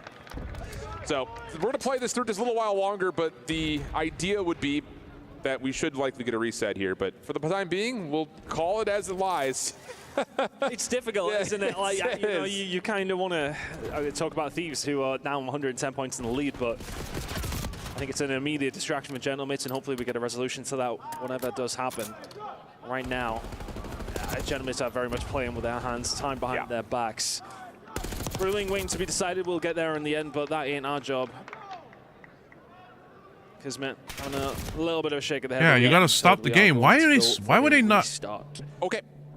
Give me your thoughts here, because honestly, Thieves are in a good spot, right? Yeah, but I think at the same rate, like I'm looking at that first 3 hills, and outside of the back 15 seconds of the scrap on P3, that's a 50-50 tug-of-war game. I mean, well, I don't know why they didn't stop the game immediately. P1, immediately responded by Gentlemates. They thought it would. I'm guessing they thought it would be a counteracted by Gentlemates. Okay, it just feels like replug, there is this bit of a ping pong again. back and forth going on right now. Seems like some sort of weird pong, connection issue. It felt issue. like the pressure was more so, of course, on the side of Gentlemates. It definitely felt as if Thieves were the ones that were, I want to say, just consistently being the ones first there and finding maybe the odd trade here and there. But I mean, look, it's hard to say. And Thieves were the ones in the lead, and they were the ones leading the dance, so to speak. Just get some news and ideas, of course, of what was going on. A little bit of a controller issue there for Kismet. That's what it looked like. Yeah, he was only. It looked like his right analog was just not moving. Yeah, so we're getting that figured out, and we should be back into the game for a full reset. That is, well, again, you don't mind a reset so much when it's a 20-30 point gap, right? No, not at all. I mean, again, it's about as even as a game could have looked like for the first 3 hills and Skyline. I think the only thing that would have been kind of maybe an influence factor is the fact that Thieves had won that P4 side of the map, and again, Money Hill, you assume the better of Thieves in those moments to get 30 plus, but again, that's all neither here nor there. It's as even as it gets. So for Gentlemates, I would say, just kind of reflecting off of how they played Thieves yesterday versus what we're getting today, DiamondCon is, I think, looking more confident in his role with this team. I think especially kind of watching on with the B stream when they were playing Team Orchid. Serviceable, I think, enterprise from DiamondCon, played well. Maybe not the standout, spotlighted, hard, heavy carry that you might want to see, but you are in a position of, hey, at least we're shooting back and we're keeping it around even. So there's good news for Gentlemates fans. I think the biggest story now, kind of taking the perspective of Thieves fan, is are we going to get the same performance out of a player like Envoy, who did suffer a little bit in this matchup? Well, permutations. Yeah, like, exactly. That's the thing, you know. Again, like, it was a point I wanted to make, but we jumped in the game quite quickly. Was about Kismet and how well he played yesterday. Correct. And it's almost like how many kills are there on the map for Diamond Con? When No, actually, Kismet's that's a good dropping point, 40, too. right? I mean, that's one thing that you have to kind of always take into consideration. But yeah, it's going to be difficult for Kismet to drop 40 if his controller isn't working, in fairness. And hopefully he can get a suitable replacement, and we'll get that figured out pretty soon. But yeah, look, it was pretty close to kick things off. We'll go again, but I think for both these two squads, like the pressure really, truly is on Thieves, right? I mean, I think, you know, if Gentlemates would go out of this tournament in 3rd place in this group, I think that was always kind of what we expected to happen in a certain way.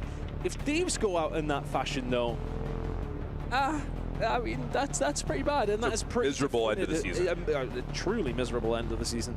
That'd be very definitive. What I will say, though, is they're in a solid 2nd place for favorite jersey at the event so far. Next to who? G2. Thank you. I was going to say G2's unis were clean. Oh, you know what I like about the GT2 one, though, is the full tracksuit. Correct. Like, we're vibing. Like, the nice light outfit. It's very summery. I like all about it. They're in that beautiful almond, which is popular right now. Yeah. You know what it is, though? If I turned up wearing something like that, you'd probably criticize it. You're the only man to criticize. Thankfully, we don't have a cam in here. But you're the only man to criticize the stash so far, and honestly, it's quite helpful. There's posts on social media, friends. You can roast CJ Ton on Twitter and Instagram, wherever. The stash, I'm not a fan. I'm just not a fan. I want to see that rockin' upper lip. After some of the jackets I've seen you, well. Whoa, dude, don't hate on the grandma couch jacket, all right, brother? That jacket's heat. Let's get back in, though. Reset. It looks like everyone is good to go, well, even especially if you're a Thieves fan. First 4 eliminations go their way, and it's back to business as usual. Yeah, that's not the restart you want of your Gentlemates and your Thieves. You have started off where you left, even considering that now Kismet is very much in the game. See him moving there over towards the backside. Just going to keep an eye on his name on the minimap just to make sure everything is tickety-boo. Well, Scrap holding down the upper areas of this P1 overlook. And yeah, he's just absolutely frying. He would have had that one too, but Ghosty beats him to the punch. And it's been a perfect start for Thieves. Now trying to flip the map, and they will stagger the spawns out for Gentlemates. It's only one player in the back, and it is the aforementioned Kismet. Needed to make a play. Oh, he has made a play, actually. He does really well. Let's just get through Piano and go up the elevator shaft, and he finds a kill. That's now allowed some doors to be open for the side of Gentlemates. And that's all Kismet just being patient, right? He doesn't pull up any trees. No problem whatsoever for Ghosty, though, to try and get himself back into the spot. Expects the challenge, cannot deal with it, but ends 6-0. Yeah, and I think the thing about that is Ghosty also blocks the spawns one more time, and there is a spawn up for Ghosty. So an opportunity here for Thieves to really run away with the early stages of this game. 6-1 for Scrap. He's going to find another on Kismet, and that will clear the field. Gentlemates now spawning way far out, and Thieves looking good for the back 30. Really good time here for Thieves. Spawn should come in as well.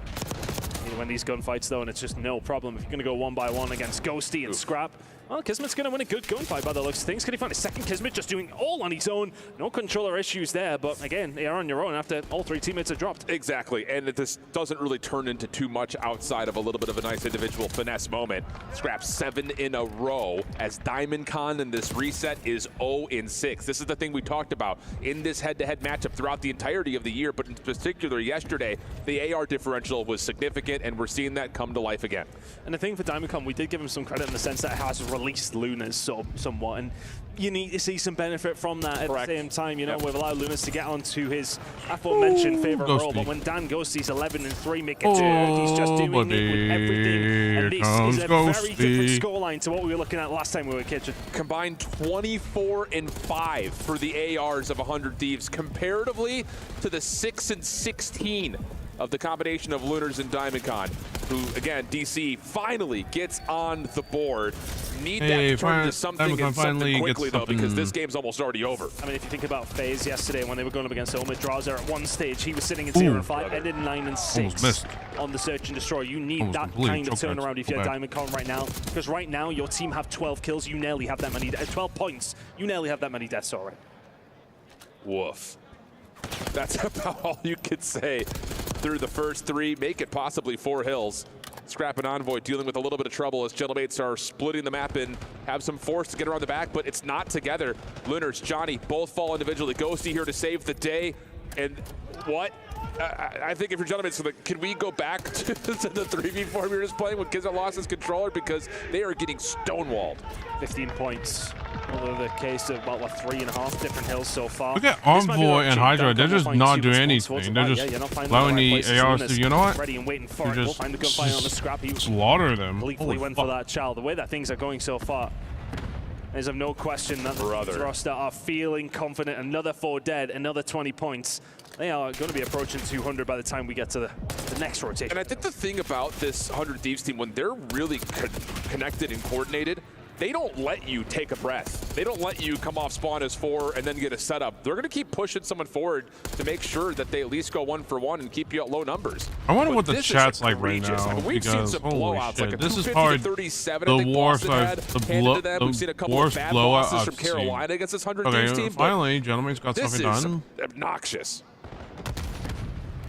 Another 10 seconds, Gentlemates would have doubled their time so far over the map.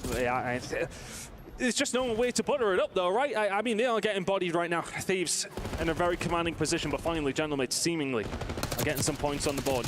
Got inside the point, just trying to survive. The rest of his team dropping around him. Scrap finds 2, Envoy another. Kismet trying to save the day. He cannot. Some time will go over towards Thieves. The respite for Gentlemates, that in 25 seconds time, they are on the correct side of the map with P2. Yikes. If Gentlemates get broken here, we can start talking about Hacienda Surge, because this map would be over. Nice 3 down, though. They have missed Envoy around the back. That's the only big problem, and now Envoy will reveal his position. Trying to chase his Kismet. We'll find him off the drop down and deal with it quickly, but that does, again, block 1 member out from spawning in. Not able to utilize that off spawn as a chance to kind of pinch through the old time. Hydra now getting to work around the back, finds 1 for free. Not able to anticipate the second as of yet, but the help from the front from the rest of the Thieves team is already here. Lunar's in some trouble. Wow, Vanessa's gets 1, gets away. Envoy can't trade. So still a chance here for Gentlemates to find some sort of a connection around the back, but while this is all happening, Scrap is still going to have free hardpoint time. And he's getting it absolutely entirely free. Spawn towards the back, though, are still there for Gentlemates, if only momentarily. 2 players inside of the point, and finding some kills as well. Can they seal the deal with a shot into Envoy? Yes, they can, so that's going to help them solidify. Give Gentlemates their credit. I mean, the lead is one of those things. It's still very much there, but over the last 2 hills, significantly better. Chris, we could go ahead and just say this the way it is. Seats, right? You know, I mean, you've seen things. You've seen hotel comebacks. This would best that. Let's be honest. If they pull this one off, this would best that. We aren't talking about Thieves yet. We aren't talking about Thieves, and that's who it happened to. Never seen anything like it in my life, and I will happily sow those seeds for us all. All right, well, get to work farming those up.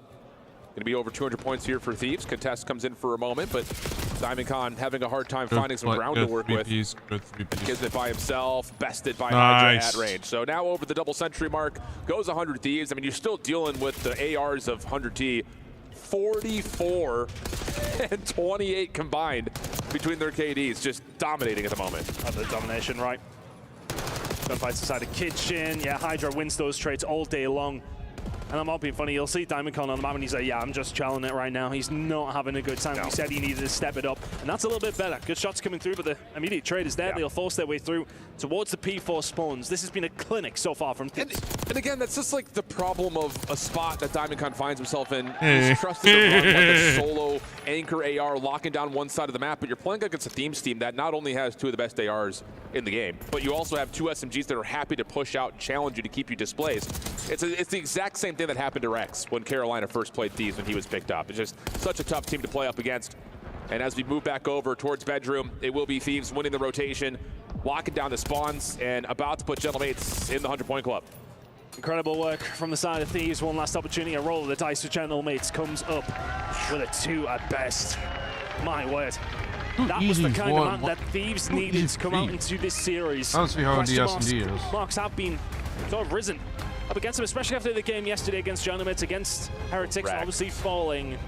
And that, I don't want to go as far as saying a statement, but a nice steady start to the game, at least. And I think the thing about it is, like, again, our reaction. All right, let's turn it to B. Let's turn it to B. From a 3v4 all the way down to the 1 versus 1. Exceed turning up for the team on day 2. It's a little bit, I go back to the comment you made about somehow. It felt like the offensive play there from 5 Fears initially was all over the place. They run so about where they wanted to be. They had no way of really moving G2 around or unearthing them from their defensive positions. Felt like a little bit like guesswork, playing blind, and yet still managed to get that bomb down and come out on top in a round. It's like you're tripping to the finish line. Basically, stumbling all the way there, and you hear the celebrations at the end. They understand that they got a big round there. And Gio, he probably tagged them up, what, like 10 shots in? That's going to be a furious one. Exceed on 5 in a row. I'll play through the mid. Fire, first blood, instantly traded by Nero. Open up the red over towards B. Hixie looking to get in behind. He's at least taking somebody to the grave with him. That's keeping your team in a chance here. Exceed finds his 6th.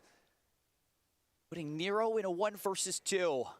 Lots of time to make this work. Exceed's unsure, and the timings could work against him as he tries to pivot and watch a little bit too much. Capsule's just trying to hold this close corner, but if you get a 1v1 as Nero here, I was about to say you might well look good in it, but it goes too high while Capsule stays low. So multiple rounds here on the bounce for 5 Fears, giving them 3-round lead. And how that pressure that we spoke about coming into this round 5 builds on the side of the stage when you're the pro team. You're supposed to be full of the superstars. You're supposed to be swatting this challenge away.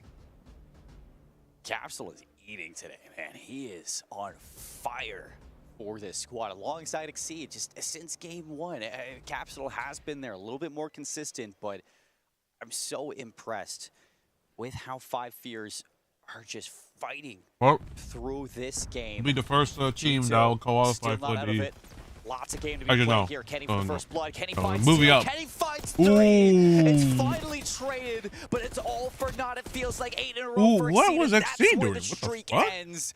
Finally, G2 stop the bleeding. You see the sigh of relief on other Kenny's player, face there at was the that end. the As we bench? get that What the hell look was at he the player doing? shots. He understands it's a big moment for him to shut down that A push because so far a lot of the play, of course, over towards B. Teams aren't feeling very comfortable there. He's isolated. He's on his own and finds 3 all by himself to yet again put 5 Fears in the position of we can't make this A play happen. You're going to have to continue to send it back to B. What a play from Kenny. I don't think he reloaded a single time. That had to be 1 clip in a triple kill. It was so fast. Exceed gets 8 in a row. I don't know if he has that Hellstorm, but would be a great tool if he does get it. Kenny's going to get the information that there is presence onto this B site. Capsule traded out with Nero yet again. 3 versus 3, still trying to slowly work their way towards this B site, and it does look like Exceed has that Hellstorm. Lovely pull up there from production to let us know. 5 Fears have been very good typically at being aggressive on the defense here towards B and not giving it up, but actually a change in strategy here. 2 bodies have rotated over towards A. A pinch setup attempting to come through. I was going to say, do you use that Hellstorm right now? Maybe call it in, pinch them into the site, force them in through mid, but nobody's in a position that would be able to follow up from this. So it is going to be a double flank through the back. Nero not ready for it, brings things into an advantage for 5 Fears. On the other side, it is just being hemmed by Fire.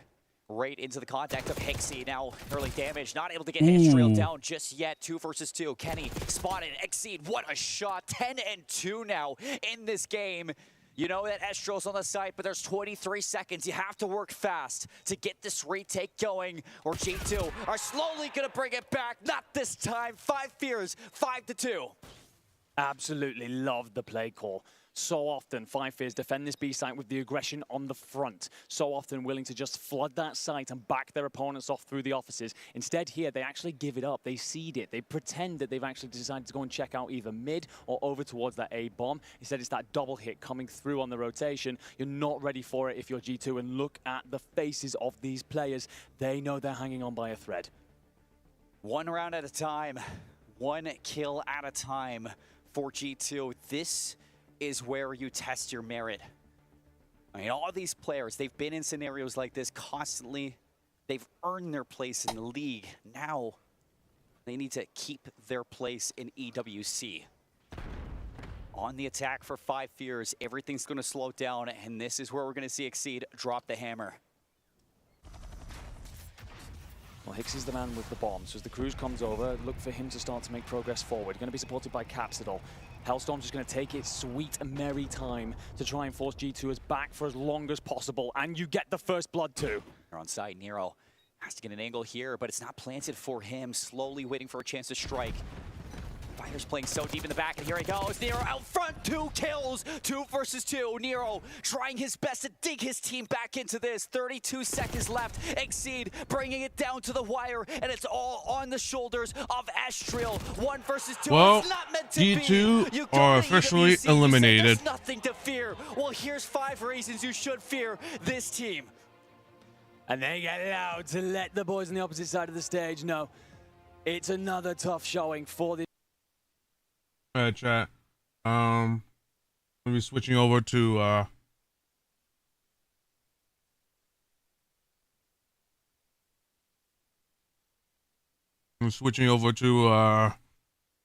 to prepare for the collab. So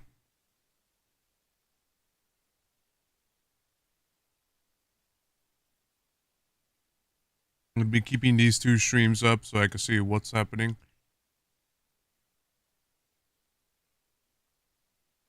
All right. But thank you all. For those on YouTube, the next stream will be happening. There will be a. For those watching on YouTube, make sure you are on the next stream right now, since I'll be switching my YouTube stream over to the Alien Fireteam Fireteam Elite stream. So let me give y'all a quick. Let me send y'all the link right now. And so for those who are watching the watch party, thank y'all so much for watching. I really appreciate y'all being here.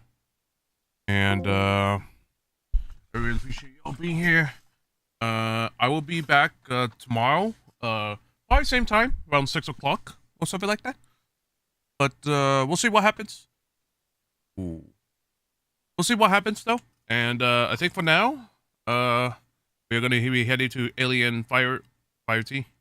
We'll be heading to Aliens Fireteam Elite. And for now, well, thank y'all so much. Thank y'all so much for watching the watch party. For those on YouTube, we'll be on switching over right